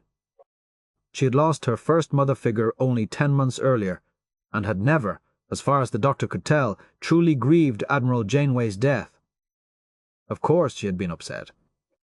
But the process of actually beginning to come to terms with the emotional devastation of such deep loss was the work of time, and Seven hadn't had enough.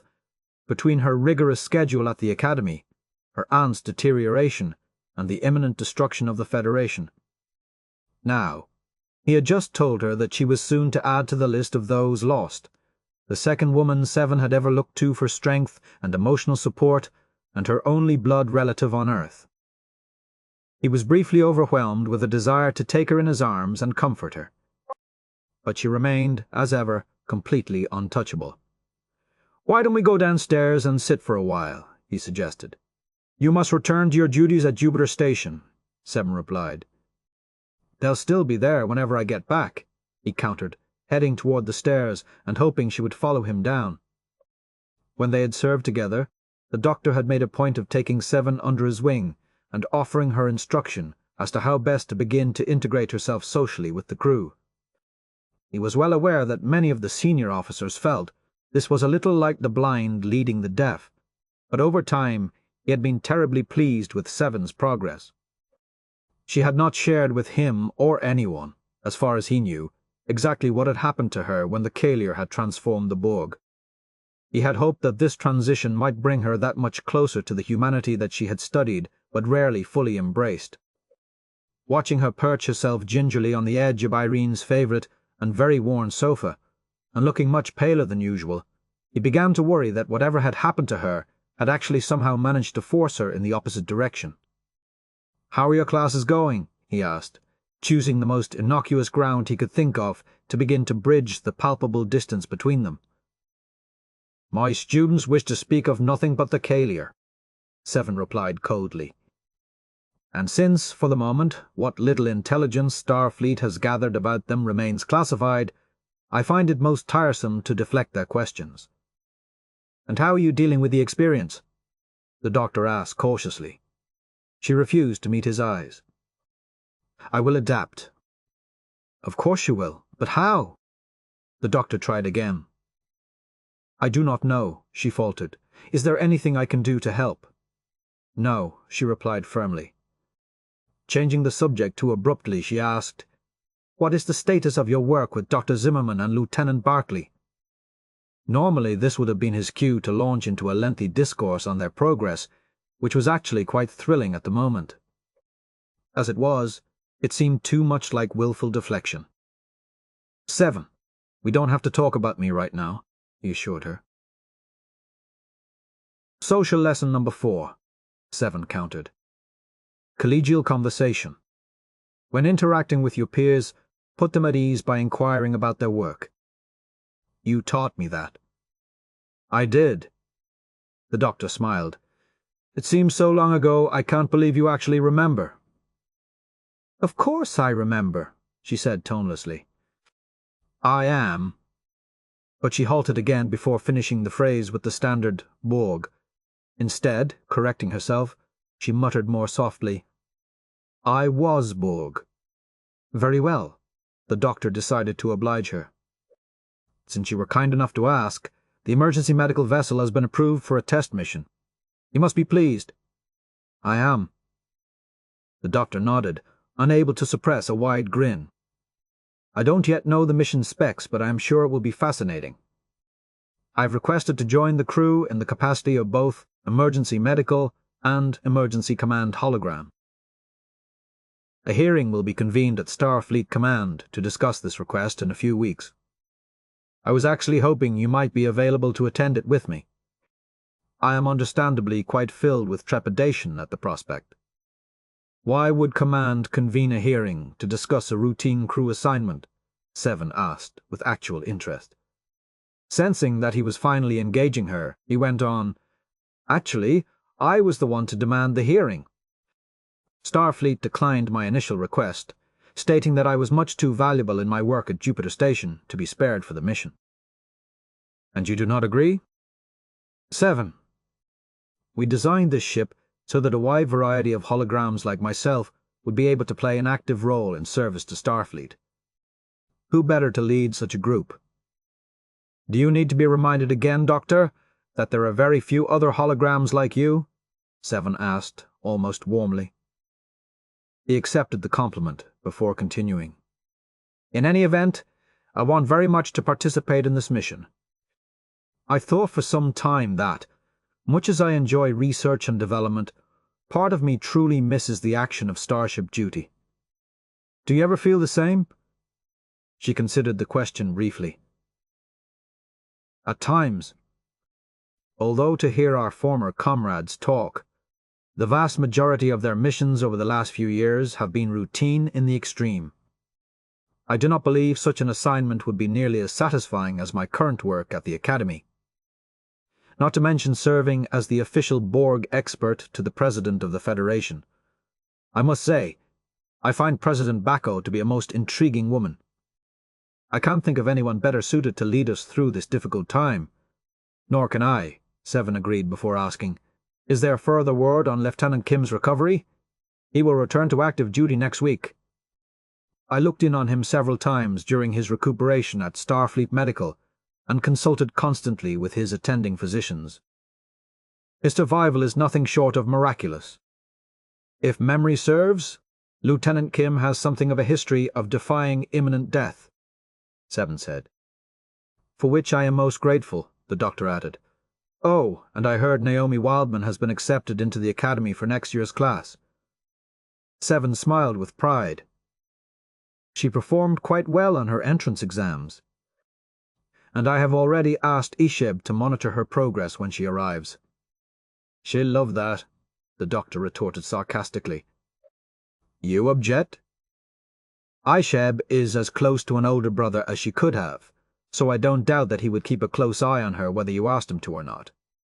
But she's a young girl on the verge of becoming a young woman. She's going to want to test her limits and find herself. I hope he gives her the space to do that. I will advise Isheb accordingly. Seven agreed with obvious reluctance. I saw Commander Paris a few times at the hospital, the doctor went on. He seems to be holding up, but I must confess I still can't believe he and Bialana have separated. Nor can I, Seven offered. I did not sense that either of them took their marriage vows lightly. I'm sure they didn't. And I, for one, still hope that one day they might reconcile. As neither Bialana nor Myrrell has been heard from for several months, I seriously doubt your wish will be fulfilled, Seven said. The doctor hesitated to ask after Chakotay. He knew that the captain and Seven had remained quite close until Admiral Janeway's death. At the memorial service, the tense scion between them had been obvious, and the conversation was going so well, he didn't want a reminder of such a potentially painful topic. After a pause, Seven surprised him by bringing it up. Have you heard any word of Captain Chakotay? Her hands, which had been comfortably clasped throughout, suddenly began to fret about the edge of the sofa, almost of their own accord. Commander Paris indicated that he had requested and been granted an extended leave after their return from the Azure Nebula. I do not believe he has been in contact with anyone since then, the doctor replied, watching carefully for her reception of this information. I see, she said, clearly agitated. Seven. If you'll excuse me, Doctor, I really should check on my aunt, she said, rising briskly. Of course. The doctor nodded as he came to his feet.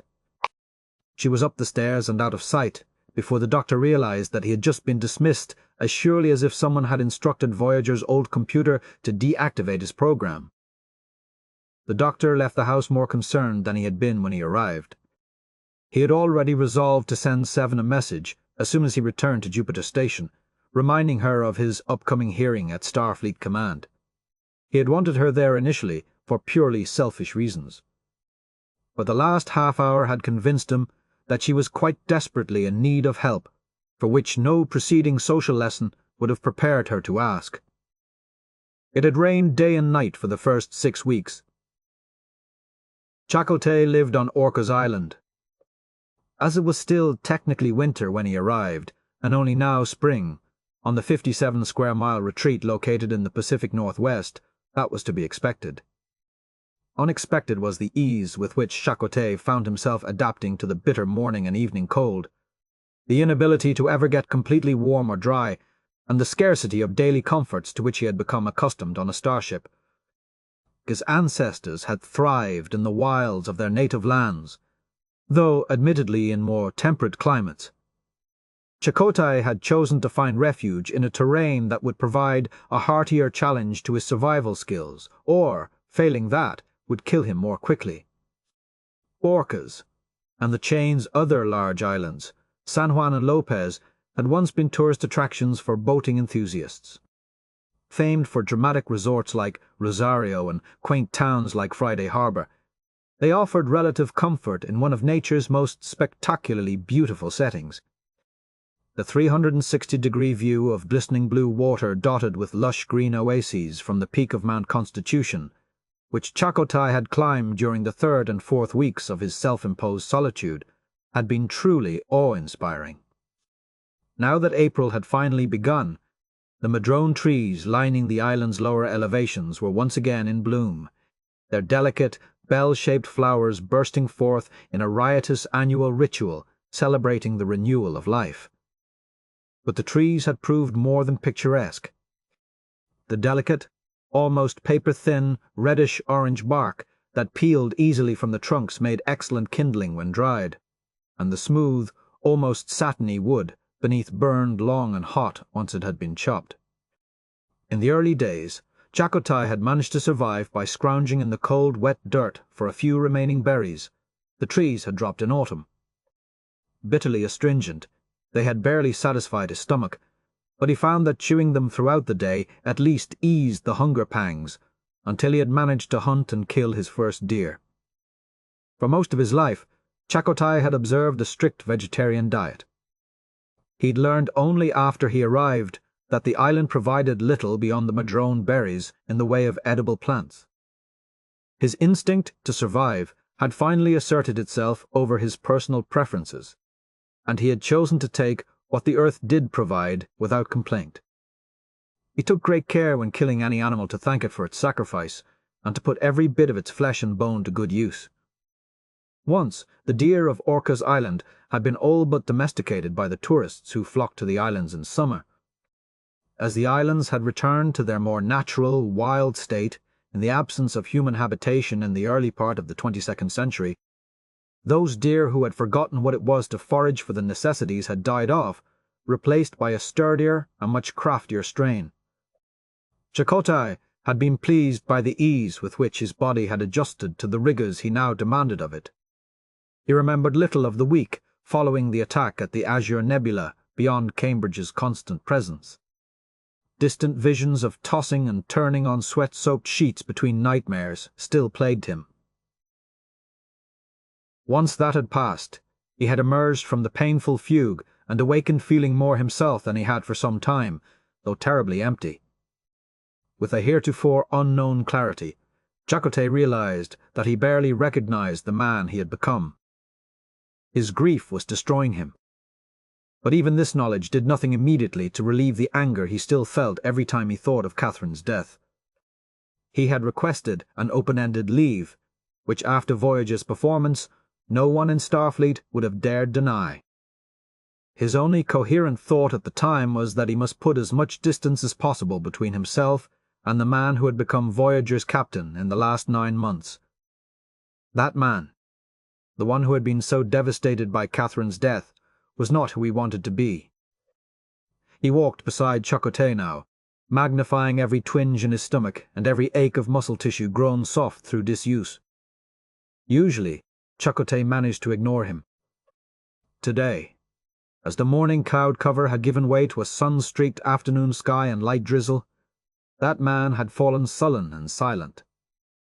Chakotay almost found himself smiling at the man's inability to find at least a little joy in the simple beauties in which he was now immersed. Chakotay's mind had lost track of the days. His body had awakened to a more natural rhythm, rising with first light and resting in its retreat. His senses had been reinvigorated by the plethora of fragrance, visual splendor, and faint rustlings of the natural world. His mind, which had been a whirl of tormented duty for months, was once again a clear and calm space in which he could begin to examine his past and search for the various forks in the road that had led him into darkness. Despite this, as often as he had tried to walk the path he had begun, the anger would not leave him be. As the demands of his body were both constant and great, Chakotay had found it easier to focus upon them and had done so with vigor, even as his spirit continued to languish untended. As he gathered wood for his evening fire, breathing easier now with the exertion of hiking over a kilometre from his most recent campsite in a thicket of evergreens, he was startled into stillness by a sharp crack. Instinct drove him to bend low and slowly drop the few branches he carried while reaching for the short spear he'd lashed to his back. He had carved dozens of sharp heads for it from wood and bone, and depending upon the size of whatever was tracking him, it should prove effective for defensive purposes. Part of him hoped the buck he had been stalking for days might be foraging nearby. Though he still had a week's worth of dried venison, his stomach rumbled appreciatively at the thought of fresh meat.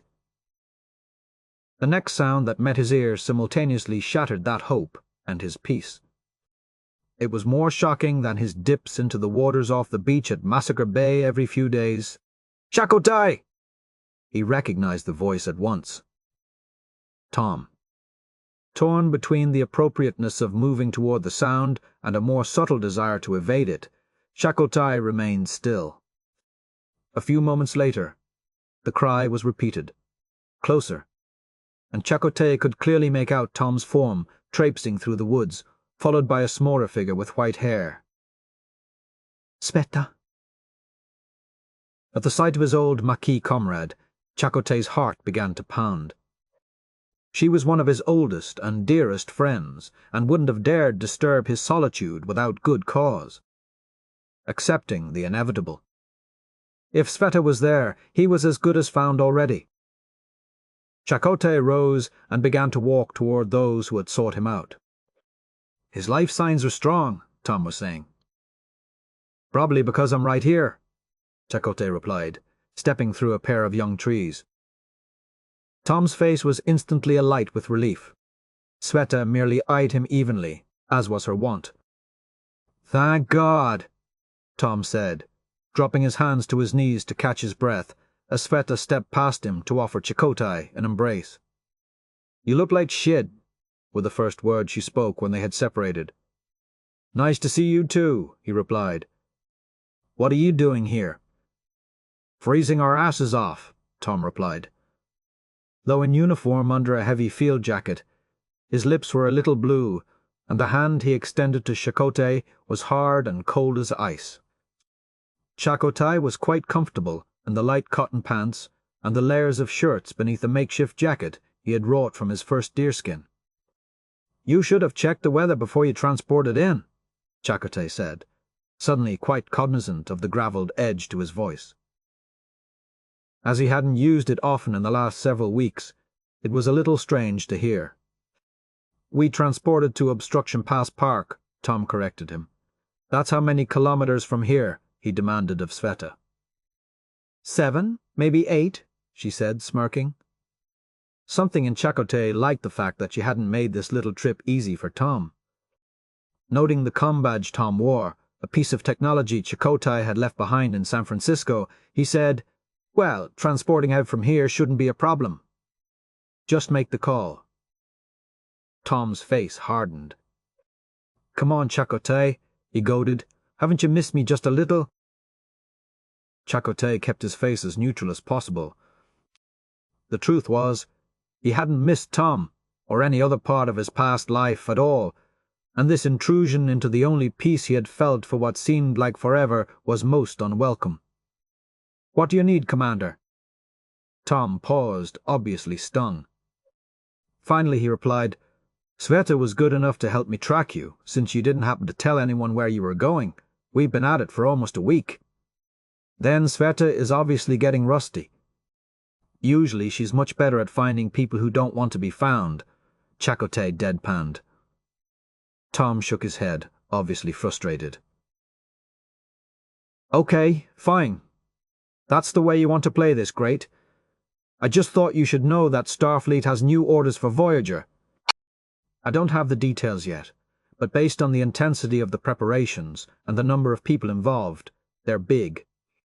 I'd hoped that all this time doing your rubber tree thing might help you find a little clarity, but even if it hasn't, you need to put whatever demons are driving you someplace dark and quiet and get back to your ship while it's still yours."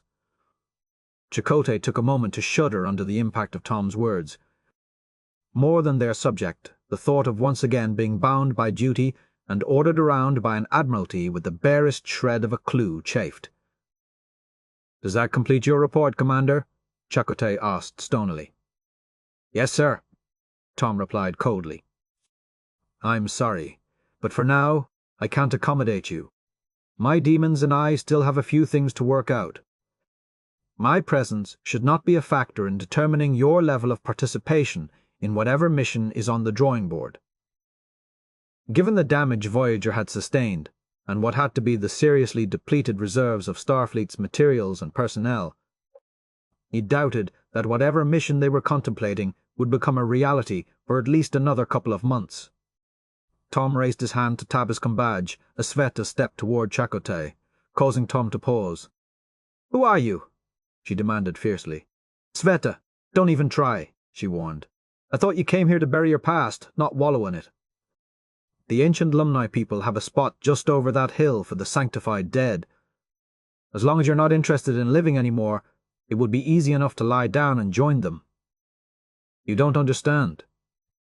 "I don't have to. I only have to know who you were, to see that who you are now does no justice to him, or those who once loved him. You're not even worthy of my pity anymore." With that, She turned abruptly and hurried past Tom into the dense woodlands. Chakotay watched a moment of panic flicker across Tom's face, followed by acceptance that, even alone, she was better equipped to handle their surroundings than he would ever be. "Will you at least do one thing for me?" Tom asked. "What?" Tom reached into a pocket in his jacket and pulled out a comm badge. "Catch?" he said, tossing it toward Chakotay, who caught it instantly. "I left mine at home for a reason," Chakotay said. "I don't care," Tom replied. "The time may come when you feel differently, and I don't have another week to spend hunting you down."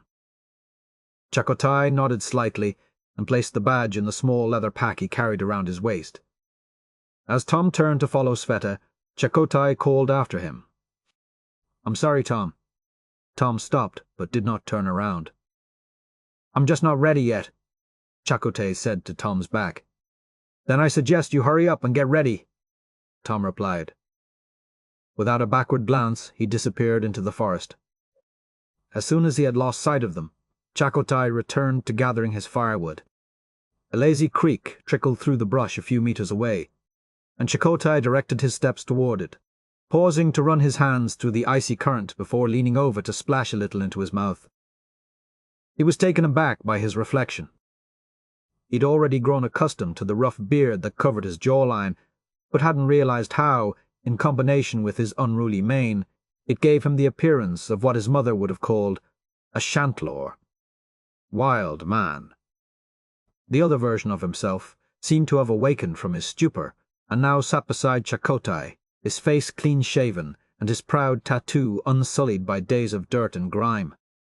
"They don't understand," the other assured him. "No," Chakotay agreed. "They don't." The rage again began to bubble up inside, turning his stomach to a mass of writhing snakes. For an instant, another face appeared before him, blotting out his own. Her hair was pulled back, but a few loose wisps betrayed her tension and stress. Her eyes were grimly set, though she did her best to hide her obvious fears. "Can't you at least tell me where you're going?" Chakotay found himself thinking. "It's classified. Believe me, I'm not looking forward to it, but it's something I have to do. More important lives than mine are at stake." "Do you understand?" she pleaded. "You know it scares the hell out of me when you talk that way, Catherine. The only thing you should fear right now is my wrath if you don't show up in Venice in 3 weeks." Chakotay sat back on his heels, willing her face to disappear. He could feel the cold and gleeful joy of the man beside him, and could sense the strength he continued to draw from Chakotay's pain. It was no longer just Catherine's death on which he fed. Spectral shadows closed in upon him. Tare, Kaz, Beekman, Hillhurst, Trenny, Curtis, Campbell. The list of those who had died on his watch grew longer every day he served with Starfleet. He had spent more than 6 weeks convincing himself that he was, no matter what Sveta thought, learning to live again in the world, rediscovering who he was and what he was meant to do. The other man began to laugh, and Chakotay felt the flesh at the back of his neck begin to tingle and rise. Suddenly he knew that whatever this was, it wasn't life. The thought made him tremble with fear. Paris stormed into his temporary quarters in San Francisco and threw himself down onto the low sofa in the apartment's small living room. He'd left Chakotay over an hour ago and still had no feeling in his hands or feet. Frankly, he preferred it to the parts of his body he could still feel, as they were a riot of frustration. "Computer, increase room temperature by 5 degrees, he ordered. With a sonorous chirp, the computer complied. I should have told him. This thought had been torturing Tom since he'd felt the transporter free him from Chakotay's icy domain. "Damn it all, I should have told him," Tom said aloud to the empty room. Tom hadn't actually spent much time in the apartment since he'd been called to a meeting at Project Full Circle 6 weeks ago with Admirals Montgomery and Batiste, Captain Eden, and a handful of other officers he now knew much better than he cared to. The quarters were similar to the temporary housing Starfleet had provided to all of Voyager's crew when they first returned to Earth. Tom refused to allow himself to remember the hours he'd spent in that first suite, imagining the life he and B'Elanna were going to build there with Myrrel. This time around, he hadn't made the mistake of beginning to personalize any of the space, apart from a few pictures of his wife and child that sat on the small dresser by his bed. That meeting had been enough to make Tom seriously question how soon he would be ending his career. Voyager and a fleet of 8 other vessels were being fitted with slipstream drives and sent back to the Delta Quadrant. Only after the mission's objectives had been clearly enunciated by the admirals had Tom actually seen the wisdom in Starfleet's plan and how nicely the objectives would dovetail with his and B'Elanna's. And much as he hated to see so many of his old friends tossed back into the wilds of the galaxy, part of him understood that Voyager's crew was being given a mission of the caliber and importance they deserved, and were best qualified to fulfill. And at least this time we know it's not a one-way trip. Captain Eden had assured Paris privately that Chakotay was still Voyager's commanding officer under Fleet Commander Admiral Baptiste.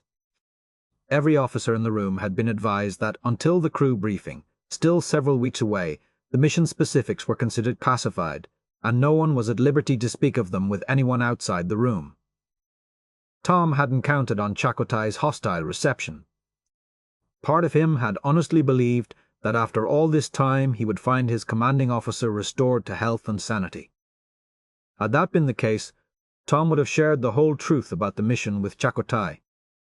The man whose wisdom and compassion he had come to respect and rely upon so thoroughly in the Delta Quadrant and in the years that followed would have never revealed to anyone that Tom had broken his oath with the admirals.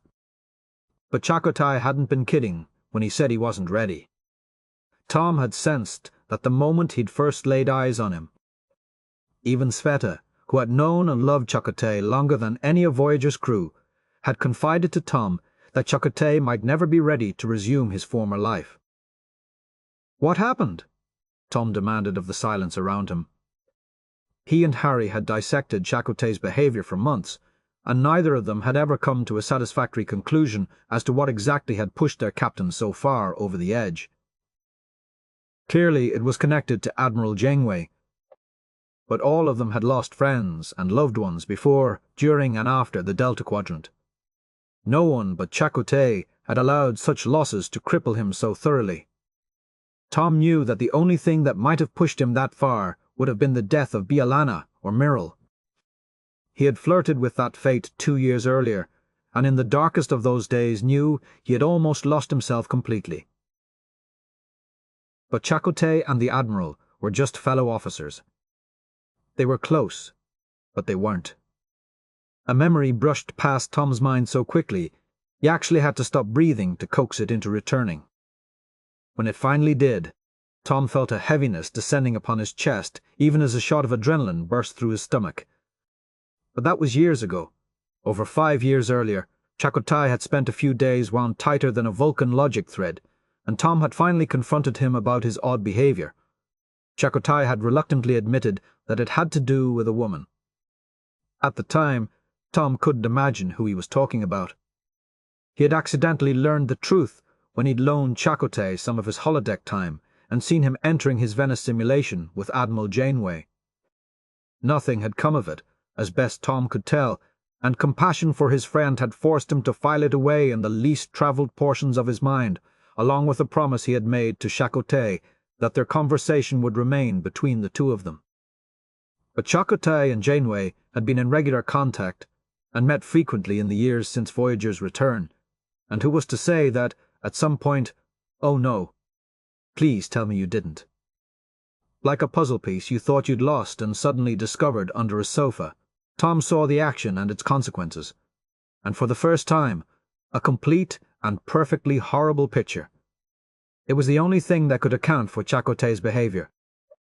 "Why didn't you say something, you idiot?" Tom shouted, rising to throw off his heavy coat, which was, at long last, now stifling in the tropical heat he had ordered for his quarters. Tom didn't know what he or anyone else might have been able to provide Chakotay to make her loss easier to bear, but they could have taken a shot. Instead, Chakotay's grief had festered until it had actually transformed him into the worst possible version of himself. And if this afternoon was any indication, That version might be here to stay. He wanted to contact Harry, who would probably accuse him of having an overactive imagination. To this day, Harry was so uncomfortable with subterfuge that he would find the scenario impossible to believe, of two people he thought he had known, as well as Chakotay and Admiral Janeway. Tom knew he was right, and he also knew that being right made absolutely no difference now. But it might, in the very near future. At some point, Chakotay was going to return to Voyager, and then they were going to have a very long captain-first officer conversation. After all they'd been through together, Chakotay would have to acknowledge the truth, and that alone might be a good start. Suddenly abashed, Tom realized that for months he too had been guilty of some serious withholding. Many people, Chakotay among them, had been devastated when he told them that he and B'Elanna had separated. Because Tom always believed that he would have a chance to make it up to them, and that when they learned the whole truth, they would forgive him. He had refused to delve too deeply into the temporary pain he was causing them. His father would never know the truth. But even after his death, Tom hadn't hurried to lighten the burden of his mother or other friends.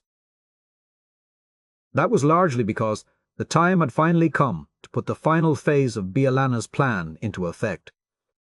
Tom had known it as surely as his name the moment he had been briefed on Voyager's new mission. Earlier that week, Eden had provided him with the fleet's final launch schedule. Calculating out a few weeks from there, Tom had arrived at a date. All that remained was for him to send a simple message. Tom hurried out of his apartment to the nearest public communications terminal and, using a draconian series of encryptions, sent the transmission that had been agreed upon months before. "Now" was the only pertinent word in the message. Tom knew that Collis would understand. May 23, 81. Seven had been surprised, upon entering the small conference room, to see the room filled beyond capacity. She recognized no one present apart from the doctor, though clearly she was not moving among the room anonymously. The moment she entered, Seven was conscious of whispers and murmurs, even as the crowd was good enough to clear a space for her to walk to the table where the Imhe was seated. "Seven, you made it," he said with obvious pleasure, rising to greet her. "You did indicate that it was important to you," she replied simply. "We should be getting started any minute," the doctor went on, clearly anxious. "I've saved a seat for you." Seven would have preferred to stand.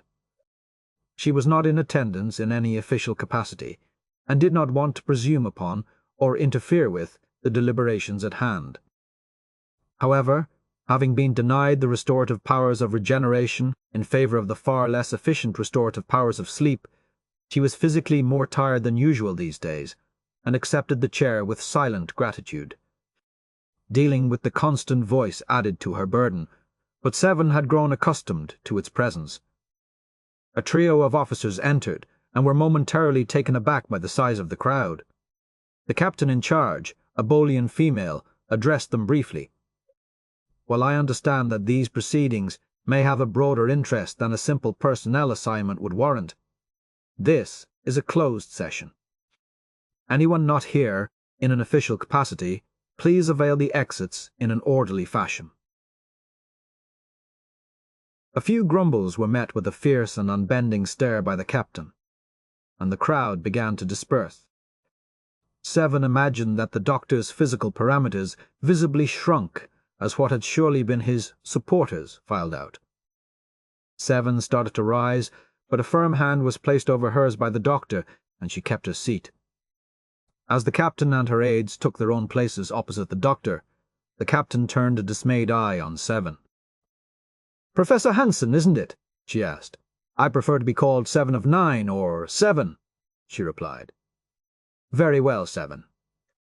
If you'd be so kind as to—" "I invited Seven to this meeting, Captain," the doctor interjected, "and would consider it a personal favor if you would allow her to remain."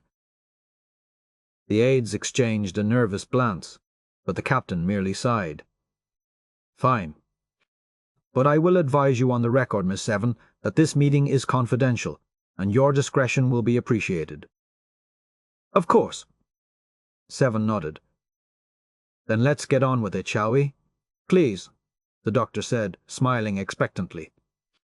I have reviewed your written objection to our previous finding, as well as the letters you provided on your behalf from Dr. Louis Zimmerman, Lieutenant Reginald Barclay, Commander Thomas Paris, and Dr. Bruce Maddox. To my mind, they only confirm our initial conclusion that your work on advanced holographic design is far more important to the Federation at this time. Before the captain could finish her thought, the room's main door swished open. I thought I made it clear, she began, but stopped mid-sentence when Captain Eden hurried into the room. I'm sorry, Eden said, clearly flustered. I'm late, aren't I? Captain Eden, the Bolian said, rising. Captain Virtue, Eden responded, shaking her hand. I'm sorry to interrupt, but I have just received the final approval for the emergency medical vessel's inclusion in the fleet that is being assembled under Admiral Baptiste in conjunction with Project Full Circle. I wasn't aware. Virtue bristled, and for that I apologize. We're all working long days and nights to prepare the fleet, and I was not certain until this morning of its final complement. Understandable.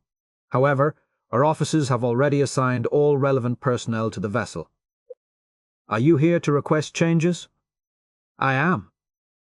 Eden nodded, slipping into a vacant chair at the head of the table and bridging the distance between the doctor and Fairchow. As you know, I am the officer in charge of operations and logistics for the fleet, and wish to state unequivocally that it is my belief that the fleet's upcoming mission will be aided tremendously by the presence of the EHHHHA mark, one we've come to call the Doctor. Seven noted that Eden hadn't so much as glanced at her or the Doctor since she entered the room. At her announcement, the Doctor sat up a little straighter. Upon what do you base this assertion? Virtue asked. Eden continued authoritatively, I am not at liberty to discuss the specifics of the fleet's upcoming mission in the presence of anyone but yourself, Captain. In general, however, we believe that the Doctor's past experience will prove invaluable to the fleet's work.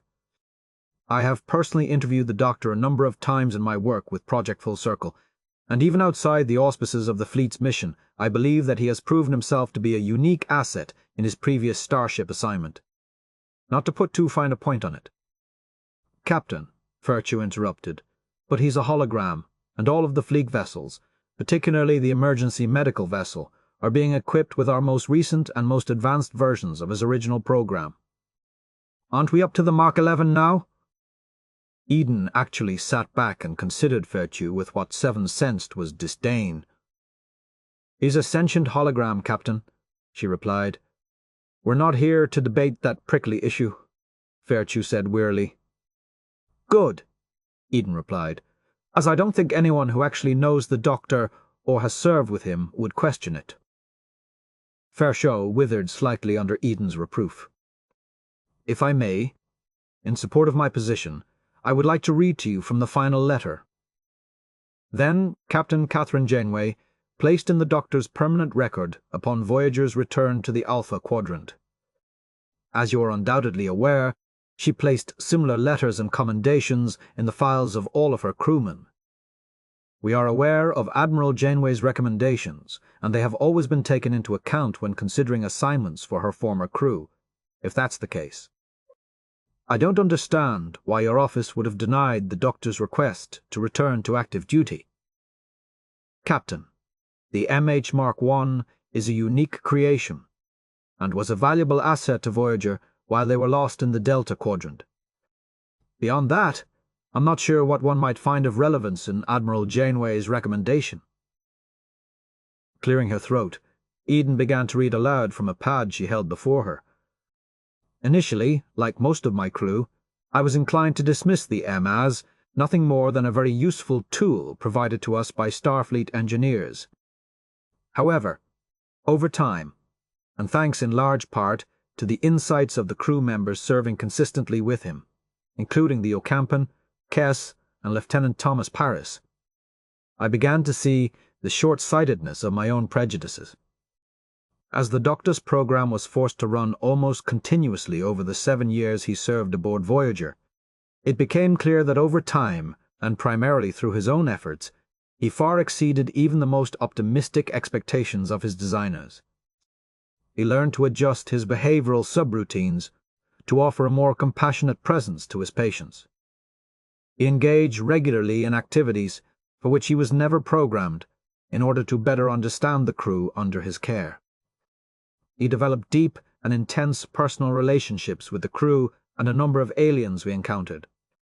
And in an incident that forever banished any question I might have had about his sentience, he struggled valiantly through an imminent cascade failure when his ethical subroutines encountered a situation which, as a commanding officer, I have often faced, the choice between saving the life of one crew member with whom he had interacted regularly over another whom he did not know well. As a human, I am forced to accept my limitations and grieve for the reality that often is situational ethics. To the best of my knowledge, no advanced computer programming could possibly resolve that crisis for him.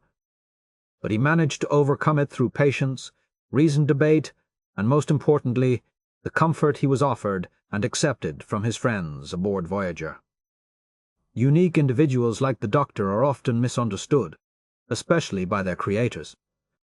Time and again, he demonstrated the capacity to learn and to grow, and it is my belief that he would continue to do so most effectively if he were allowed the opportunity to continue to serve actively aboard a starship.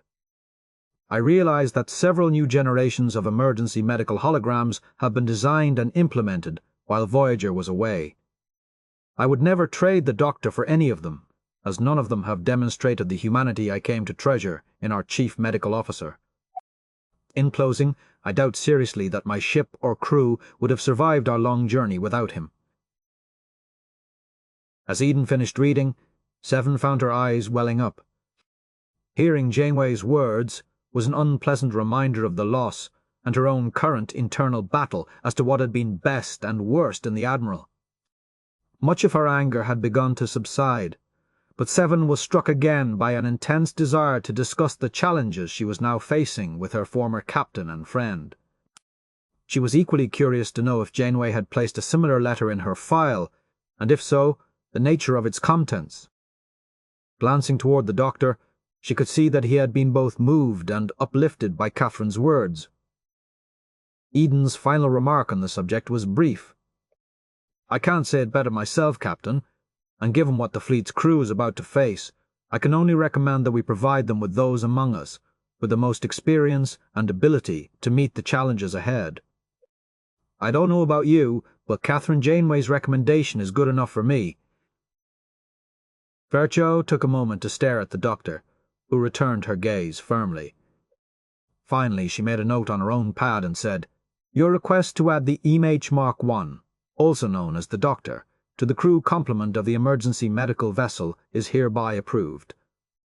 His program will be added to those already installed aboard the vessel, and he will serve in the capacity of Chief Medical Officer.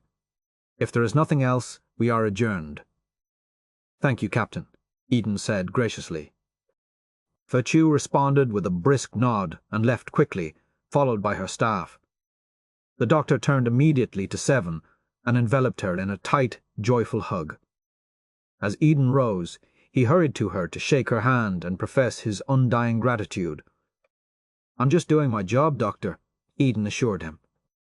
"I know it isn't everything you wanted, but I fully expect that your command abilities will also be enhanced in your upcoming assignment, and I look forward to reading your new commander's reports." "What can you tell me about our mission, Captain?" the Doctor asked. "Unfortunately, nothing more at the moment. You'll be briefed along with the rest of the crew in a few weeks. Until then, keep up the good work." "Thank you, Captain." "I will." Turning to Seven, Eden said, "I'm surprised to see you here today." "The Doctor was in need of moral support," Seven replied. "Do you have a moment to speak with me in private?" Eden asked. Somewhat discomfited, Seven nodded, and with the Doctor's blessing allowed Eden to usher her from the room. Eden led Seven out of the building into a lushly landscaped courtyard. Several other tall white edifices comprised the complex, The park-like setting was clearly designed to provide a convenient location for lunches or peaceful reflection outside the confines of their cubicles. A few officers walked the manicured paths, and atop a small knoll, a group of several administrative personnel were enjoying a makeshift picnic lunch.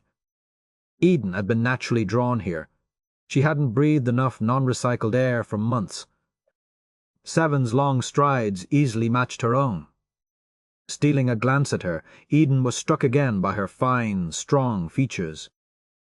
There was definitely something softer about her now that Borg implants no longer marred her face. But there was also something sadder about her. The captain could only imagine the toll the last 10 months had taken on. Eden had been called upon time and again during each escalating crisis to provide counsel to those in command. And here I am, about to do it again, Eden thought ruefully. Have you ever been offered an official position within Starfleet? Eden asked. I am a professor at the Academy, as you undoubtedly are aware, Seven replied in a tone that suggested her inability to suffer fools. But you aren't an officer. No, Seven said. Any reason why not? I have never been offered a commission, nor would I accept one were it to be offered, Seven replied. My current obligations are sufficiently strenuous. And yet the Federation hasn't failed to add to those obligations on a regular basis by asking you to consult on a variety of matters relating to the Borg. No. Seven shook her head. They have not. Eden paused her steps and turned to face Seven. I find myself in the unenviable position of trespassing upon your generosity once again on behalf of the Federation. Seven's head cocked to the right. Explain, she requested. Before I do, I must advise you that you are not at liberty to discuss this conversation with anyone. Eden thought Seven was about to roll her eyes, but she settled for a deep sigh. I believe I possess sufficient discretion to rise to the challenge, Captain, she replied icily. I don't doubt it for a moment, Eden hurried to add. I just needed to make sure you were aware of the sensitivity of what I am about to reveal to you. Explain, Seven said. Starfleet is currently preparing to send 9 ships, including Voyager, back to the Delta Quadrant. Seven did her the credit of at least appearing shocked to hear this. May I ask why? She demanded. The fleet's primary mission is exploratory and diplomatic. Voyager's circumstances permitted it to chart only what lay in the path it took to get home. Even then, tens of thousands of light-years were skipped as it found shortcuts along the way. On the diplomatic side, well, let's just say there are a few fences we'd like to mend, if we can. More importantly, however, Starfleet is seeking confirmation that the Borg are truly gone, and also investigating the possibility that the Kalier might still be out there. Seven's face flushed slightly. I believe I have indicated on a number of occasions my position on that question, she said. And I don't doubt you have expressed those beliefs honestly, Eden agreed. But we can't just take the word of a handful of people as proof positive that the Borg have miraculously vanished and that the Kalier now pose no further threat to us. Why not? Because, Eden found herself faltering. Because we can't, she finally insisted. And even if the Kalier and the Borg really are gone, it's going to leave a disproportionately large power vacuum, particularly in the Delta Quadrant. Does the Federation intend to fill that vacuum? Seven asked warily. No, Eden replied. But we need to understand what's out there now, and what, if any, impact it might have on the Federation in the long term. Might I suggest that, for the foreseeable future, the Federation busy itself with tending to its own territories? Seven said, clearly irked. You may. But Starfleet is still going, and I think you would be an invaluable asset to the fleet. Seven shook her head in obvious frustration. Are you ordering me to accompany the fleet? Eden corrected her. None of us, least of all me, are in any position to do that. I'm asking you to once again lend your expertise and vast knowledge to a very challenging undertaking. Many of your old crewmates have been assigned to the fleet, and I do not doubt they would be very pleased to have you among them once again. Voyager and the emergency medical vessel, Seven said softly, as the weight of all she was about to lose settled upon her. The MV was actually designed for just such a mission, to provide medical support to numerous vessels in situations when there might be a high risk of casualties in deep space where there are no Federation starbases, and where advanced medical facilities are few and far between. The Doctor, Chakotay, Commander Paris, Lieutenant Kim, Seven began to list. Eden nodded. Are all going? And the fleet is being equipped with slipstream drives, so there is no risk of once again becoming stranded far from home. Taking a deep breath, Eden asked, May I tell them you will join them? Seven didn't even pause to consider it. You may not, she replied. Do you mind if I ask why? Seven struggled briefly to formulate an appropriate response. I believe it is too soon to mount such an expedition, she began. I believe Starfleet would be better served by focusing all of its efforts on rebuilding its forces and considering what role it is meant to play in the Alpha Quadrant, particularly in light of the recent emergence of the Typhon Pact. Further, I am needed here, both at the Academy and to look after my aunt, who is gravely ill. I'm sorry to hear about your aunt, she said sincerely, and I understand your other reservations. I can assure you that this decision has not been reached quickly, nor made lightly. The mission the fleet is about to undertake has been on the drawing board for almost 3 years. If this is your final word on the subject, I understand, but I will tell you that should you change your mind, the door will be open up until the moment the fleet launches. Thank you, Captain, Seven replied dismissively, but I suggest you not hold your breath. Eden nodded, accepting this as graciously as possible. Thank you for your time, Seven, she said, and walked quickly away. Eden knew it had been a long shot, but she had felt compelled to ask. There were still a few weeks remaining until the fleet was to launch. The optimist in her hoped that Seven might give the matter a little more thought. The realist believed she had already heard Seven's final word on the subject. As Captain Eden hurried off, Seven found herself trembling. It had never entered her mind that Starfleet would mount an expedition to the Delta Quadrant any time in the near future. The fact that they were asking many of Voyager's former crew to lead this mission only added insult to injury. Despite the promise of slipstream technology to make the journey practical, any such relatively untested system was fraught with potential problems. These might be mitigated by the fleet's large number of ships, but still, it seemed a huge risk. Further, Seven could not help but feel it was an insult to the memory of Admiral Janeway. She had risked everything to bring her crew home, and Seven could only imagine the ferocity with which the Admiral, were she still alive, would have battled anyone who dared propose such a mission. In every respect but one, it seemed a waste of resources. That one determining, if anything, Borg or Kaeliar still existed in the vast region of space once dominated by the Collective. Such a possibility gave Seven pause. The question that had plagued her for months and brought her conflict with the Voice to its sharpest pitch was why she had not been asked to join the Kaeliar Gestalt at the moment of the Borg's transformation. Her memory of that process had grown vaguer with each passing day, but at no time since she had first awakened could she recall actually having been given a choice in the matter. The report of Captain Picard was that the Kaeliar had left the galaxy. Seven would have been inclined to accept this completely, were it not for the presence of the Voice and her unsubstantiated certainty that it actually came from the Kaeliar. If any yet remained, the Delta Quadrant would logically be the first place she would look for them. And if she could find them, they might be able to help her resolve her current dilemma. Intriguing as the possibility was, she could not weigh it above her obligation to her aunt.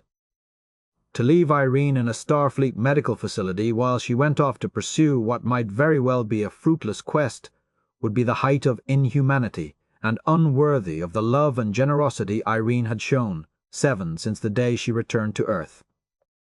The Kaeliar had already judged her as such, and she would do nothing now to prove them right.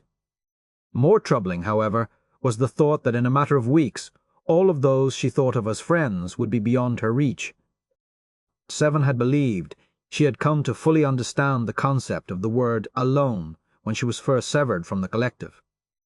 As she contemplated her near future, she realized that there were nuances to the concept she had never anticipated and did not relish exploring. Her attention was abruptly drawn to the sight of the doctor hurrying up the path toward her, accompanied by Lieutenant Kim. Seven had stopped in to see Harry during his recuperation, but had not enjoyed the pleasure of his company since he had been fully restored to health. His grim and troubled countenance suggested that, though his body might have healed, his mind might still have some distance to go. "What's wrong?" Seven asked without preamble the moment they reached her side. Kim shared a questioning glance with the doctor before speaking, which ratcheted up Seven's discontent another notch. "I'm sorry. I don't know how to tell you this," Harry began. "I still can't believe it myself." Seven looked to the doctor, who was usually better at delivering bad news, to see that he too was stunned into silence. "Every morning, first thing, I review casualty reports from the Federation." "A grim hobby, Lieutenant," Seven offered. "It's part of my job," Harry replied. "Almost 2 months later, we still haven't been able to confirm all of those killed during the invasion." Harry paused to take a deep, steadying breath. "This morning, there was a report of shuttle debris found in Sector 2093, an unregistered shuttle." "I'm sorry, Lieutenant, but I still do not understand the relevance," Seven said as calmly as possible. "It's Baylana and Miral. It was their shuttle. That sector saw heavy fighting, and they must have gotten caught in the crossfire." Seven's heart turned to cold and heavy ice. "Baylana and Miral are dead?" she said softly. Harry nodded. "And you're sure it's them?" the doctor asked. "Someone might have made a mistake." "Their names are on the list," Harry confirmed. "That means someone identified whatever was left." He trailed off. Silence hung heavy between them as the vivid natural hues of the courtyard turned suddenly bleak. "I have to," Harry began, his breath coming quicker. "I have to tell Tom. Will you both come with me? I don't know where Chakotay is right now, and there isn't anyone else." "Of course," the doctor said, placing a comforting arm around Harry's shoulders. Seven followed them numbly to the nearest transporter station, adding a new item to the list of the Kalir's sins against her. Several years earlier, she had asked the doctor to disengage the fail-safe Borg system within her, which prevented her from experiencing human emotions at too high a level of sensitivity, and she believed she had adapted well to the new extremes that were the result of this choice. If she had still possessed her Borg implants, Seven would have requested that the doctor reverse the procedure. Right now, she would have given anything to avoid the pain she knew would follow too quickly on the heels of the disorienting shock she was now experiencing. Unfortunately, the Kalir had not even left her this option. Eden's first order of business, after attending the EMA's hearing, was to report to Voyager for her daily briefing on the fleet's status. These meetings consisted of the commanding officers of each vessel, or, in Voyager's case, the acting commander, Tom Paris, and the few engineering specialists who had been, of necessity, included in the outlining of the fleet's mission at the beginning of March. Eden materialized in the transporter room to find Tom waiting for her as usual. In the short time they had worked closely together, Eden had come to rely upon and, more important, truly like Voyager's first officer. The irreverent young man, who had found a new life in the Delta Quadrant, had been replaced by a more temperate version of his former self. Like his father, he now possessed a shell of tritanium around him and did his work efficiently and with professional enthusiasm. For those who were close to him, and much of the ship's current staff fell into that category. He always had a ready smile or good-natured barb, and many of the new faces seemed already to sense that in him they would find a firm hand, but also a patient mentor. Paris always greeted Eden respectfully, and always maintained a professional distance in their dealings. He had never confided in her any misgivings he might have about the upcoming mission. though Eden believed he must have reservations. Still, if the rest of the crew accepted their new mission with Tom Paris's equanimity, Eden believed that the fleet would find great success in facing the challenges ahead. "Good morning, Captain," Tom greeted her. Eden forced her disappointment at failing to secure 7 services for the fleet to the back of her mind. "The ship commanders are assembled in the mess hall this morning," he informed her. "The new table is being installed in the conference room. I took the liberty of assuming you would prefer not to be briefed while battling the noise of the engineers." "Thank you, Commander," she replied sincerely. When she did not immediately move to lead him from the room as usual, Tom asked, "Are we waiting for someone?" "Actually, yes," Eden replied. "An old friend I haven't seen in a while is coming aboard this morning. Will they be joining the meeting?" "No. Shall I wait for you in the mess hall?" "This won't take a minute," Eden replied, as Councillor Cambridge shimmered into existence on the transporter pad. The moment their eyes met, Cambridge shook his head in disdain. "Are you here to gloat, Captain?" Cambridge asked as he stepped down to give her a brief hug. "Not at all, Hugh," she replied with a wide smile. "Why do you ask? You've managed to retain that lovely office in San Francisco while I've been banished to these dreary halls for almost 3 years. Should I have divorced an admiral too?" Eden accepted his ribbing as par for the course. She knew that, despite his protestations, Cambridge must be enjoying his work on Voyager a great deal, or he would have demanded transfer long ago. "This crew has performed exceedingly well, despite your presence, Hugh," she teased. "And since the rest of us can barely tolerate you, I'd suggest you make the best of it." Cambridge nodded sagely. "Charming as ever." "I have a meeting, but I wanted to make sure you received those files I sent over," Eden said. Cambridge's face lit up appreciatively. "I did. And you were right. They're quite lovely. Though I'm not quite sure.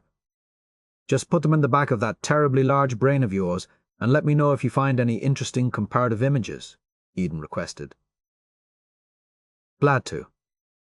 Now, if you'll excuse me, I'm off to meet with our new Chief Medical Officer. Why a Temerian would bother to learn Federation standard, let alone join Starfleet, is a mystery to me, but I'm intrigued nonetheless. I've always wanted to know more about Shaka and those bloody walls." Eden dismissed him with a nod and turned back to Tom, who was trying hard to hide his surprise. "Question, Commander? No." He shook his head. "I just didn't realize you were acquainted with Councillor Cambridge. We've known one another for years," she assured him. "Have you enjoyed having him aboard?" Tom paused, obviously choosing his words carefully.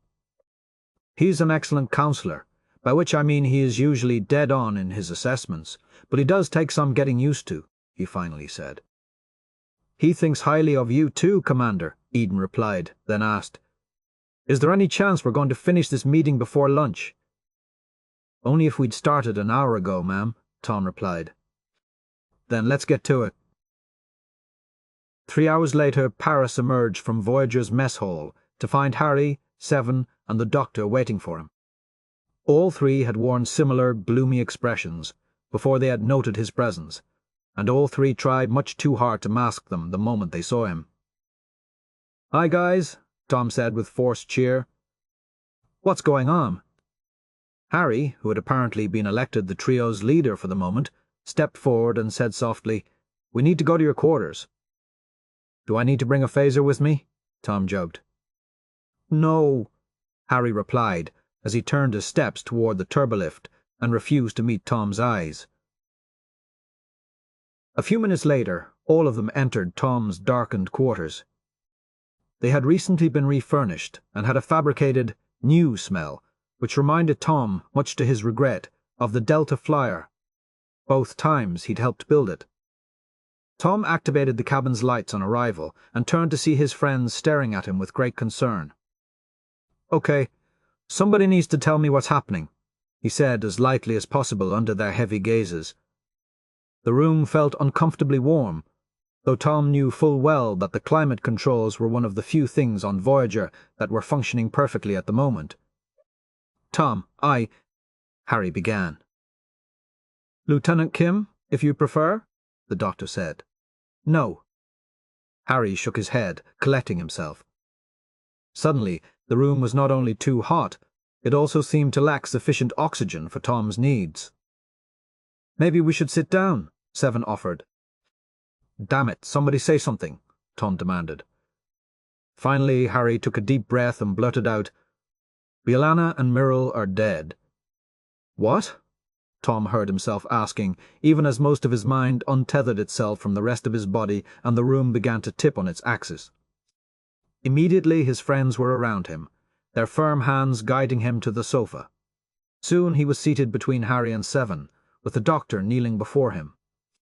All three of them were still holding on to him, but their presence, though immediate, was somehow disconnected from the rest of him. Harry continued, soft and controlled. We received the latest casualty reports this morning, and debris from B'Elanna's shuttle was discovered. Both of their names were on the list. Tom, I'm so very sorry. In a flash of comprehension, Tom was off the sofa and on the far side of the room. It was almost as if putting space between them would somehow make the message they carried equally distant. Hang on, part of him thought. Tom, Harry said, approaching him with the care one would give a terrified and wounded animal. It's not, that's it, right? Tom asked. I don't understand, Harry said. He's in shock, the doctor added unnecessarily. No. What I'm saying is, Tom went on, that's the only proof you have? Their names on a list? I contacted the duty officer in charge, and he confirmed the remnants of the shuttle and positively identified it as B'Elanna's. It was unregistered, Tom argued. Every single ship in the combat zones during the invasion, Starfleet or civilian, was forced to identify itself and its occupants. I'm sorry, Tom, but it's not a mistake. Tom, please tell us if there is anything at all we can do, the doctor said gently. Perhaps we could contact your mother, Seven suggested. No, Tom replied softly, shaking his head. No. I'll try and find Captain Chakotay, Harry assured them. Don't bother, Tom said coldly. What? Harry asked. Get out, all of you, Tom replied. Tom, Harry pleaded. Just get out, Tom shouted. Seven and the doctor moved toward the door, but Harry stood his ground. I'm not leaving you alone right now, he insisted kindly but firmly. Harry, I love you like a brother. You know that. But right now, I need a few minutes by myself. Harry eyed Tom warily. A few minutes, Harry finally conceded, but I'm standing outside that door and I'm counting. Tom nodded, and all three moved out the door. The moment they were gone, Tom rushed to his comm station and pulled up a list of his most recent messages. Among them was an official, unencrypted notice from Emperor Kales. It read simply, Commander Paris, please accept the condolences of the Klingon Empire on your recent loss. B'Elanna and Myrrell brought honor to us all, and they will be missed. Tom read and reread the message, counted the words, then read them one final time. Though he had guessed the moment he had seen Harry's face what news he carried with him, he had been unprepared for the visceral response to Harry's words. In his immediate shock, he had actually feared that somehow something had gone terribly wrong. Kales's message, however, put those fears completely to rest. Tears welled in Tom's eyes, but they were not tears of grief. After more than 2 years, he was finally almost free to live the life he had always wanted. Tom sighed through his tears with complete relief. In the days following Tom and Sveta's brief visit, the traces of peace Chakotay had achieved prior to their arrival had dissipated completely. Now, he found himself wondering if that brief respite had been as illusory as his angry companion. Instead, the fear Chakotay had first felt when his counterpart had begun to laugh at him had coiled itself around his heart and stubbornly refused to be dislodged. In place of his daily hikes to take in the grandeur of the island and cleanse his mind and body, he had taken to spending long hours staring into his small campfire. His body was still, but his mind raced with furious determination. He had studiously avoided the thoughts that were now tormenting him. Catherine, the many fine officers and crew he had lost while in command, the dreams of the life they would have shared after Venice, and, most painfully, the persistent certainty that his life was now over.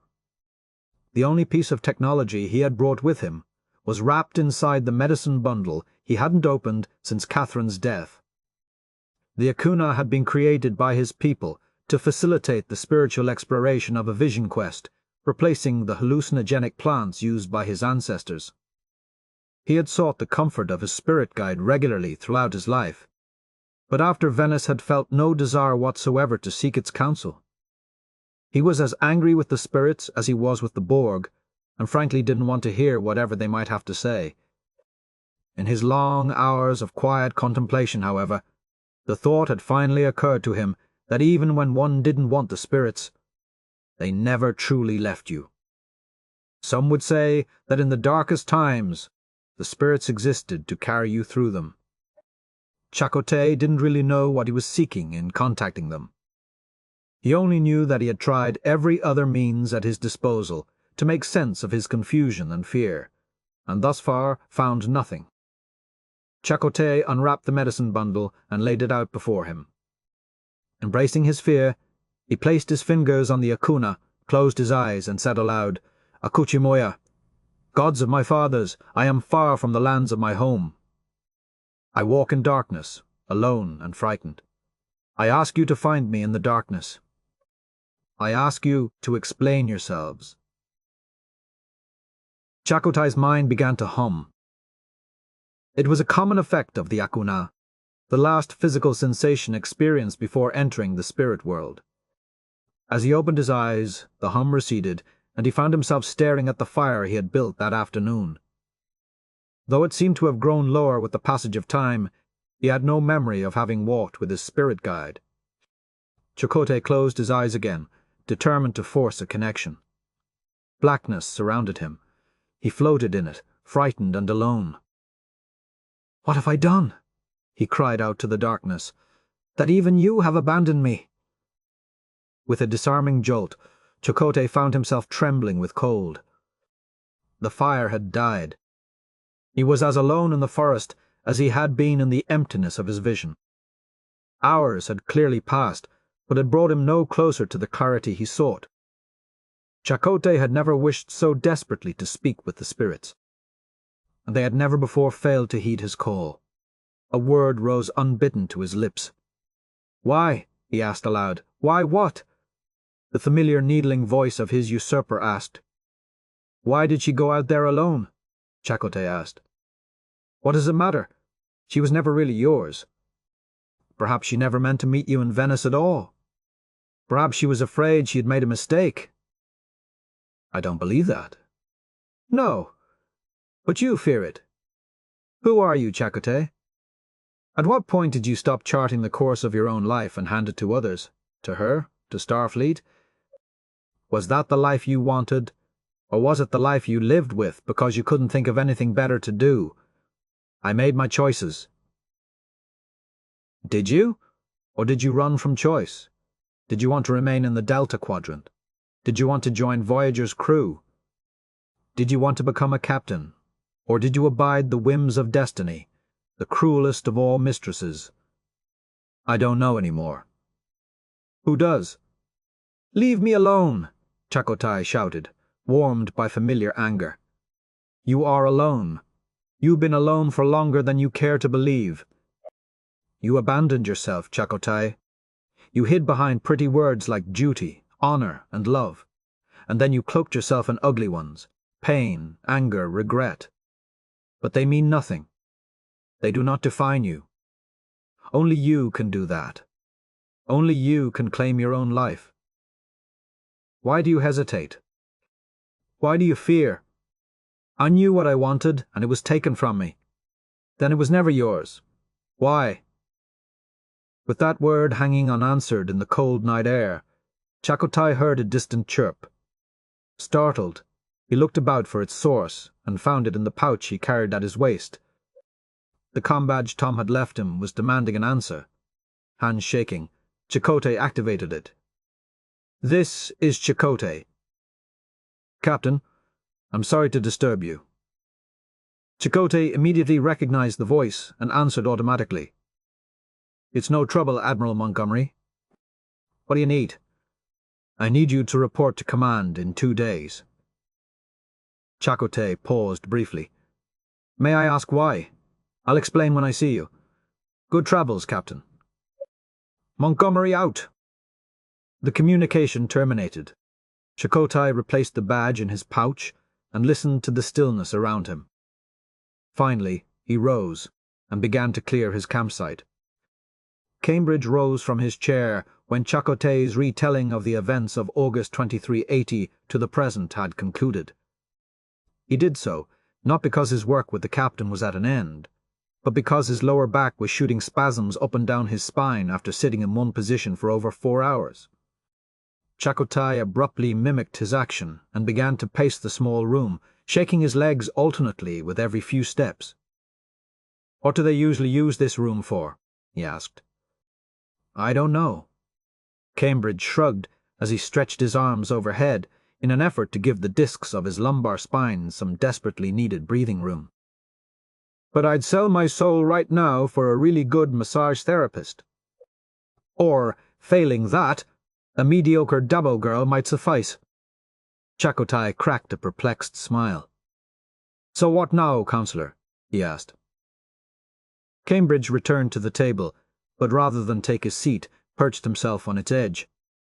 The obvious question, I suppose, he replied. How do you feel now? About what? About resuming your command. Chakotay came to a halt and turned to face Cambridge, almost at attention. I serve at the pleasure of my commanding officers, he said a little too ironically. That's true, Cambridge acknowledged, but it's not an answer. What do you want me to say, Counselor? Chakotay asked with a little more heat. Do I regret destroying the Orion ship? No. Was my pursuit of the Borg during their invasion of our sovereign space too aggressive? I think not. Do I recognize that since Admiral Janeway's death, many of those closest to me have been concerned about my behavior? I'm not an idiot, Counselor. We all face these things as best we can, and that's what I did at the time, and that's what I will continue to do when Voyager ships out again.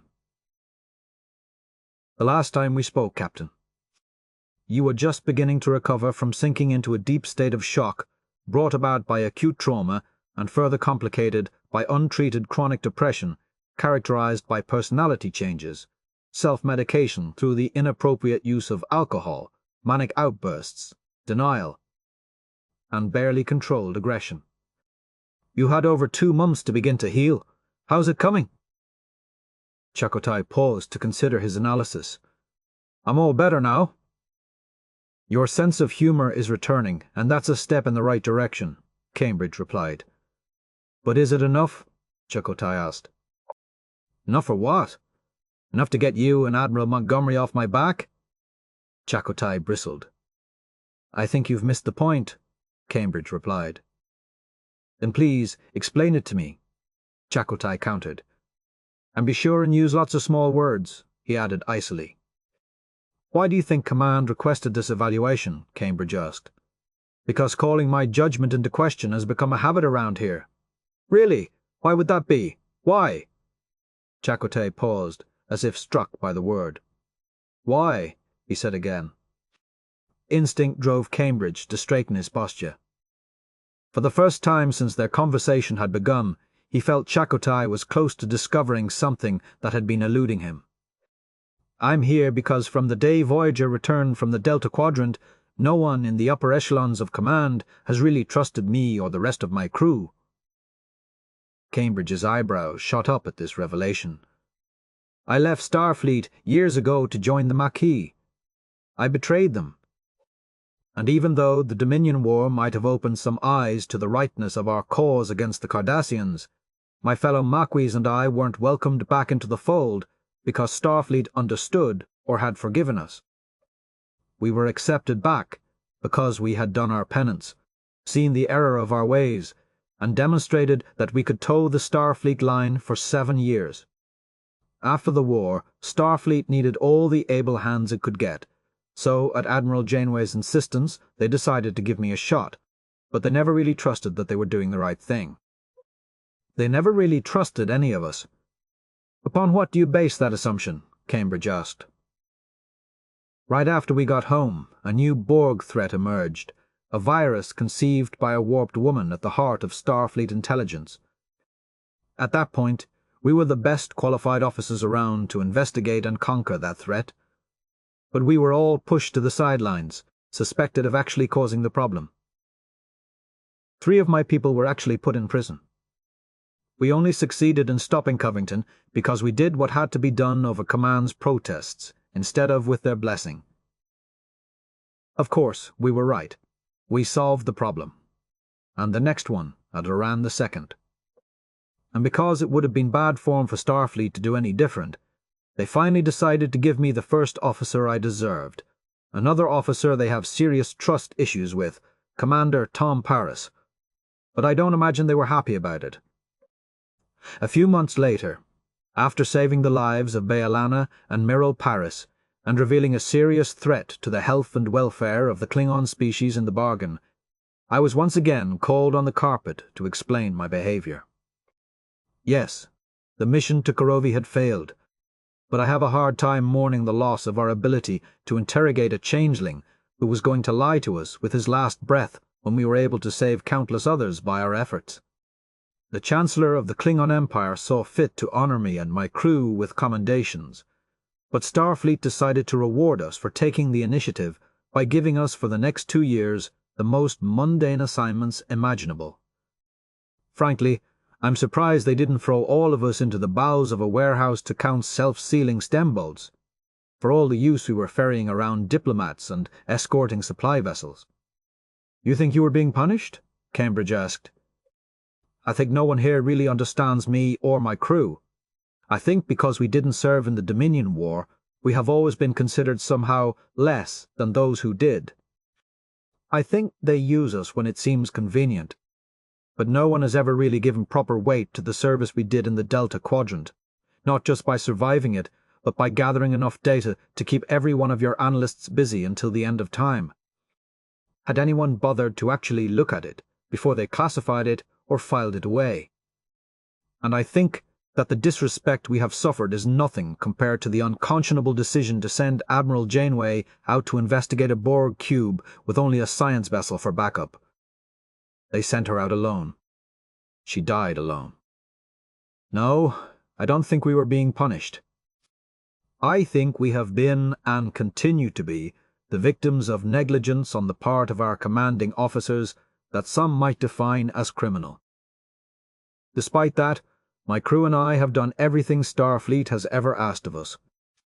We have routinely gone above and beyond the call of duty, right up to leading that doomed task force to the Azure Nebula, and because we had the unmitigated gall to survive it, we must once again account for our actions. Cambridge actually flinched as Chakotay crossed to stare directly into his eyes. You know what? I'm sick of it. I'm sick of having my every action questioned by those who are only alive because we continually throw ourselves between them and danger. Who the hell are you to ask me to justify myself? My actions speak for me, and if they aren't enough to convince you that I belong in Voyager's center seat, then I have nothing more to say. After a long pause, Cambridge replied with a deep sigh. I see. You do? Yes. And? Chakotay's question hung in the air unanswered. Turn it off, Batiste said. We've heard enough. Montgomery had been struck not only by Chakotay's words, but by the intensity behind them. And for the moment, he was inclined to agree with Batiste. His heart heavy, he switched off the monitor they had used to oversee the evaluation, rose to his feet, and ambled over to examine the view from his large office window. Montgomery understood Chakotay's frustration. Command had been occupied by so many pressing matters when Voyager had made its unexpected return, and at the time it had been hard to determine how best to put the ship and its crew to use. His instinct had been to keep as many of the crew members who still wished to serve together. Naturally, those who requested transfer or extended leave were obliged. Among many, there was a sense that Janeway's crew had done more than enough already and at the very least deserved some well-earned rest. As the Admiral in charge of Voyager's deployment, Montgomery had conscientiously searched for assignments that would challenge the crew's abilities. Between Karovi and the Borg invasion, he could admit that he hadn't done much to make Voyager's crew feel useful.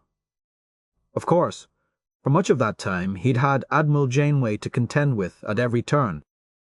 She had always respectfully deferred to his choices, but she also never hesitated to express her feelings about the assignments Voyager received, and she usually erred on the side of caution. Perhaps subconsciously she hadn't been willing to see her people thrown into the deep end after all they had endured. Montgomery didn't think he'd given Voyager any special treatment, but perhaps he hadn't pushed them enough. And if he was going to be completely honest, Montgomery had wondered whether or not Chakotay was up to his assignment. All he had to base that decision upon was Janeway's word and Chakotay's record in the Delta Quadrant. That record had been sterling, but it had also been the product of a unique set of circumstances. Montgomery had chosen to reserve judgment initially, but had worried that, once removed from the limited scope afforded them in the Delta Quadrant, Chakotay and many of his crew might find it difficult to adjust to more routine assignments. The initiative Chakotay had taken during the Karovi mission would have been understandable in a more seasoned officer. In a new captain, it walked right up to the line of refusing a direct order, something Montgomery would not tolerate in a Starfleet captain. He understood Chakotay's anger, especially in the wake of his personal tragedy. He sympathized. But all of that had to be set aside when answering the only question on the table at the moment. "We can't send him back to the Delta Quadrant right now," Batiste said, giving voice to Montgomery's unspoken thoughts. "No, we can't," Montgomery agreed. "Someday, maybe. But right now—" "I know, Willem," Montgomery cut him off. "At the very least he has anger issues. We may have needed a few loose cannons when the Borg attacked, but we can't send someone who is not in complete control into the dicey diplomatic waters of the Delta Quadrant. And I'm not going out there as Admiral of the Fleet to spend all of my time debating command decisions with a hothead who's got a grudge a mile long." "So whom do we send?" Montgomery asked, not really expecting an immediate answer. The truth was, he had wanted Chakotay to be ready to take on this new assignment, that he hadn't seriously considered any alternatives. "I have a suggestion," Willem replied. "Who?" Batiste's choice took Montgomery by surprise. "You don't think that's just trading one set of problems for another?" Montgomery asked. "At least it's a set of problems I'm comfortable with," Batiste replied. "And nobody else I can think of knows as much about the ship, the people, or the Delta Quadrant. We won't lose any time." "True," Montgomery conceded. "I guess we should wait for Cambridge's final report before making the formal assignment," he added. "Do you really think we need to? You know what he'll say." Montgomery nodded. "I do. Then I'd suggest we get on with it." Chakotay studied Cambridge's face. The righteous indignation that had sustained his tirade had evaporated as quickly as it had come, and a weary calm settled over him. "And, Counselor?" he asked again. He was utterly shocked by Cambridge's response. "And I couldn't possibly agree more," the Counselor said. Chakotay found himself struggling to remember the number of times prior to this when Cambridge had so readily agreed with him. None came to mind. "You couldn't?" "Absolutely," Cambridge nodded. "I just can't believe it's taken you this long to come out and say it." Chakotay thought about it. "Neither can I," he replied with a faint smile. "Captain, I meant it when I said that I hoped this session would go well. Most of the time I've known you, I've found you to be thoughtful, compassionate, balanced, and wise. Even after our first conversation, I never made the time to locate Voyager's escape pods, because you are the only starship captain I've ever served under who didn't make me worry constantly that I'd need to use one, and that didn't change when Admiral Janeway died. Grief humbles the best of us. And while you walked terribly close to the line, you never really crossed it. At times I may have disagreed with your choices, or wanted to make certain you were considering all of their implications, but I never lost respect for you or your position. I watched you battle your demons into submission, until they struck with such crippling force that any sane man in your situation would have needed to find an island and spend some time regrouping. My only concern then, and now, is that the healing process is not complete. And for reasons that elude me, you continue to stubbornly refuse help from those around you who are most anxious to offer it. It's not serving you to try and do this alone. It's not like you. No, Chakotay replied honestly. It's more like her. Admiral Janeway? I can't tell you the number of times we had that discussion during those 7 years, Chakotay went on. I never understood it until the job was mine. I always thought it was one of her only weaknesses. So you think this is learned behavior? I think the job forces a certain amount of distance. And I think my particular circumstances fooled me into believing that the rest of the distance was necessary. You weren't ready to confront your pain.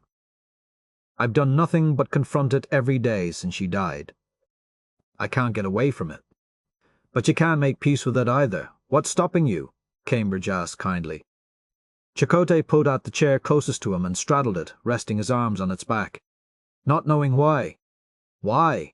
Why what? Why she died? Why our best-laid plans are the playthings of the gods? No. Why she went out there in the first place? Why she would risk so much, my happiness and hers, for the sake of curiosity? Cambridge pushed himself off the table and stood before Chakotay, his arms crossed. Is that what you really believe, Captain? I don't know what else to think.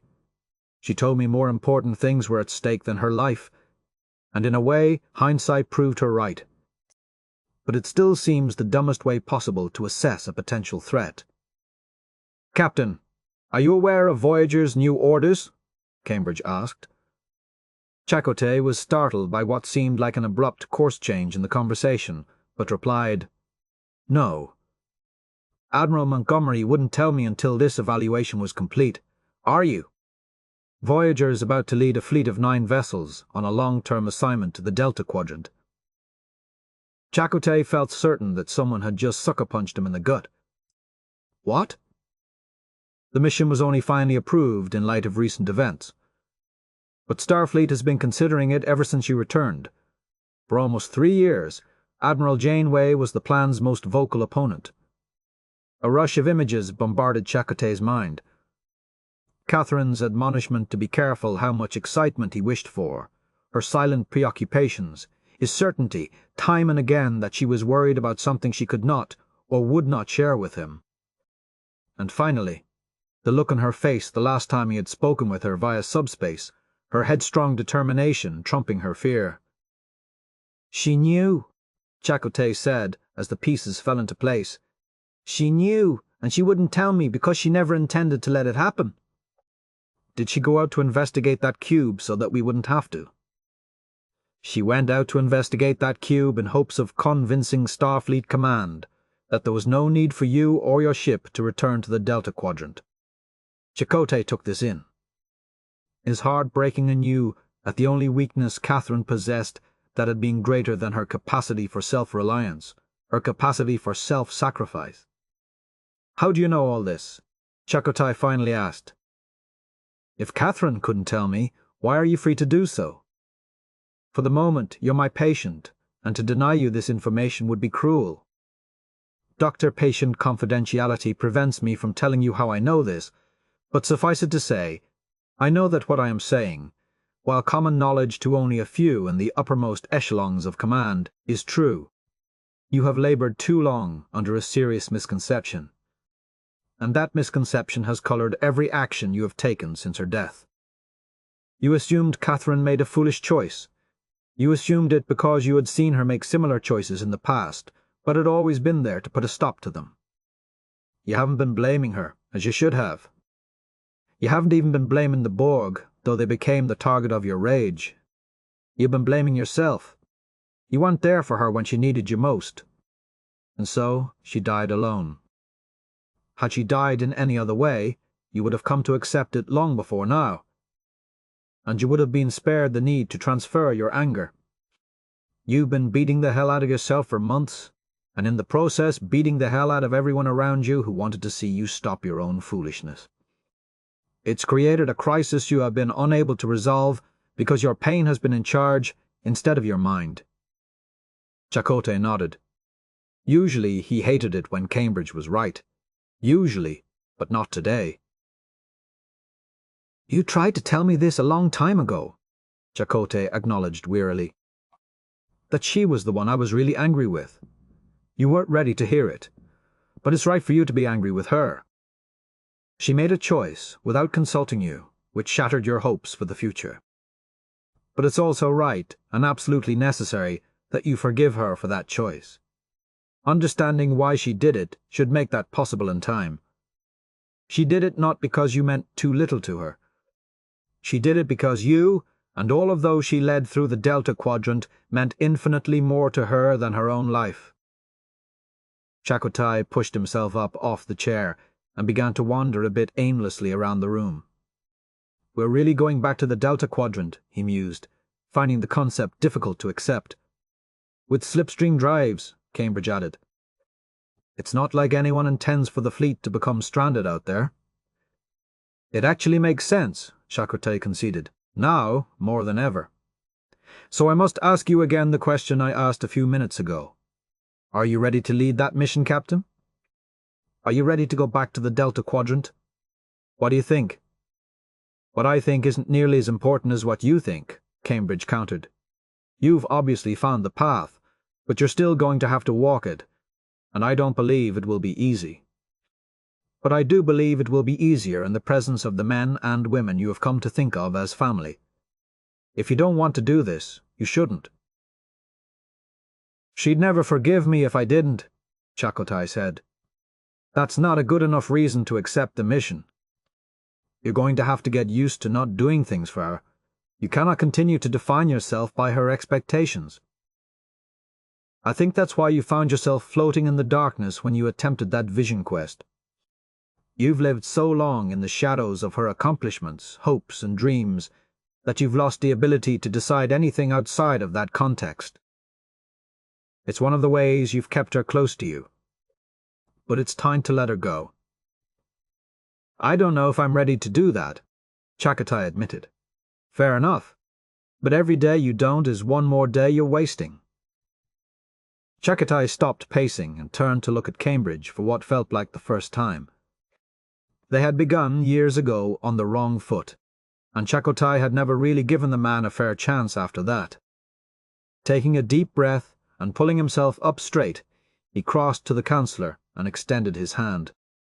"Hello, Hugh," he said simply. "I'm Chakotay. It's nice to finally meet you." "The pleasure is mine, Chakotay.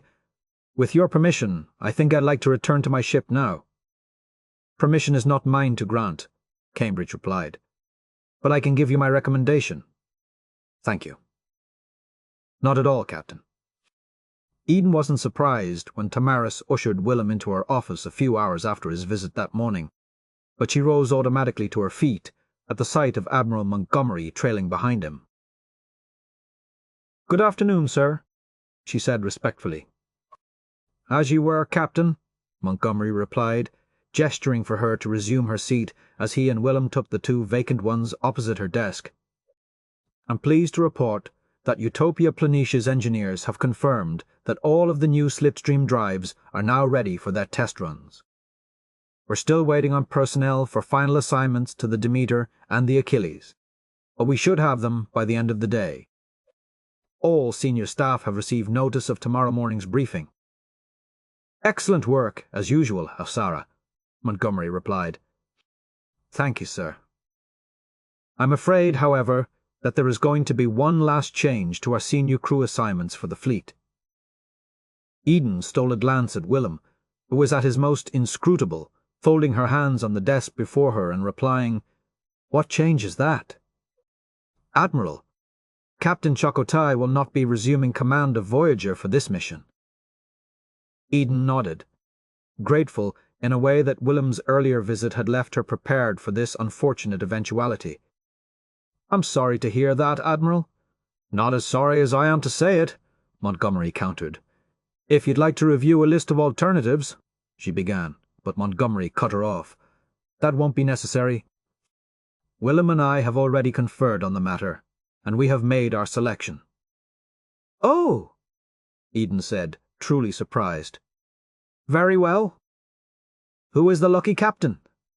"You are," Montgomery replied. "I beg your pardon, sir," Eden said automatically, certain she hadn't heard him correctly. "Apart from Voyager's old crew, no one here knows more about their past or the new fleet than you, Captain," Montgomery said calmly. "I realize it's been a few years since you served on a starship, but your record in that capacity, as well as in your more recent assignments, is exemplary. In addition, you have spent the last several months establishing a rapport with the fleet's officers and crew. Neither of us believes there is a better candidate for the post. Congratulations, Afsarah." With that, Admiral Montgomery rose and extended his hand to Eden. Eden stood and shook it firmly, even as her heart tried to pound its way out of her chest. "Thank you, sir," she said with forced restraint. "You're to report to Voyager first thing in the morning for the senior staff briefing and continue your preparations for launch from there. I realize this is sudden, and hope it will not be too much of a personal inconvenience to you." "Not at all, Admiral," Eden replied. "Then we'll leave you to it," Montgomery said with a nod, as Willem rose to follow him out. "Admiral Batiste, a word?" Eden requested. "Of course." He smiled. Montgomery did them both the courtesy of continuing on his way without comment. Once the door had slid shut, Eden practically launched herself around her desk to confront Willem. "Are you out of your mind?" she demanded. "May I remind you, Captain, that you are addressing a superior officer and your new fleet commander," he said without a trace of amusement. Eden stopped short, shaking with impotent shock. Their mutual tendency to casually disregard their respective positions had just come to an abrupt end, but it was going to take some getting used to. "Permission to speak freely, sir?" she asked with a look that dared him to deny her. "Granted," he said congenially. "While I am honored by the confidence you and Admiral Montgomery are willing to place in me, I have reservations about accepting this position." "Such as?" Eden spent a moment mentally prioritizing her objections, but the greatest wasn't hard to enunciate. "You and I don't do well in the same room together most of the time. We haven't worked closely since our divorce, and sometimes I believe the only reason we're both still alive is because we've steered clear of each other as much as possible since then. I was willing to go out on a limb with you to get this mission approved because I truly believe in it. But if you've got concerns about Captain Chakotay's baggage, I'd love to see how they stack up next to ours." "You underestimate both of us, Afsarah," Willem said gently. "Please don't do that," she replied forcefully. "Don't do what?" "Don't pretend that this is easy for you. And if it really is, don't insult me by making it so obvious." "I'm dead serious," Willem said. "I can't believe the idea didn't occur to me sooner than this morning. You have immersed yourself in Project Full Circle since its inception, and have dispassionately analyzed every facet of Voyager's time in the Delta Quadrant.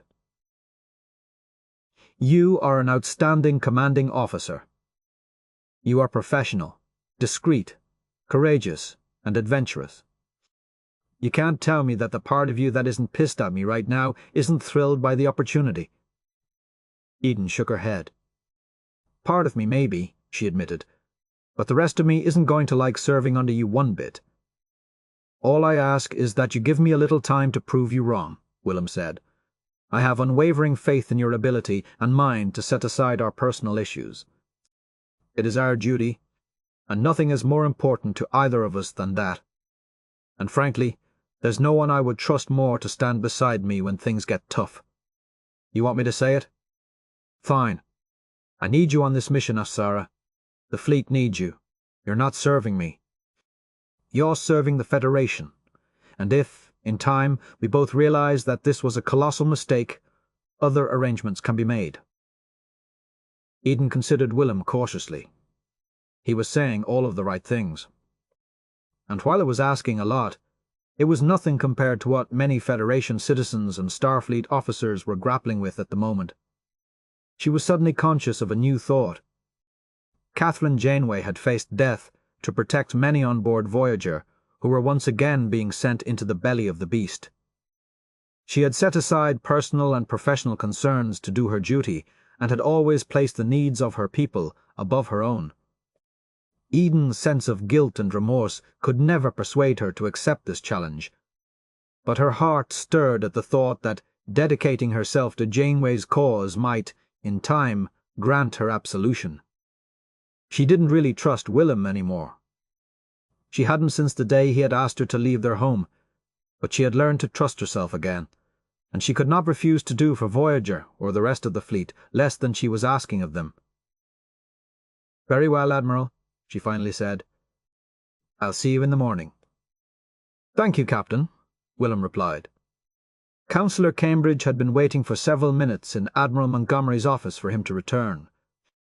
His session with Chakotay had been intense and exhausting, but its successful resolution had filled Cambridge with new purpose. Voyager and the fleet were about to face a daunting task, but he no longer believed that Chakotay's presence would make that task more difficult. Voyager would once again soon be in the hands of its most capable leader. "Sorry to keep you waiting, Councillor," Montgomery said briskly as he entered his office. "Not at all, Admiral," Cambridge said as he stood to make his report. "I have completed my evaluation as ordered and wish to present my findings. Aren't they going to be presented in writing?" "Eventually. But don't you want to hear the short version?" Cambridge asked. "Actually, that won't be necessary, Councillor," Montgomery said, taking a seat at his office's small conference table. Cambridge joined him, asking, "Why not? I witnessed your session with the captain, and am certain that we have already come to the same conclusion. We've selected a replacement for Captain Chakotay, and for now he will remain on leave pending future reassignment." Cambridge blinked several times as he stared open-mouthed at the Admiral. "I'm sorry, you witnessed my session?" he asked. "Time is of the essence in this matter, Councillor." Cambridge was annoyed, but not surprised by Montgomery's actions. He chose to let the breach of his patient's confidentiality pass. Instead he asked, "Did you witness all of it? I saw enough." "I rather doubt that." "Councillor, it is my professional opinion that Captain Chakotay is not only ready to resume his post, he is absolutely critical to the mission's success." "I don't agree," Montgomery replied. Unruffled. "My impressions of Captain Chakotay were that he was argumentative, hostile, and in no way fit for command at the present time. We need a diplomat out there, not a warrior with a short fuse and unresolved personal issues." Cambridge rose and circled the table, determined to choose his next words carefully. "And that's your professional opinion?" Cambridge asked. "What else would it be?" "Well, I'm a trained physician and counsellor, which is why, I'm assuming, I was asked to perform the evaluation. And I'm a Starfleet Admiral with over 40 years of experience.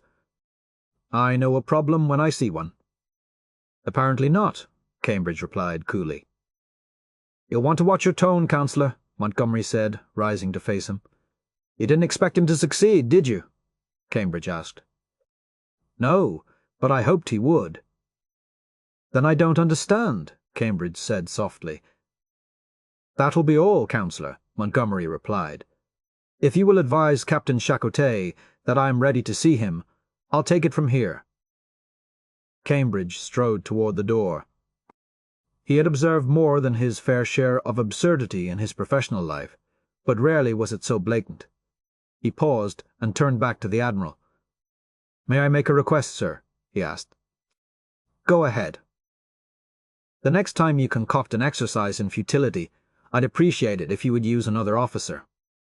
I don't appreciate having my time wasted so egregiously." Montgomery returned his frigid gaze. "Dismissed," he replied ominously. Chakotay sat at ease in the White Room. Remembering his misgivings of only a few hours before, he was relieved that they had come to naught. He was further amazed that it had taken him so long to finally accept the help he had needed for too long. He knew that the road before him was still long and arduous, but he no longer feared it. Catherine had once suggested to him that he and Cambridge were very much alike. On the surface, the suggestion had seemed absurd. But now he wished it hadn't taken so long for him to see that she had been right. He found himself looking forward to returning to Voyager almost more so than when he had first assumed command. There were so many things to be done differently, and so many people he had missed and longed to see again. His enthused spirits held until Cambridge re-entered the room. He'd seen bitter disappointment on the counselor's face too many times in the past to misread it. A flood of heat rushed to his head as he realized that the counselor had not returned bearing good news.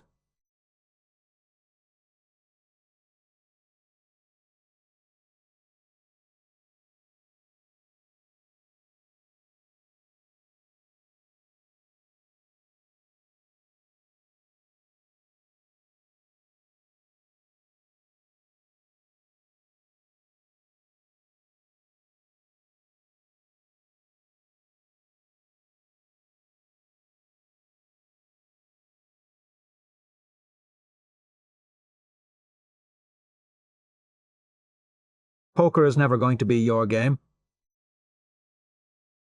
A fact I am all too well acquainted with, Cambridge replied. After a long pause, he said simply, "I'm so sorry, Captain." Chakotay was too, but to his surprise, he didn't find any anger to accompany that regret. "I understand. That makes one of us." Given the past 8 months, it was always going to be a long shot, Chakotay conceded.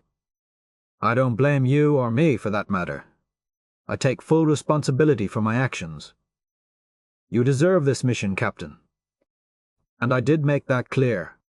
I believe you. But maybe it was never meant to be mine," Cambridge replied quizzically. "You give your higher powers a lot more credit than I ever could." Chakotay nodded with a wistful smile. "That's only because I believe that they see, as we do not, the whole story. I brought myself to this place."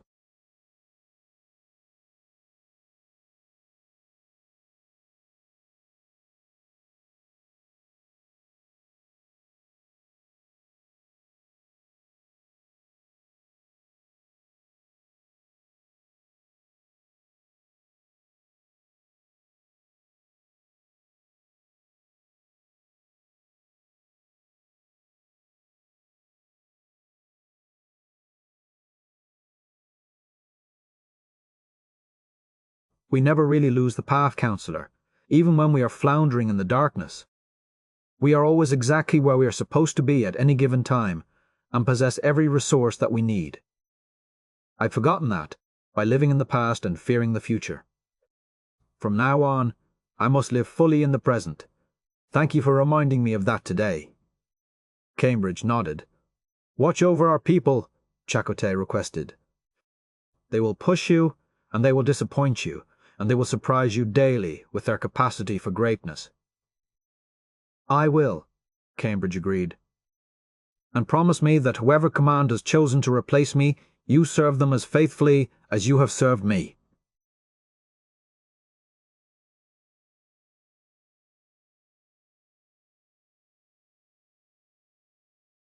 "Of course."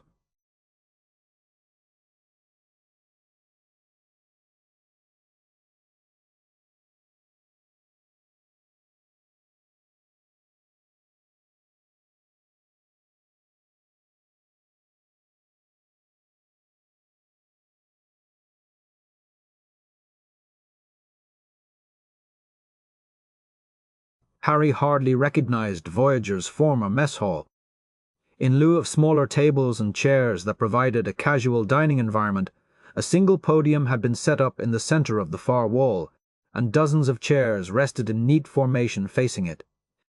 Near the podium, Tom was conferring with Captain Eden, a woman Harry knew only by reputation.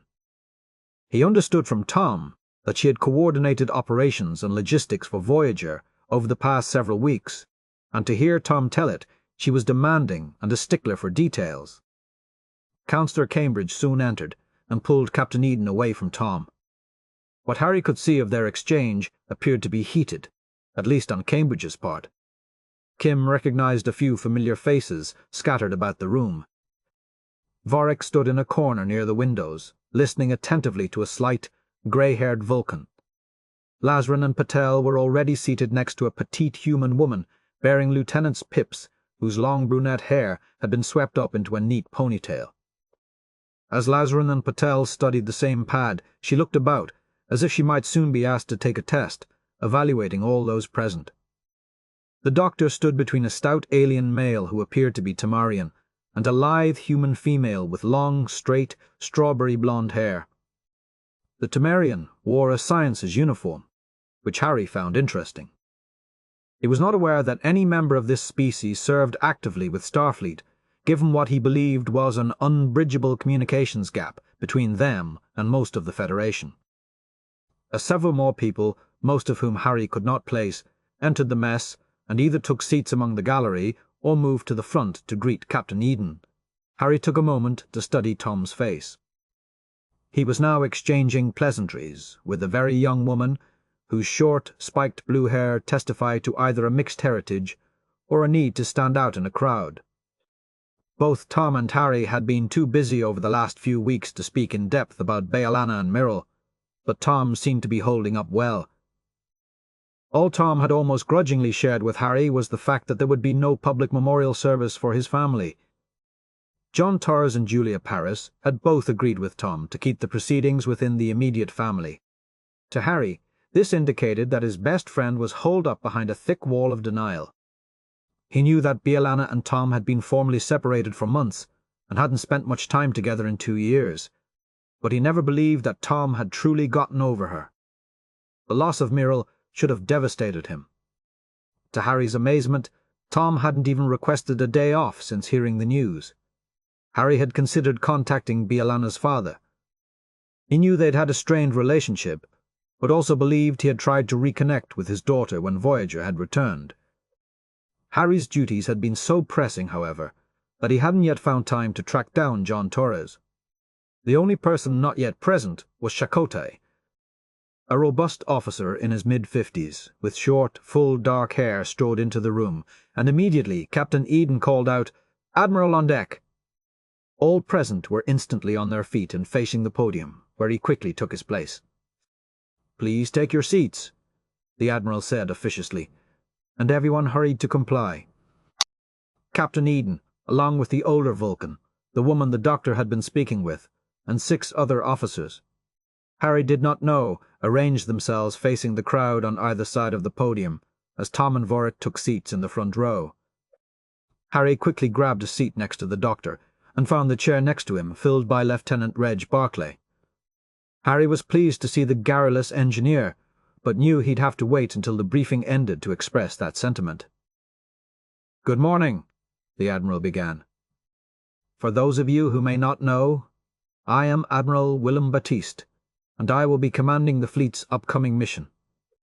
I know that all of you have been working long hours over the past several months to prepare for this mission, and I would like to thank you now for your efforts and to advise you that I don't expect your jobs will get any easier in the days and months to come. You have all been selected from among Starfleet's finest to take part in an unprecedented exploratory effort. The USS Voyager, a ship which has served with distinction for almost 10 years, has now been tasked with leading the most advanced fleet Starfleet has ever assembled on a vital expedition to the far reaches of known space. In 3 days' time, this fleet will launch and begin a journey to the Delta Quadrant. This news was met with absolute silence, as expected of senior officers, but Harry had to swallow hard to hold down his instinctive response to the announcement. "Are you kidding me?" Harry wished desperately at that moment that he could see Tom's face, but he was suddenly certain that he had known for some time what Starfleet was planning. As the fleet's respective engineering staffs are aware, All of our vessels have been fitted with Starfleet's next-generation VTL propulsion breakthrough, the quantum slipstream drive, Admiral Batiste went on. Harry noticed that the blue-haired woman seated behind Tom seemed to sit up a little straighter in her chair at this.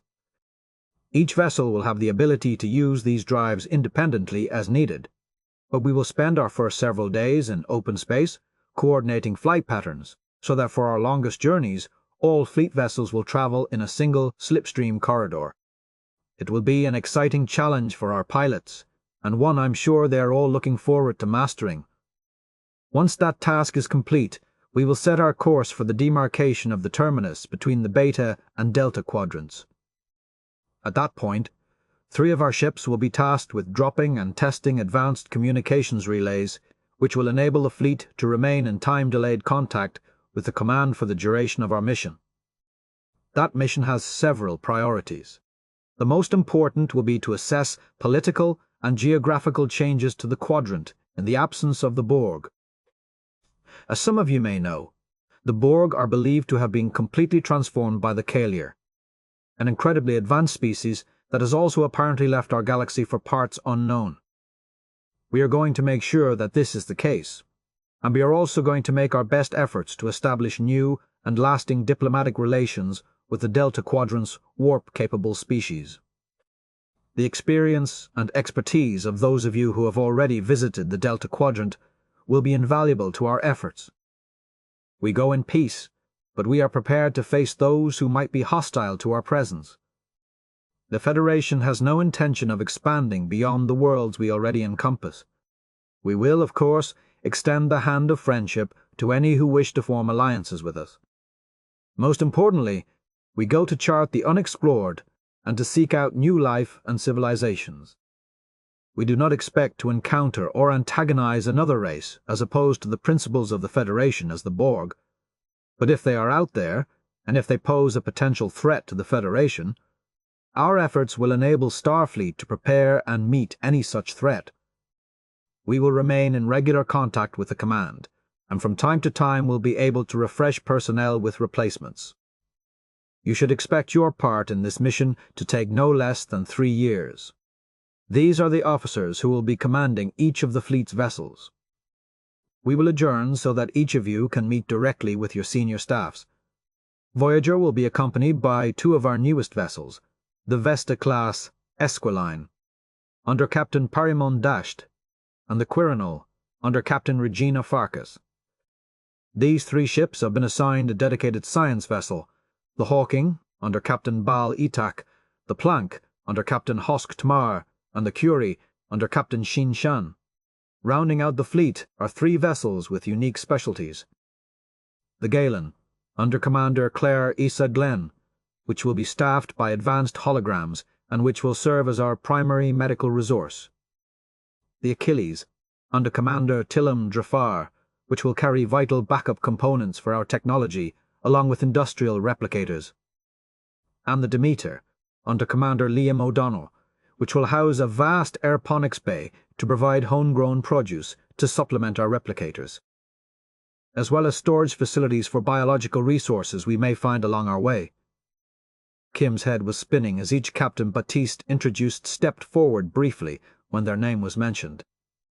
In time, he assumed he would get to know all of them better, but what struck Harry was the conspicuous absence of his captain.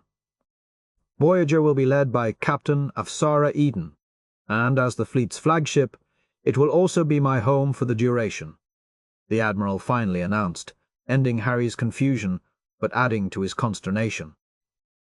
If you will all now regroup under your respective commanding officers, they will provide you with detailed reports of remaining tasks prior to our launch. But before you go, let me just say this. I look forward to working with each and every one of you. I realize that this mission may appear to be daunting, but I assure you it is vital to the Federation.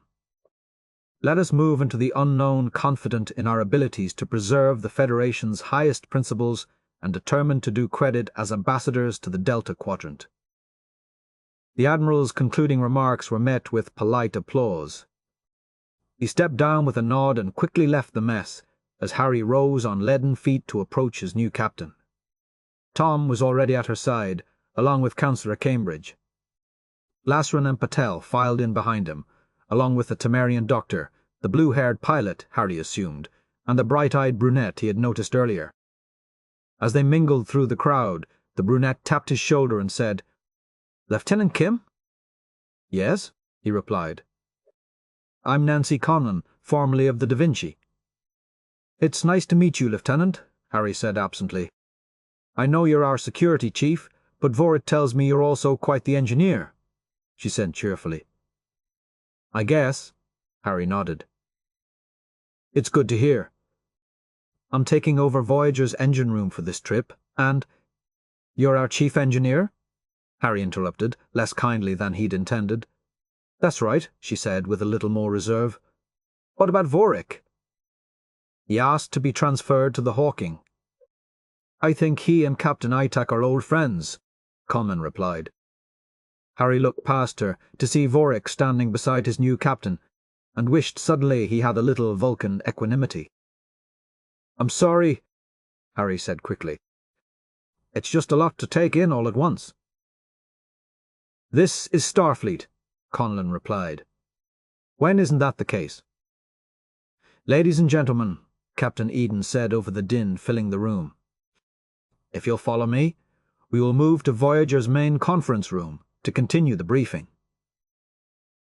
Harry began filing out behind the others, even as his heart protested loudly that he really didn't want to follow her anywhere. He knew it was unfair, but he couldn't shake the sentiment. He had faced the Delta Quadrant once, but under the steady hand of a captain, he would have gone to the ends of the universe to please. Serving under Chakotay had felt like a natural transition. He knew Chakotay hadn't been at his best for a while, but still could not believe that anyone who hadn't been to the Delta Quadrant before had any business leading Voyager. With a deep sigh, he struggled to banish these thoughts. Unfortunately, over the next few hours, he found that increasingly difficult to do. Chakotay had been knocking at Seven's door repeatedly for several minutes before faint footfalls could be heard approaching from the other side. When she finally opened the door, Chakotay was taken aback by her appearance. Sweat had plastered tendrils of long blonde hair to the sides of her flushed face. Her chest rose and fell rapidly as she struggled to compose her breathing, and her eyes skittered over his face and beyond until she seemed to register who was standing before her. Once she did, she seemed every bit as disturbed by the sight of him as he had been by her. "Seven. Are you all right?" Chakotay asked immediately. He had actually tried to prepare a few words in advance of his arrival that might break the ice that had no doubt frozen between them in the last several months. The moment he saw her, his concern for her mental and physical health became priority number one. "What are you doing here?" Seven demanded, as her breathing began to mercifully slow. "Right this second I'm worried about you," Chakotay replied honestly. When she remained rooted to the ground rather than asking him to enter, he added, "May I come in?" Seven turned her head swiftly, as if responding to a sound that Chakotay had not heard. After a moment, she looked back at him warily, and with a barely perceptible nod, stepped aside. He entered a dim hall. There was still plenty of late afternoon sun hitting the townhouse's west-facing front windows, but heavy curtains had been drawn to block the light, and his eyes took a few minutes to adjust to the disarray of the living room to his right. Embroidered pillows, which Irene Hansen had lovingly stitched by hand, and which normally cushioned the sofa and love seat, were strewn about the floor. The small cocktail table was littered with pads and half-filled glasses of rank nutritional supplements. A potted fern, which had once been the table's centerpiece, was now tipped on its side on the floor beside the table, loose soil littering the rug. It looked and smelled more like an academy student's dorm room at the end of term than the gracious, comforting, and welcoming space Chakotay had visited since Seven had relocated Irene to San Francisco. Seven remained standing in the small atrium, watching Chakotay's quick survey of the room, her eyes defying him to remark upon what he saw. Chakotay stared at her for a moment. In place of the aloof, guarded presence he was accustomed to, he saw raw pain coupled with fright. She seemed equally prepared to fight or flee at whatever move he might make. Remaining still, he said softly, "Please, tell me what's wrong, Seven." "Don't pretend you care," Seven shot back. Chakotay lowered his head slightly, allowing her to retain the illusion of dominance, and replied, "Of course you are angry with me. I haven't been much of a friend to you or anyone for a very long time. I came here to apologize to you and to ask your forgiveness."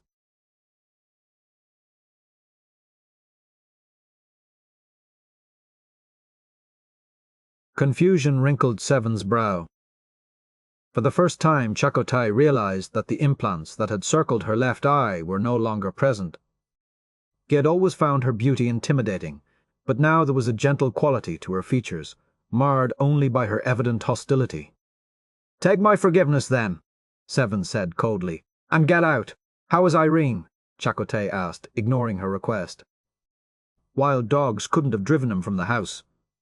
"She is dying," Seven replied almost clinically. "I'm sorry," Chakotay said. "I had no idea her condition had grown so bad." "Only because you have not cared to inquire as to her condition for far too long," Seven replied, then twisted the knife by adding, "She continues to ask about you often." Chakotay was appropriately shamed by this remark. "May I see her?" "She is resting right now," Seven replied more softly. "The doctor has provided medication to alleviate her suffering. It has proven somewhat effective, but she is unconscious now for long periods of time." "Does the doctor have any idea how long she can survive like this?" Chakotay asked kindly. "Days, perhaps weeks," Seven replied. Chakotay stepped gingerly toward her. Every instinct in his body cried out for him to offer her the comfort of an embrace, but she moved back toward the foot of the staircase.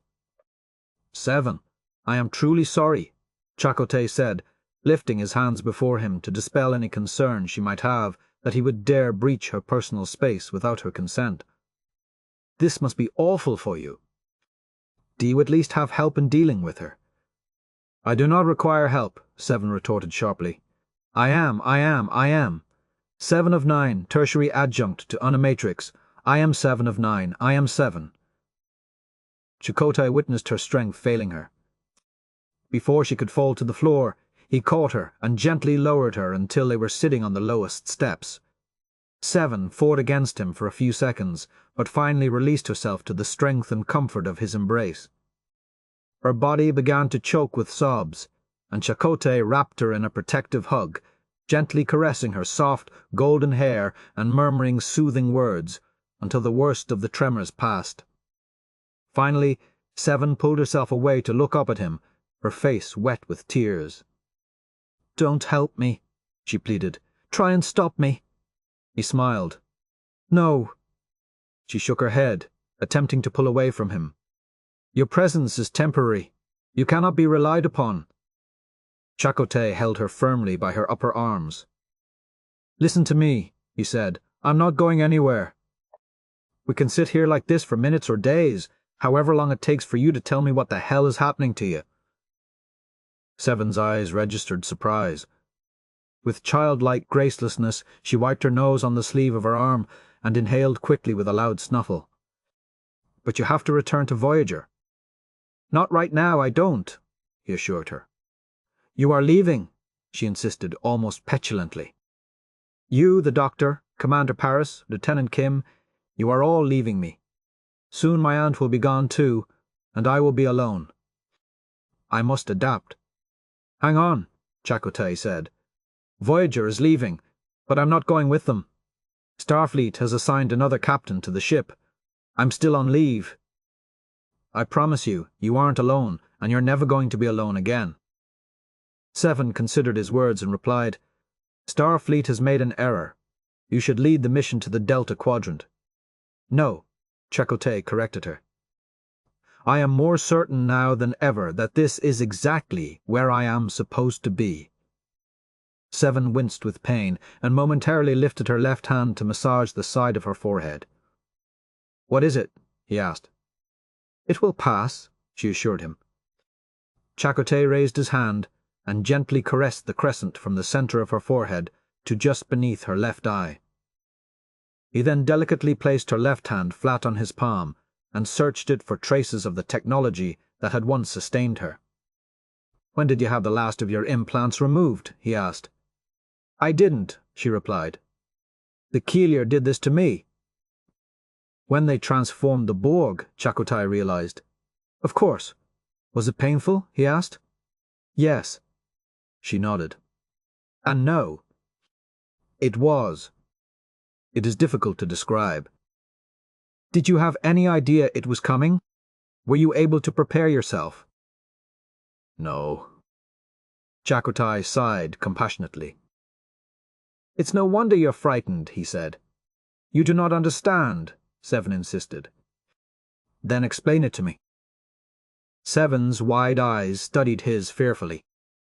Finally she answered, "There was a moment, during the transformation, when I was part of the Keelier."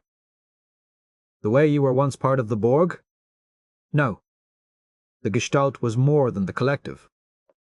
There was no unifying force or will, but there was still perfect harmony. Countless individuals were joined together, but they retained their unique identity." "Are you still part of the Keelier?" Chakotay asked, his own dubiousness at the prospect quite clear in his tone. "No," Seven replied. "They severed my link to the whole. They abandoned me." Chakotay nodded. "So you glimpsed paradise, only to have it ripped away," he said kindly. Seven nodded mutely. "And now you feel more alone than ever." "If only," Seven said ruefully. "What do you mean?" "Something remains," she admitted. "A voice. That doesn't sound good. It insists over and over that I am Annika Hansen, that I am no longer Borg." "But you are Annika," Chakotay said. Annika Hansen was assimilated as a child. Her identity disappeared into the Borg collective. All that I am now, I learned as a Borg. All that is best in me was their gift." "What about your individuality?" Chakotay asked. "You didn't reclaim that until you were severed from the collective."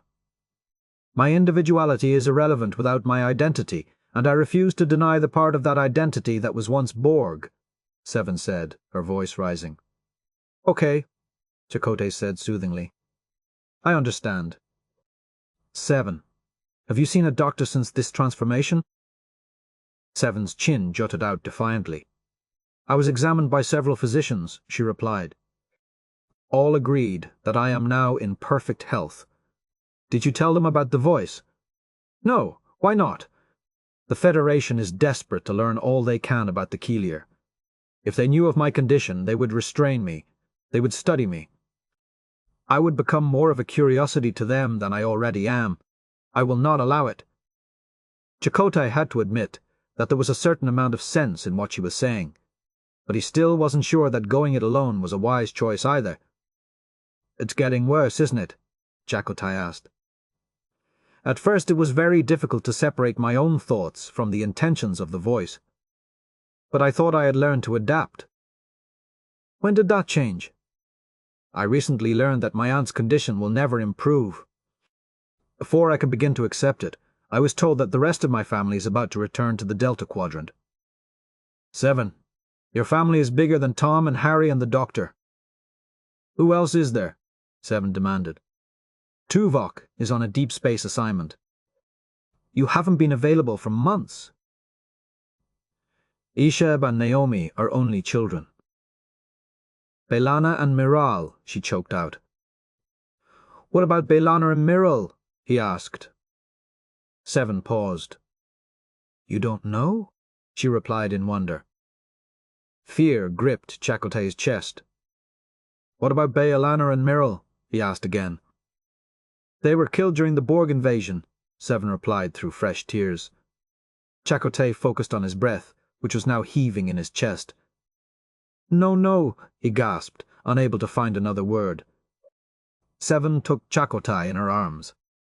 For the moment, she sustained them both, as grief once again bared its ugly face in the center of Chakotay's being.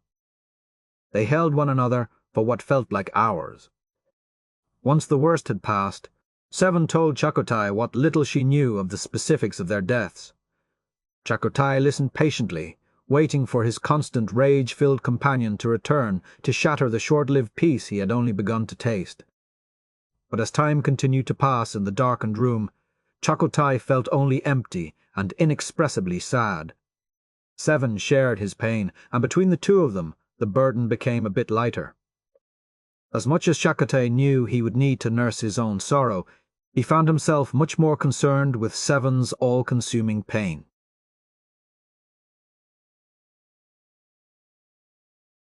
It was well past midnight when he finally left her home. He would return early the next morning, and the morning after that.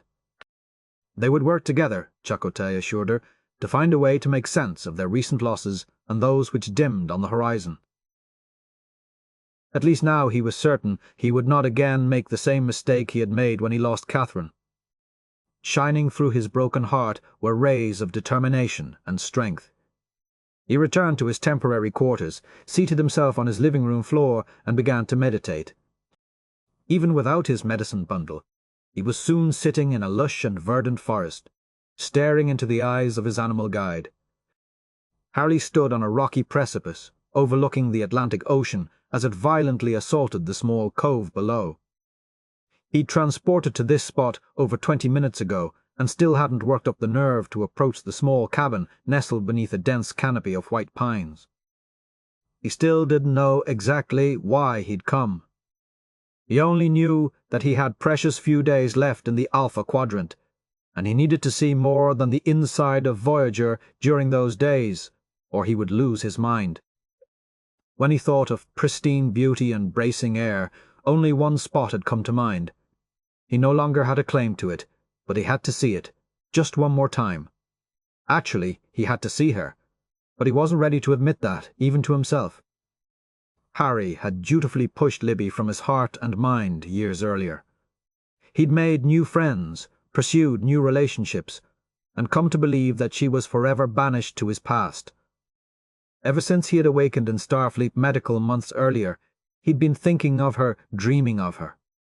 Everywhere he went in his dreams, no matter how realistic or bizarre, she was there, always in the next room, just out of sight, and always playing her Lao Shock for him. And every time he reached for his clarinet, he found himself playing the tunes they had once shared as duets. "You're being stupid," he chided himself. "She's married. You haven't spoken to her in years. She doesn't want to see you." Still, he had come, and now stood only meters from her door, with no idea at all what he wanted to say or hear. "Indigo!" her familiar voice called out. Turning toward her front door, he saw her emerge from it, searching the twilight for one of her beloved cats. "Indigo," she called again. "Where did you run off to?" Taking a deep breath, Harry took a halting step forward, and she turned, instantly on her guard. "Who's there?" she demanded. Given the remoteness of her home, her sense of alarm was understandable. The isolation of the little cabin had been one of the things both of them had loved most about this quiet piece of North America. "It's me," Harry said, hoping to put her at ease. Libby stepped forward, squinting into the gloom. "Harry?" "Yeah," he replied, continuing forward. "Oh my God," she said once she was certain her eyes weren't playing tricks on her. "I didn't mean to frighten you," he began, but was quickly silenced by a hug so firm it bordered on violence. "Oh my God, I'm so happy to see you," Libby said. Releasing him and stepping back to get a better view, she added, "You look perfect." "I wouldn't go that far," he found himself joking. "I would," she countered. "What are you doing here?" Harry didn't really know how to begin, so he opted for honesty. "I don't know." Libby suddenly grew quite still. The joy her face had proclaimed in seeing him transmuted itself into a more complicated emotion Harry could not place. After what seemed like an endless silence, she said, "You want to take a walk? That would be great."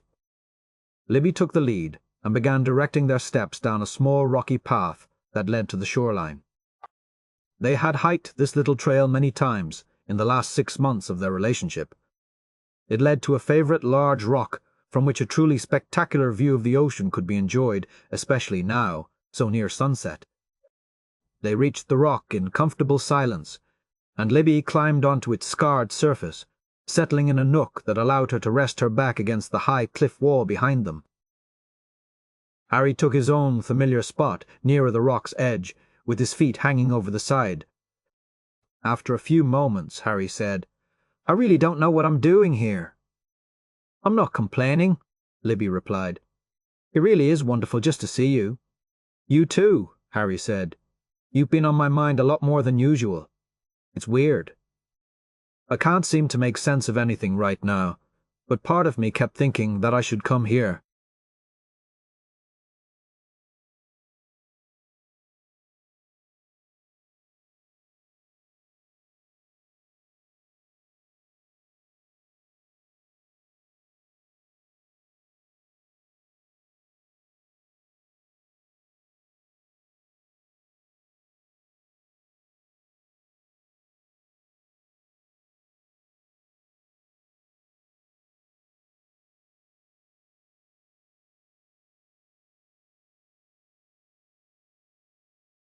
"I heard you got married."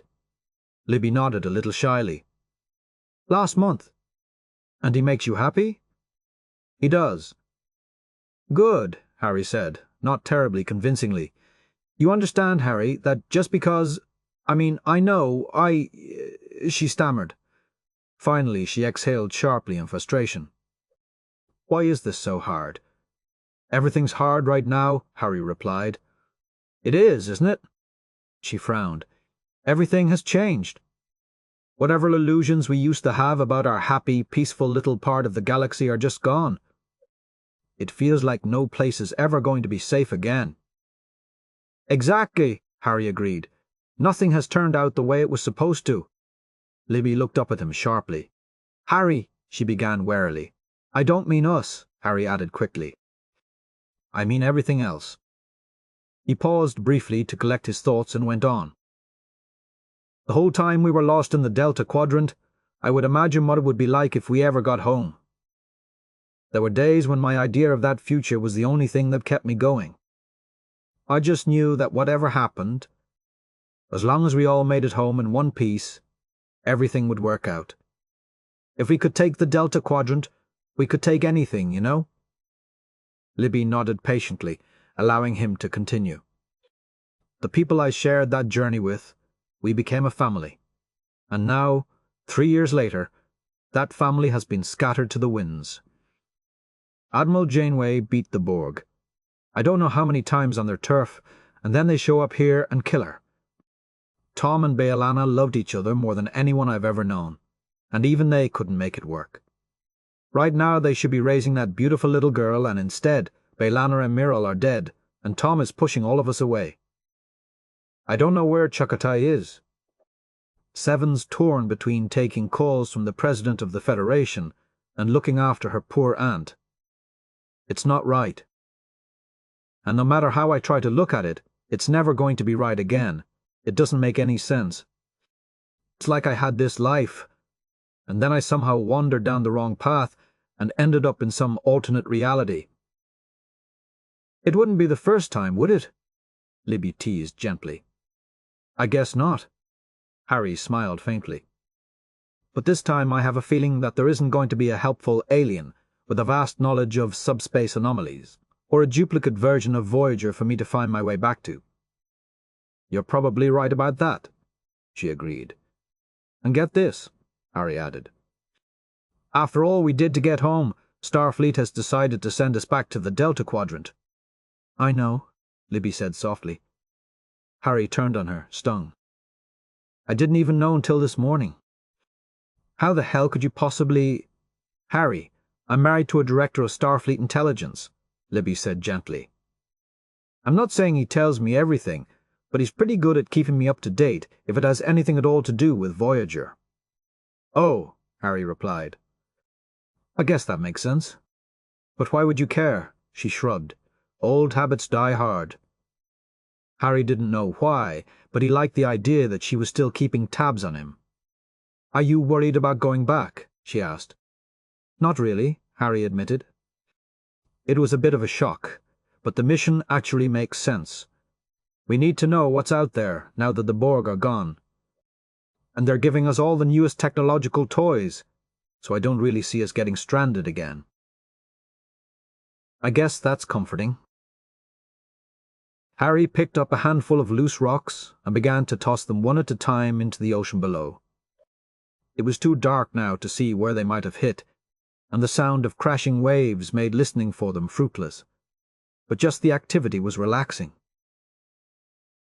I guess I just feel like somewhere along the line I made a mistake. I turned right when I should have turned left. I did something wrong, and maybe if I hadn't, things would be better now, Harry said, punctuating it with a hard throw. Libby tried not to smile. Harry, I know your parents raised you to believe otherwise, but the universe actually doesn't revolve around you. Harry felt his cheeks begin to burn. I know that, he replied weakly. You couldn't control or change anything that's happened. None of us could. We just do the best we can at any given time, make the best choices possible, and then learn to live with the rest. I can accept that, Harry said, but what about the things I could control? Like what? Like us. Libby looked away for a long moment, obviously struggling with herself. Finally, she turned back and said simply, Harry, what happened between you and me was not your fault. I was there, he countered.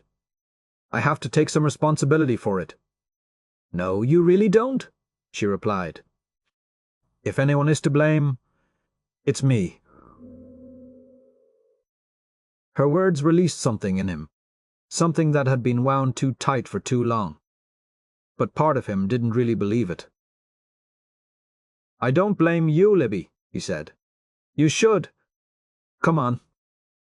You asked me for more time, and I didn't think I could give it to you. What if I had? Wouldn't things be different? No. Libby rose from where she had rested and stepped gingerly toward him. He held out a hand to help her keep her balance. She looked up at him, her eyes misting, and said, I should have told you this a long time ago, but I didn't. And I'm sorry. Told me what? He asked, suddenly a little nervous. When you asked me to marry you, I couldn't, not because I didn't love you, but because I hadn't been completely honest with you. I couldn't tell you who I really was, what I had become, because it was classified. 5 months ago, I formally resigned from Starfleet Intelligence. I'd been serving as a covert agent there for almost 10 years. Harry felt certain she had suddenly begun to speak an alien language. Now that I'm no longer an operative, I'm not compromising anything by telling you. I'd appreciate it if you wouldn't broadcast it, but it's finally no longer a matter of Starfleet security. Harry struggled to wrap his brain around the timing. 10 years? I joined up 6 months after your ship disappeared. I needed to know what really happened to you. I thought Starfleet Intelligence might know the answer, even if they weren't going to share it with the public. They took me on because my touring schedule created a perfect cover for my work. And it turned out I was pretty good at it. More importantly, I liked it. You always used to talk so much about being of service. I didn't think I had that in me, but it turned out I did. Somehow, following in your footsteps, even in a different branch of Starfleet, made me feel a little closer to you. Harry's mind was reeling, but he refrained from saying anything that might stop her from speaking. When you got back, I promised myself I would leave you be. I knew I couldn't tell you who I was, and I justified it to myself by assuming you'd forgotten about me long ago. But you became my new assignment. I tried to keep it professional, but I couldn't. I fell in love with you all over again. Or maybe I just realized that I'd never really stopped. But that didn't change the fact that you and I just couldn't work anymore.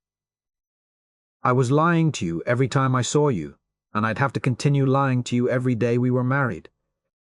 It wasn't right. Harry began to shake as the magnitude of her betrayal sank in. So why didn't you just resign then? Livy stepped back and turned away. You'll think it's stupid, she said softly. I have no idea what to think right now, Harry replied. As an agent, I was actually in a position to help keep you safe. How did you come to that conclusion? Libby smiled faintly.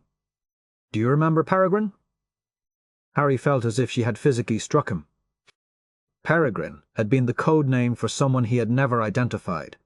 Someone who consistently fed him and his crew vital information at critical moments during the Borg virus crisis and their mission to Loran II. That was you? He asked in disbelief. Yep. I needed to know you were safe, and I couldn't do that as your wife and a concert musician. But from the inside, I had options. I couldn't walk away from that. So, what changed? Why did you finally resign? The last year has been really tough on those in my line of work. It's your job to fight the Federation's battles, but it was mine to try and make sure those battles never had to be fought. Then the Borg showed up, and billions of people died. It broke something in me. I needed something to hold on to. And to be honest, I've loved Aiden for a long time. He put me back together when I thought I'd lost you forever, and he's been the one constant in my life since then. He already knew all of my deep, dark secrets. I'd never been forced to lie to him. But I also couldn't continue to work for him. I thought about just requesting a transfer, but at the end of the day, after everything the Federation has been through, I just needed a clean break, a new beginning, and maybe some peace. I understand that, Harry said. I wasn't ever going to tell you, Harry. You were right to end our relationship when you did, because I'd never have had the strength to. I could never think less of you for that choice, and I've always been afraid that if you knew, you would think less of me. Harry stood silently for several moments. The strangest thing was, difficult as it was to accept, knowing at least this much of the truth did help. You're not at all who I thought you were, he finally said. No? And you're right. It never would have worked under those conditions. No? And if you'd told me when I proposed to you, I would have. Hated me?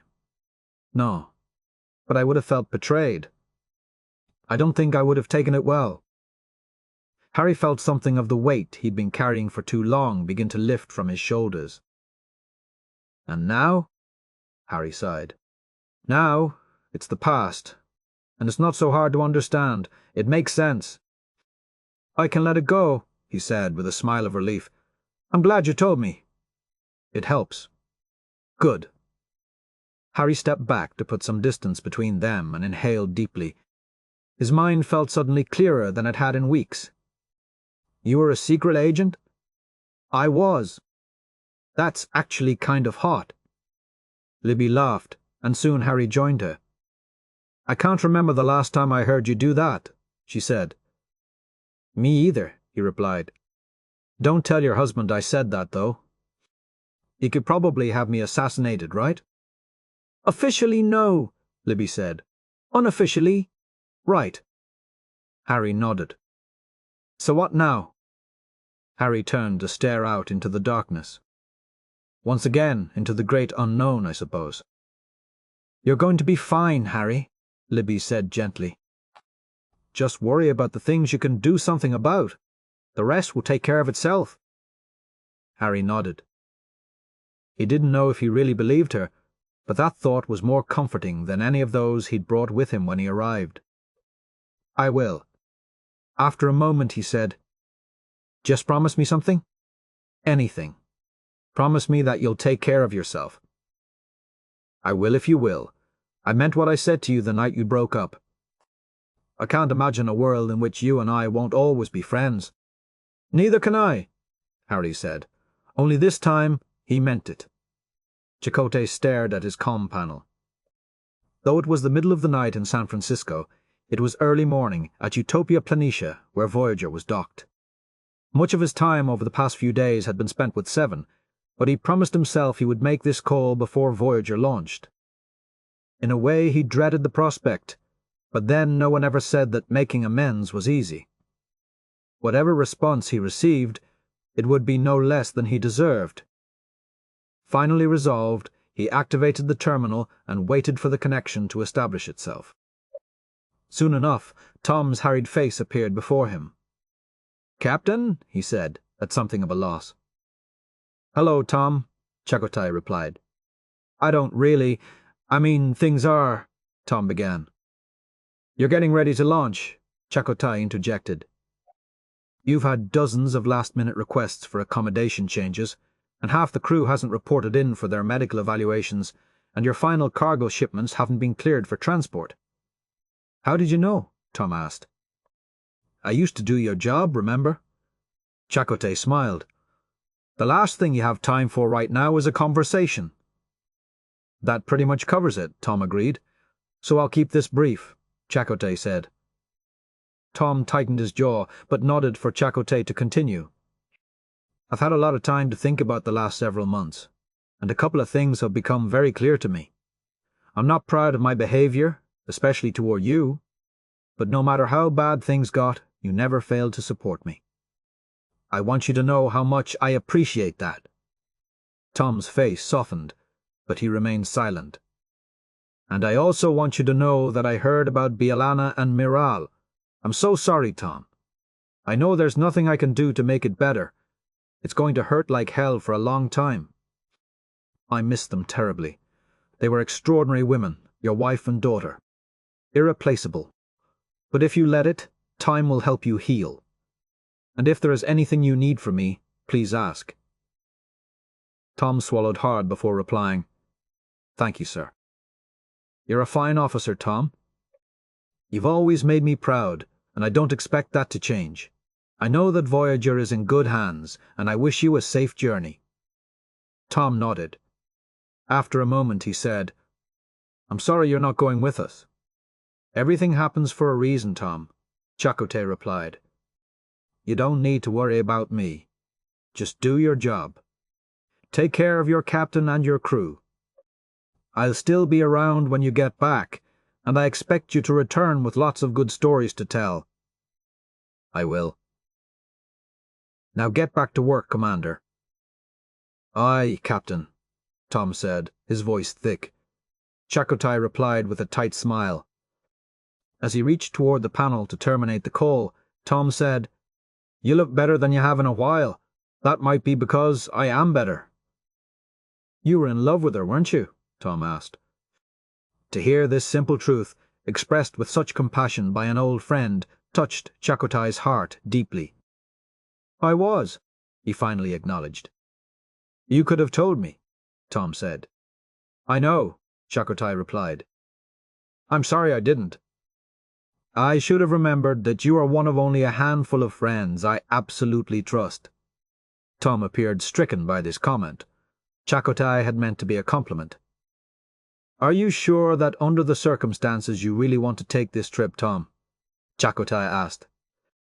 "At this point, I don't have much of a choice," Tom answered quickly. "We always have choices," Chakotay reminded him. "Some are just harder to make than others."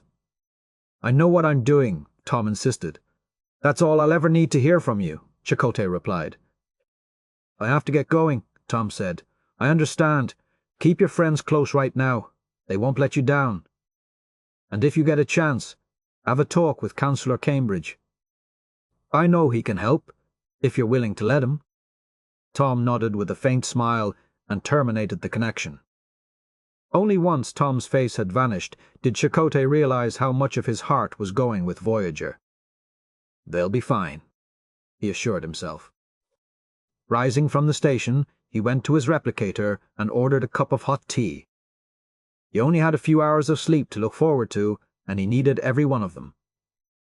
He reached the doorway to his bedroom before it dawned on him that his work for this day was not yet done. There was one more call he needed to make. Captain Eden was still having trouble adjusting to the idea that Voyager's ready room was now hers. She'd spent many hours in the inviting space and personally supervised its reconstruction, along with the rest of the ship, but never in all that time had she felt connected to it so personally. Though her stomach turned with a fair share of pre-launch jitters, Eden had already checked and rechecked every item on her list several hours earlier, and until Voyager received clearance to depart, there really wasn't much else for her to do. Paris had the last-minute matters well in hand, and her crew seemed to be performing already like a well-oiled machine. Willem had yet to make an appearance this morning. He'd spent most of the last few days in his quarters and had received her hourly updates with a minimum of conversation. When she'd signed off around 2 that morning to attempt to get a few hours of sleep, he'd looked a little pale. Dr. Chirac, her new CMO, had advised her more than once that the Admiral was among only a small contingent of crewmen who had failed to report for their standard medical evaluation, and she had promised to drag Willem down there herself if need be. He had every right to be as exhausted as the rest of them, but even the fleet's commander was required to submit to regulations, a fact she would remind him of, none too gently, as soon as they spoke this morning. If he was coming down with something, he'd be less inclined to humour her, but she'd at least make the attempt. The captain considered taking her station on the bridge. She expected that some of her officers, Paris, Kim, Lazarin, and Patel in particular, would have a little difficulty seeing her in the centre seat, and the sooner they became accustomed to her presence, the better. They were all well suited for their respective positions, and she truly felt grateful to be serving with them. Their expectations of her would undoubtedly be high, considering the shoes she was filling, but Eden did not doubt her ability to exceed them. In time. Her misgivings, however, were ultimately overwhelmed by her excitement. She had studied Voyager's logs so, Thor Ofley, there were times it almost felt like she'd already been there. She'd marvelled at their discoveries, even as she understood that they had barely scratched the surface of what was out there. This time, with peaceful exploration at the top of their agenda, Eden was thrilled with the prospect of digging deeper into those mysteries, old and new. Now that the command was hers, she had every intention of giving it everything she had to offer.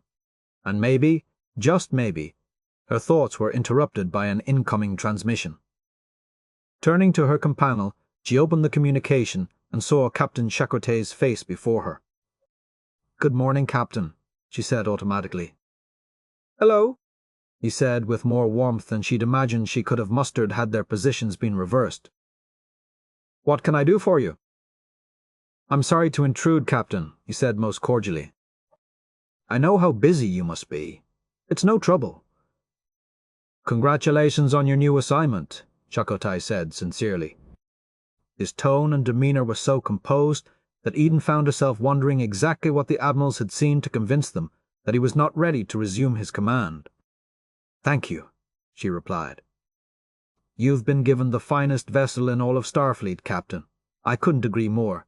If I may, I would like to ask one favour of you. Please." Eden nodded. "I know there are a lot of new faces on board, but part of me will always think of Voyager's crew as mine." Eden felt her face settling into harder lines. Chakotay went on, unruffled. "You are about to depart on what will certainly be a wondrous but equally dangerous new mission. When that mission is over, I'd only ask one thing of you." "What's that, Captain? Bring them home." Eden felt the brief tension that had shrouded her fall away. With an understanding nod, she said, "You have my word." "Thank you," Chakotay replied. Once his face had disappeared, Eden bowed her head as the weight and heft of the responsibility she had accepted landed squarely upon her shoulders. Until this moment, the true nature of the challenge before her had been an idea. Suddenly, it was real. She took a few shallow breaths, then called out, "Computer, bring up personal file. Eden, Delta McCall." The moment the first image of the ancient carving that had been discovered by Voyager on a remote planet in the Delta Quadrant appeared before her, its deep-coloured lines dotted with bright specks of reflected moonlight, her heart jumped, just as it had the first time she had seen the image. What no one had realized, not the Mikal who admired the carvings, or Kes who had been intrigued by them, was that they were not just art left by an ancient civilization. They were a map, or part of a map, at any rate. How Eden knew this, she couldn't say, because much of her own past was shrouded in mystery. She knew she was not a native of the Alpha Quadrant. The brothers who had raised her, an eclectic pair of scientists and explorers who had never been a part of Starfleet, had told her comforting lies about her past, how they had found her on an uninhabited planet as a young girl and nursed her back to health. She had no memory of her life before that time, or most of her early years with her uncles. All she knew for certain was that her true history, whatever it was, wasn't nearly as simple as they would have had her believe. Once she had reached adolescence, and she had learned all they had to teach her, they had agreed that theirs was no life for anyone with Afsarah's potential. They had brought her to Earth, and she had been accepted by an elite preparatory school before gaining entrance to Starfleet Academy. She corresponded with them regularly throughout her years of study, but once she began her active duties as an ensign, their communications had become sporadic at best. 23 years ago, they had been lost in a doomed attempt to try and reach the Gamma Quadrant. Eden had mourned their loss and gradually come to accept it. Her life in Starfleet was everything they had promised it would be when she had expressed childish misgivings about leaving them to attend school. Ultimately, she had resigned herself to the fact that she would probably never really know who she was or where she had come from. And given all that her life had become, she wasn't sure she cared. And then Eden had seen a single image in Voyager's logs and read it as plainly as if it had been written in Federation standard. She had decided then and there that someday she would be forced to leave her comfortable and predictable life behind to seek out the people who had made the carvings thousands of years earlier and learn more about them.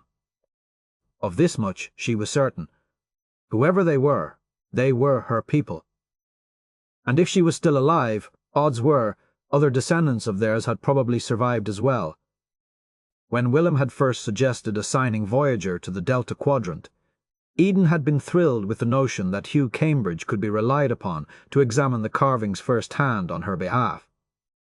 His passion for an archaeological mystery had been piqued when she had transmitted them to him, just as she had expected, even without understanding the full extent of her personal interest in them. Tantalizing as this mystery was, it alone would never have compelled her to support Willem's plan, especially over Catherine Janeway's strenuous and repeated objections. The spectre of the Borg had been more than enough fuel for that fire, but it had been all she had needed to overcome her many concerns about serving so closely with Willem and to accept the position as Voyager's captain for this mission. She would keep her promise to Chakotay. She would see to it that when their work was done, Voyager's crew, along with the rest of the fleet, was returned safely to Earth. They were all leaving their home for a time. But maybe, just maybe, Afsarah Eden was on her way back to hers. Bridge to the captain. "Go ahead, Mr. Paris. We have Tyrants to launch." "I'm on my way." Eden closed her private database, rose from her desk, and walked with her head held high onto the bridge. One of the few aesthetic changes to the bridge for this mission had been the addition of a third seat to the two command chairs originally designed for Voyager. Admiral Baptiste was already seated in the one to the right of Santa, though it would usually be reserved for Councillor Cambridge from this point forward. Paris rose from the one to the left as she entered, calling out, "Captain on the bridge!" Eden took a moment as she strode purposefully to her place to acknowledge the faces of her crew. Lazren, Kim, and Patel nodded with brisk determination. Itar Gwyn, her short cerulean hair freshly spiked for the occasion, sat at the con with the pent-up energy of a thoroughbred racehorse champing at its bit. Tom Paris stood with the reserve of a seasoned veteran, clearly hoping for the best, but ready for the worst. And Willem actually looked happier than she could remember at any time since their honeymoon, though he did his best to hide it behind a mask of condescending composure. "Alert the fleet to stand by," Eden said as she took her place in the centre seat. "Aye, Captain," Lasrin replied. "Helm?" "Yes, Captain. Let's not keep the Delta Quadrant waiting." "No, sir," Gwyn said with anticipation. "Take us out." B'Elanna sat in the cockpit of the ship she had privately christened the Home Free. Miral had spent the last hour and a half fighting her mid-morning nap, but finally worked herself into a frenzied exhaustion and curled up on her bunk in the rear compartment. It was hard to believe that after the years of fear, planning, building the most advanced shuttle ever imagined, and worst of all, the torture of being separated daily from Tom, it was nearly over. Her life since the moment Miral had first been taken from her on Borth had become purgatory. Her work and the joys, large and small, Myrrel brought daily to her had made it bearable. But B'Elanna had never lost sight of the real prize, a life with Tom and Myrrel in some distant part of the galaxy where the warriors of Graythor would never find her. Once her shuttle had launched, she had spent months perfecting the use of her slipstream drive, charting a random course through largely unexplored areas of the Delta Quadrant. In all that time she had not laid eyes on her husband, and had received precious few but vital reports from Kales. She had managed to keep abreast of the happenings in the Alpha Quadrant, most importantly the Borg invasion, but easily avoided the strategic centers that had been targeted. Once the worst was past and she was assured that Tom had survived, B'Elanna had realized that the devastation inflicted upon the Federation might provide the precise circumstances she required to end her private nightmare. She was tired of hiding and tired of running, and more than ready to use whatever might be at hand to bring this part of her life to a close. Tom would have to see this opportunity as well, and given his circumstances, the destruction of so many Starfleet ships, the chaos the Federation had to be experiencing in the aftermath, and the death of his father. She wasn't actually expecting to hear from him as soon as she had. Several weeks earlier, the day had finally arrived. Kales had sent an encoded message indicating that she should dump her cargo. The fragmented remains of a decoy shuttle that matched hers precisely, coated with DNA samples from her and Myrrel, in a sector that had suffered heavy damage. Carefully maneuvering through the charred hulls and debris of a battle so massive she couldn't bear to think of the casualties, B'Elanna sewed her cargo, and then set her course for a distant nebula, where she would await her final communique from Tom. That message would provide the rendezvous coordinates where she would finally be reunited with Tom, and from there the rest of their lives could begin. The only thing she knew for sure at this point was that the reunion would not take place in the Alpha Quadrant. B'Elanna wondered how Tom had managed to secure leave and the transportation that would make this possible, but trusted that she would learn these details soon enough. She also wondered how Tom would feel about leaving his home and, most important, his mother behind for the rest of his life. But she could only assume that he had made peace with this necessity, and that given the alternative of placing his mother's life or his daughter's at greater risk, Tom would stay true to the course they had laid out together. For her, there was little to regret leaving behind in the Alpha Quadrant. Before departing, she had slipped away from her base in Montana for a brief reunion with her father. He had fussed over little Myrrel with the same affection Owen and Julia had always displayed, but he had also understood her choice. Once she had explained her intentions to him in strokes broad enough to ensure his safety should he be questioned, but detailed enough to put his mind at ease. She knew that when the time came, Tom would do the same for Julia, and would simultaneously pass along B'Elanna's apologies, respect, and love for the woman who had given her the greatest gift she had ever received, her son. Leaving behind these two people, and the love they would shower upon her and Myrrel, was her greatest regret. But there had simply been no other way to protect them, and the life of her daughter, and ultimately provide Myrrel with something resembling normalcy. A quiet chime from her operations panel alerted B'Elanna to the time. It was midday by her ship's chronometer and, by Klingon custom, time to honor the dead. For most of her life, B'Elanna had failed to observe these rituals. But once she had found herself alone and adrift in unfamiliar space, she had drawn comfort and strength from this daily practice. The list of those to honor had grown unacceptably long in the past few years, but this simple remembrance brought with it an unexpected measure of peace. She often thought back to the many hours she had spent with Tuvok on Voyager, attempting to rein in her aggression through the use of Vulcan meditation techniques he had patiently explained and demonstrated. She still wondered to this day that it had taken her so long to come to understand that running from her heritage, particularly her Klingon nature, would never provide her the serenity she desperately sought. The time she had spent on Borith, searching for her mother, and then seeking the truth about her daughter, had been a mixed blessing. But it had taught her that there was more wisdom in her Klingon blood than she had ever credited. Dimming the cabin's interior lights, B'Elanna took a moment to release all thought of the past and future, and bring herself fully into the present. Once she had achieved a pleasantly empty tranquility, she began to speak softly. "Kahless, we implore you to remember those warriors who have fallen in your name. Lift them out of the cavern of despair and reveal yourself to them in all your glory. Remember those who fought valiantly to secure the Empire, and those who died to protect their allies within the Federation. Remember Kularg, son of Grav. Remember Lannan, daughter of Krelik. Remember Moral, daughter of Lannan. Remember Owen, son of Michael. Remember Catherine, daughter of Gretchen." With each name, a vivid image would form in B'Elanna's mind. Usually, they were moments in time she hadn't realized she would cherish until she had begun to honor the dead in this way. Kularg bending his forehead to touch Mirrell's as she reached up to tug his beard. Her grandmother teaching B'Elanna to sing her first Klingon songs. Her mother's face glowing by firelight when B'Elanna had told her that she had named her daughter in her honor. Owen laughing unrestrained while sharing a story of Tom's misspent youth the night they had first shared a meal as a family. And Admiral Janeway. The last time B'Elanna had ever seen her alive, star date 56265, April 7, 2379. Spring had barely begun, and the night still remembered winter's chill in the mountains of Montana. B'Elanna had been living at Dill's facility for 6 months, and had made a habit of taking morale away from the grime and dust and steady work of shuttle construction for more quality and uninterrupted time on the weekends.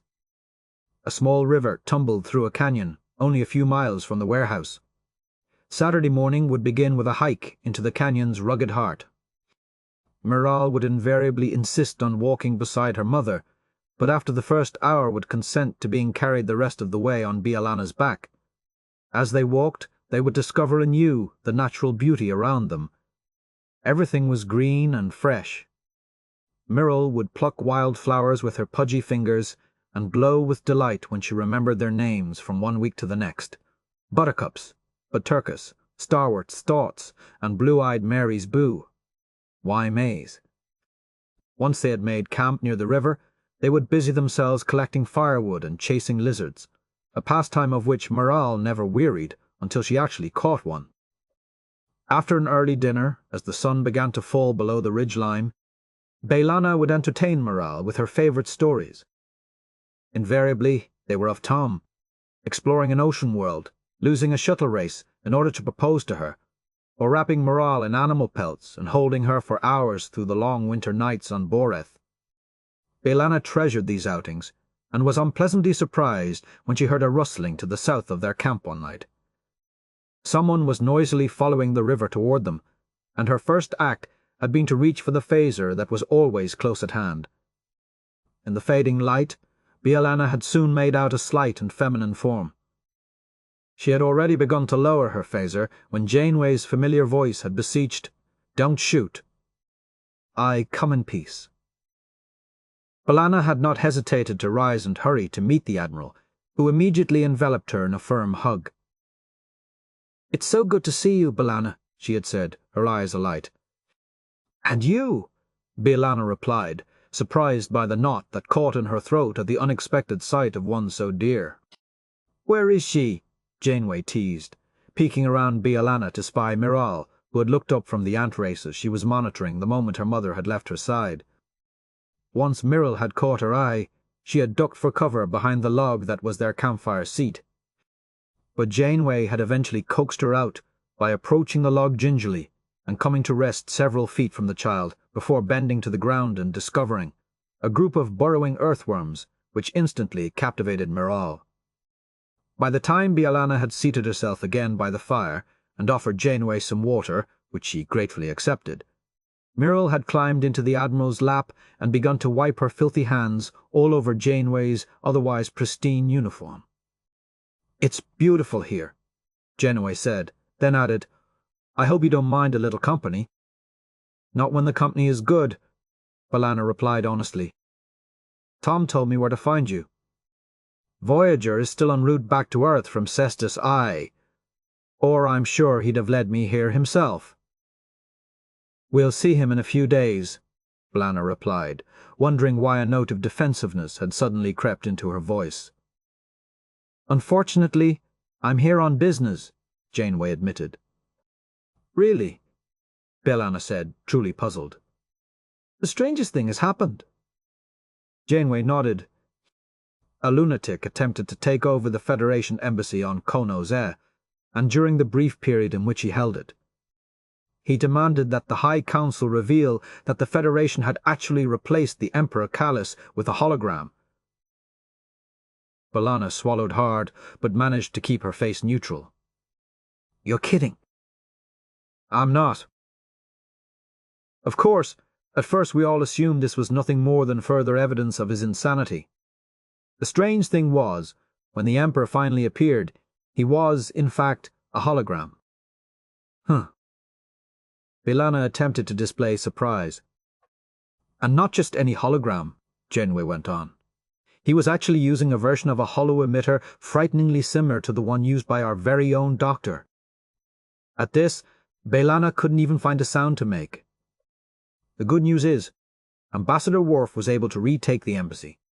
And for now, the fact that the Emperor has gone absent without leave and replaced himself with a hologram is still a closely guarded secret. Which I trust you will not repeat. Of course not. Starfleet is helping in the search for the flesh and blood Emperor, and I'm hopeful that when he is found he will clear up this little mystery. Meantime, it has fallen to me to try and make a little sense of it. The bottom line is, there aren't that many people we know of who could have created a holo-emitter so similar to the Doctor's. I've already spoken with him and with Seven, and both of them are every bit as unnerved as I am. I see. B'Elanna nodded. I realize, of course, that for the last many months, you and Myrrell have been living here, and probably have less than no interest in such political matters. But I have to ask, B'Elanna, do you have any idea who else might have done such a thing?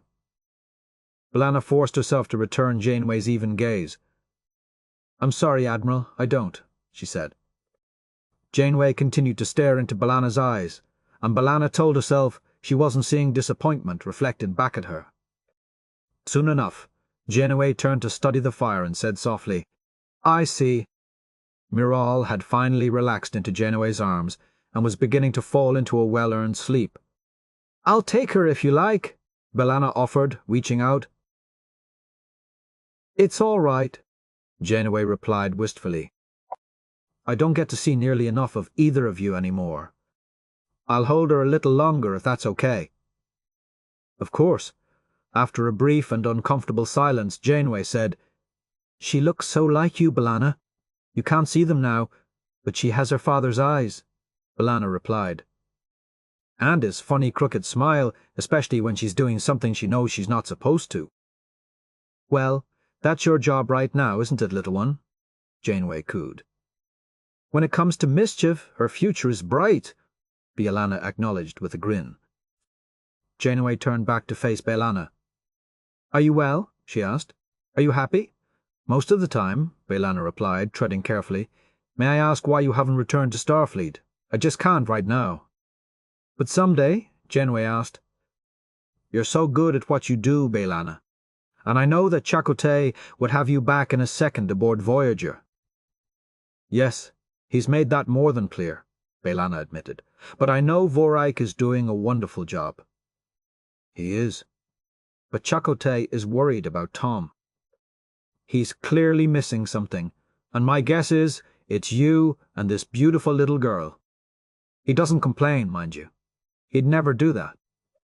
But it's hard to understand why you've chosen to remain apart when both of you clearly need and love one another so very much. B'Elanna picked up a small stick and began to poke the fire with it, adjusting a log and sending orange and blue sparks flitting upward. We didn't make this decision lightly, Admiral, she finally said, and we both agree that for now we are where we have to be. If that's the case, then I understand, Janeway replied. I wish it were different, but I will take you at your word, as always. Thank you. This isn't forever, though, is it? I can only fight one battle at a time, and right now I'm fighting the one in front of me, B'Elanna replied. Janeway nodded thoughtfully. Okay. But remember, if you ever need an ally in that battle, you know where to find me. B'Elanna choked back the tears that were welling in her throat. I do. After settling Merle on her pallet for the night and giving B'Elanna another fierce hug, Janeway had transported out, and B'Elanna had spent the next several hours staring at the fire, her bitter tears falling freely. Janeway had once again put her utter faith and trust in B'Elanna, and this time she had let her down. She didn't know if Janeway believed her when she had lied about the holo emitter, but she had at least refrained from pushing B'Elanna.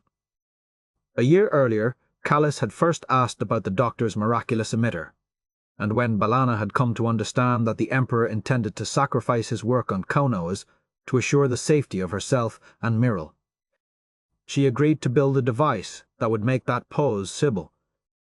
Technically, it was advanced, Starfleet technology, and certainly not something Command would approve of sharing, even with an ally, without wading through miles of red tape and political nonsense. B'Elanna had cut to the chase and provided him with a crude copy of the emitter, in addition to programming his holographic replacement. Callus had then returned to Signet 4 to watch for the warriors of Greythor and to set up the communications network he would require to serve as a go-between for B'Elanna and Tom. B'Elanna wanted to believe that if she had known that this would be the last time she would ever see Janeway alive, she might have done something differently. But as she saw Janeway's face again in her mind, her eyes filled with love, respect, and pride, she knew in her heart that there was nothing Janeway wouldn't have forgiven her for. Perhaps one day B'Elanna would once again meet the woman whose encouragement and support had brought B'Elanna safely through her own doubts and helped to forge the woman she had become. Janeway's presence and influence at such a critical time in her life had done more than anyone else's to define the qualities B'Elanna now held most dear and would work daily to impart to her own daughter.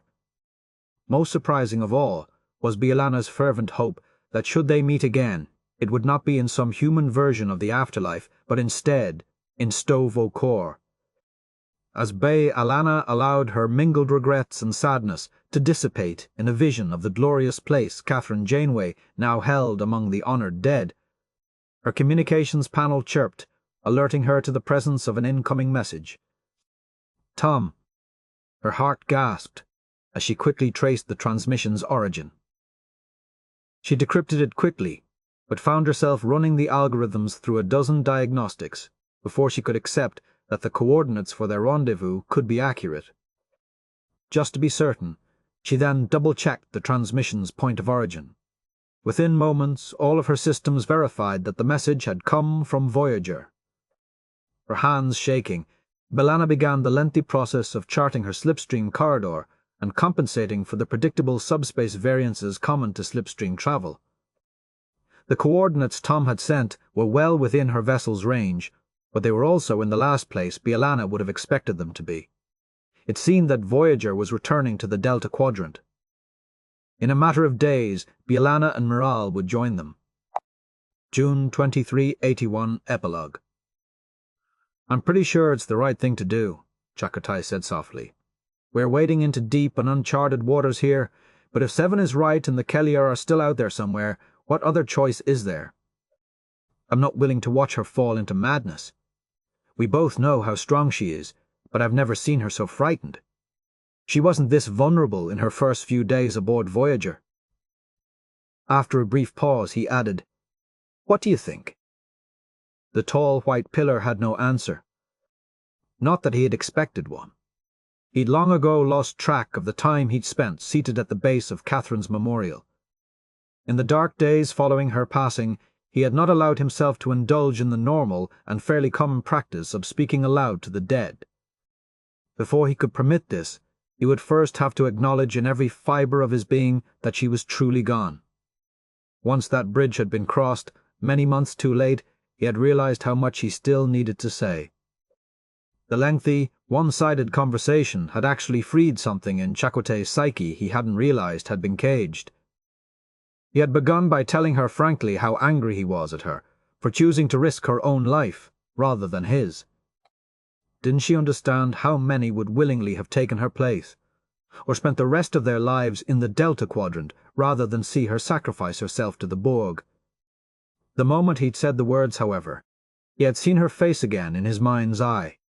The grimly set eyes, the faintly lifted chin, the absolute unwillingness to accept the notion that the universe would not accommodate itself to her wishes.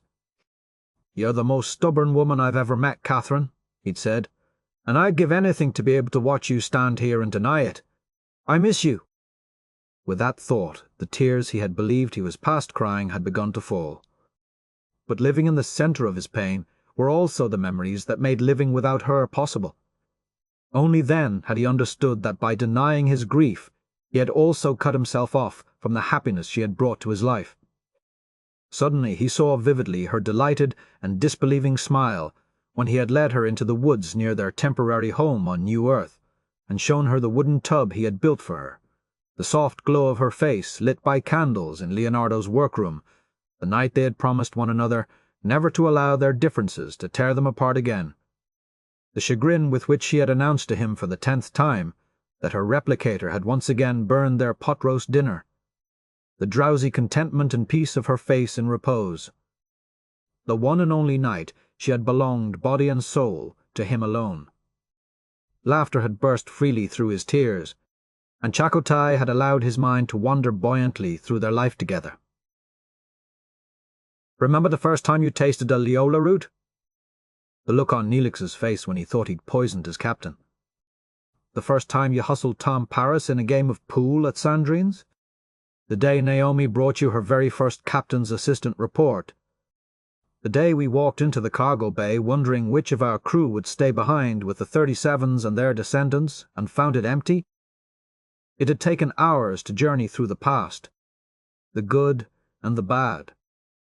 But as each memory fell from his lips, it had lessened the weight in his stomach, even as feather-light strands of recollection had embedded themselves permanently upon his heart, where they would never again be lost to him. Only once this was done had he brought her up to date with the challenges of his present. Chakotay had been raised to believe in a spirit world that inhabited the same universe as his own, but his brief time in that world had left him little doubt that the dead did not concern themselves overmuch with the affairs of the living. They could be a resource and a source of wisdom, but the journey after death was one's own, and there was little use in clinging desperately to your old existence when a new and glorious one beckoned. He did not believe that Catherine was watching over his every move, any more than his father or grandfather had dogged his daily path. It was only polite, then, when a spirit was invoked, to provide a proper context for any question you might pose. He had no one else with whom to share his concerns for Seven. He believed, even before he'd asked, that she would probably already have taken the actions he was currently contemplating. Still, he made his case aloud, then listened, hoping against hope that he might sense something tangible that would assure him that she agreed. The moon had been his only companion in the stillness of Federation Park. It had risen behind the gleaming pillar, bathing it in an almost eerie light, and for hours making it the only clear object he could discern. But as it had begun to dip before him, the monument had fallen into shadow and ultimately pale darkness. Suddenly conscious of the stiffness in his back and legs, Chakotay pushed himself up from the ground and brushed off the light droplets of condensation that had gathered on his uniform during his long vigil. He reached out for the pillar he could barely see, its cold, damp surface convincing him that it would stand as long as the Federation that had constructed it. "What do you think, Catherine?" Chakotay said again. A single ray of light struck the pillar's base, and a long shadow grew from there, stretching over the grassy hillside toward the water of the bay. Chakotay turned to see the dawn breaking, and his heart quickened its pace to greet it. Within minutes, the light began to crawl upward, bathing the white stone in a brilliance whose glare was almost painful. Chakotay watched its progress, until it reached the level of his face, and for a split second glimpsed briefly his reflection. At that moment, 5 simple words echoed in his mind. "When in doubt, look here." Without further ado, Chakotay raised steady hands to his collar and, one by one, removed the pips pinned there. He then removed his comm badge and kneeled at the base of the monument. He dug briefly in the soft earth, just enough to create a small indentation, laid the symbols of his service in the hole, and covered them with dirt, packing it down to hide any trace of his final gift to Catherine. Rising, he brushed off his hands and turned to leave the park, absolutely confident that he had made the right choice. Within hours, he would advise Admiral Montgomery of his decision. His career in Starfleet had come to an end. Acknowledgements. My friends and family are my first line of support. Their patience with me as I lock myself away for months at a time to do this work is a gift I can never truly repay. Marco Palmieri gave me my first shot at professional writing. I consider it an honor that he has yet again demonstrated his confidence in me by entrusting me with the continuation of this story. Maura Teitelbaum has done more to ensure my ongoing sanity than any agent ought to be required to do. A number of my fellow authors have given their very valuable time and expertise to this project. Heather Jarman is always the first to offer hers. I am ever humbled by her insight and grace. David Mack, Christopher Bennett, William Leisner, and the marvel of Trek minutiae that is Keith DeCandido have made this story better, both by vetting the manuscript and by setting the bar to which I aspire in their own brilliant work. Christy Golden started the relaunch rolling and gave me many wonderful stories upon which to build. My older brother Matt has come rather late to the party, but I'm so excited to be able to introduce him to the world of Trek literature in the same way he brought me to the original series. See? I told you there was still good Star Trek to be had. My younger brother Paul remains a constant source of inspiration and also has my eternal gratitude. As the only member of my immediate family apart from my mother, who never fails to read my works the moment they are published, Ollie Jane Baker is due a special note of thanks. And finally, Lynn, who literally makes my life as it is now possible. I could never have written this story had I not absorbed the life lessons offered to me by my mother Patricia, my mother-in-law Vivian, and my father Fred. I dedicated this work to him because even as our heroes struggle to accept an unacceptable loss, I have worked daily for years to come to terms with his. He remains an example of all that one dedicated person can do. More important, I think he would have liked this book. It is a testament to the many truths he has taught me in life and death. At the end of the day, however, the greatest sacrifice made in the creation of this work was by my dear husband, David. He not only waits patiently while I sit alone for hours writing, he then listens raptly to every word and offers his wise counsel and unfailing support. He is my life, my heart, and my love. Too many thanks to one and all. About the author. In addition to Full Circle, Kirsten is the author of the last Buffy book ever, One Thing or Your Mother, Star Trek, Voyager, String Theory, Fusion, and the Alias Apo novel Once Lost, and contributed the short story Isabo's Shirt to the Distant Shores anthology. Her next addition to the Star Trek, Voyager universe will be released at the end of 2009. Kirsten appeared in Los Angeles productions of Johnson, Over Jordan, This Old Planet, and Harold Pinter's The Hothouse, which the LA Times called unmissable. She also appeared in the Geffen Playhouse's world premiere of Quills, and has been seen on General Hospital and Passions. Among others, Kirsten has undergraduate degrees in English literature and theatre arts, and a Master of Fine Arts from UCLA. She is currently working on a feature film screenplay, and is within spitting distance of completing her first original novel. She lives in Los Angeles with her husband, David, and their very fat cat, Owen.